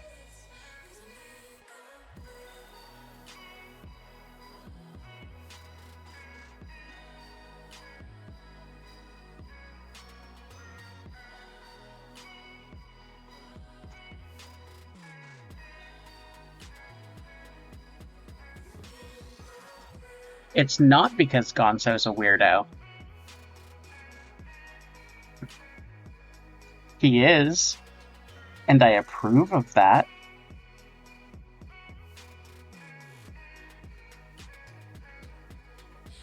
But that is not why I associate with Gonzo.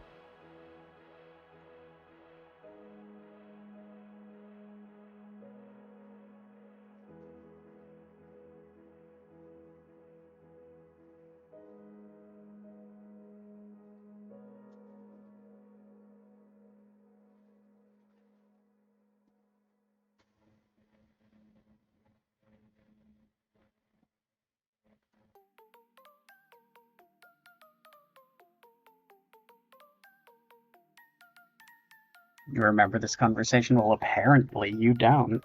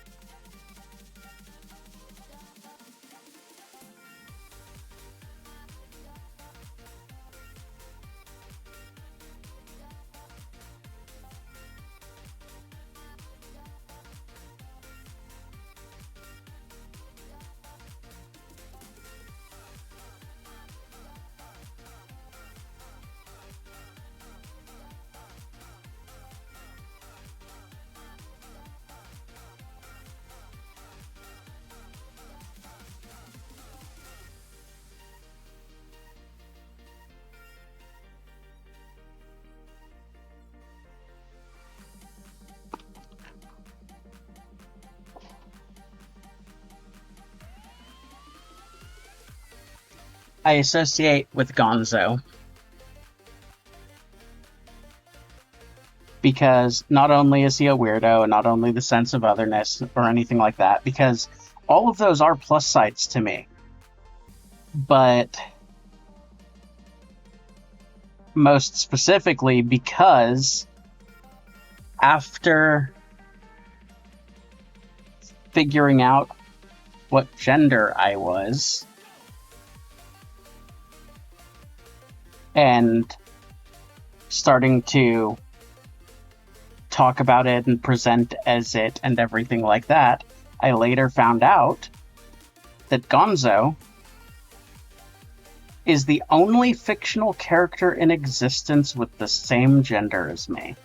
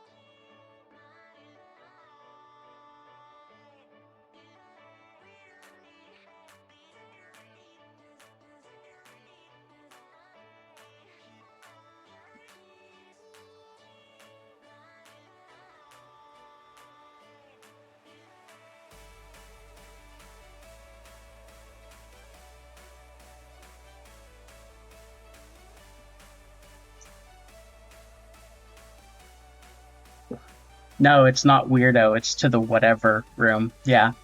And then also in one of the Muppet movies, uh, he's in a zoo crate that's labeled with whatever as well.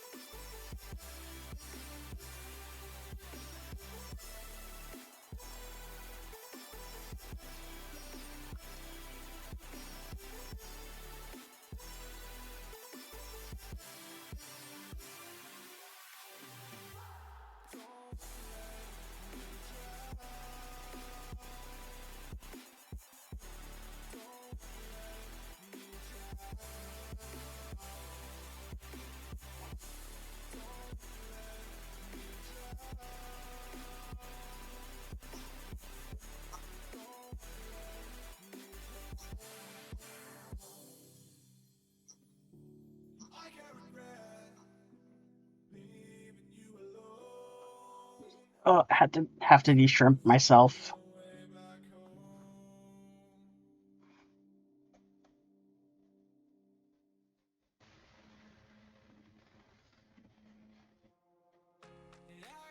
The de-shimpening.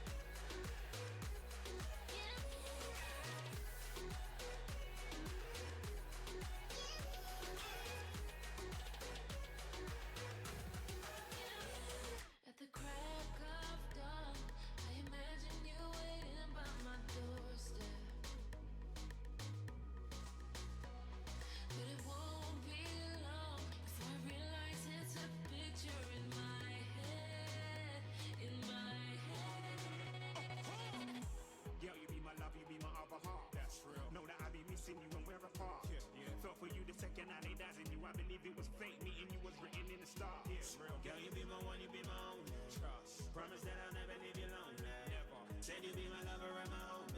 So I'ma keep it real with you always. Said I'ma be there whenever you need me. Anything you want, I'll get it. Call me Genie. Knew you were the one when you said you would ride for, brother. No matter the weather, and you never leave me. Baby, let us fly away without no delay. So where the sun be shining, we can take it easy. Just me and you and some incredible scenery. In the night, making love, I know you feel me. In the night, when making love, I know you feel me. The thought of being without you, baby, it kills me. You're what I've been looking for, I'm giving you the room, babe. Just say the word and baby, by your side I won't be.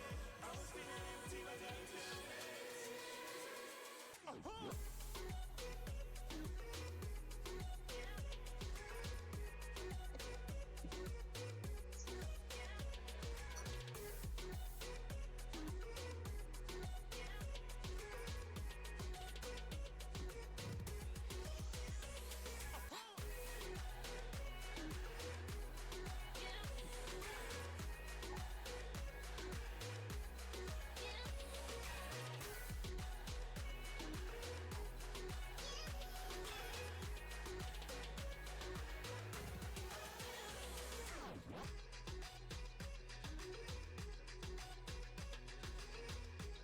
All right.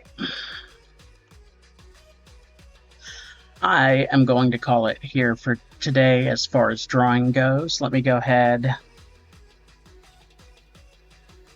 and look over chat real quick before I go.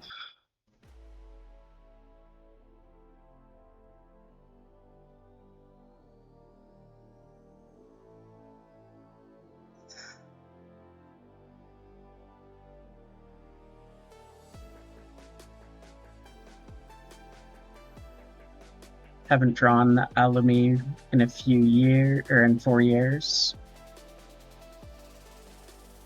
Gonzo is relatable and it's literally an alien.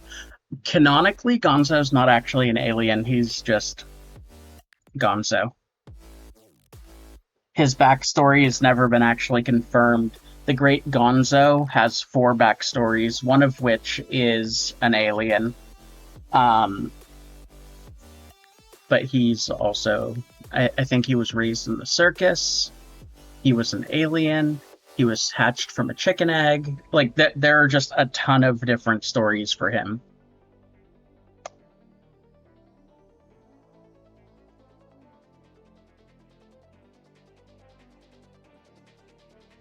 I watched Muppet Babies a lot growing up, but I actually have no idea. I don't remember any of it.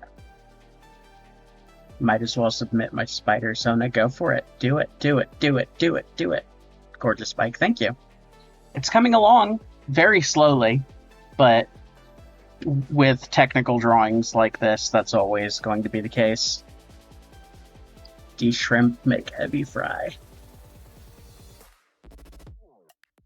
Actually, a large part of why I want to jump off stream is because I need to de-shrimp. I've been sitting here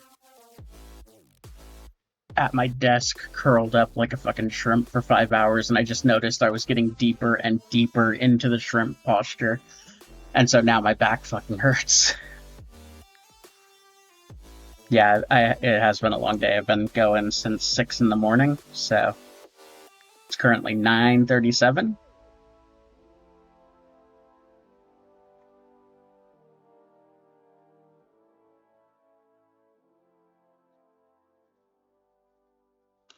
All right. So hopefully, I know that I was not talking start to finish about the topic of the day, but it gave me something to talk about throughout the stream, little bits here and there. Hopefully, anyone who stopped in and listened to all of that had some fun, learned some interesting stuff. Jen, if you don't mind, go ahead again and share that link to the Google Drive.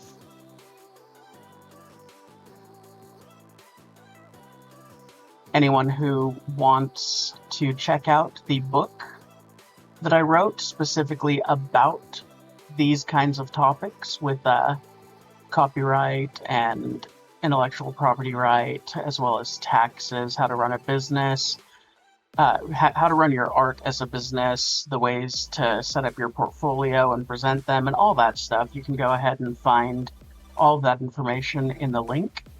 And just like at the beginning of the stream, I want to point out the September fundraiser extravaganza, which once again is half off all commissions until September 30th. So go ahead and shoot me an email at info@ashsomething.art to start the process on that. If you want any art or design work done. I'm going to go ahead and thank you, Jen, for dropping that in there again. I'm going to go ahead and kick on my outro slideshow. So you guys can see my pricing and everything like that. Again, half off the prices that you see on the outro slideshow. And I will see you guys tomorrow.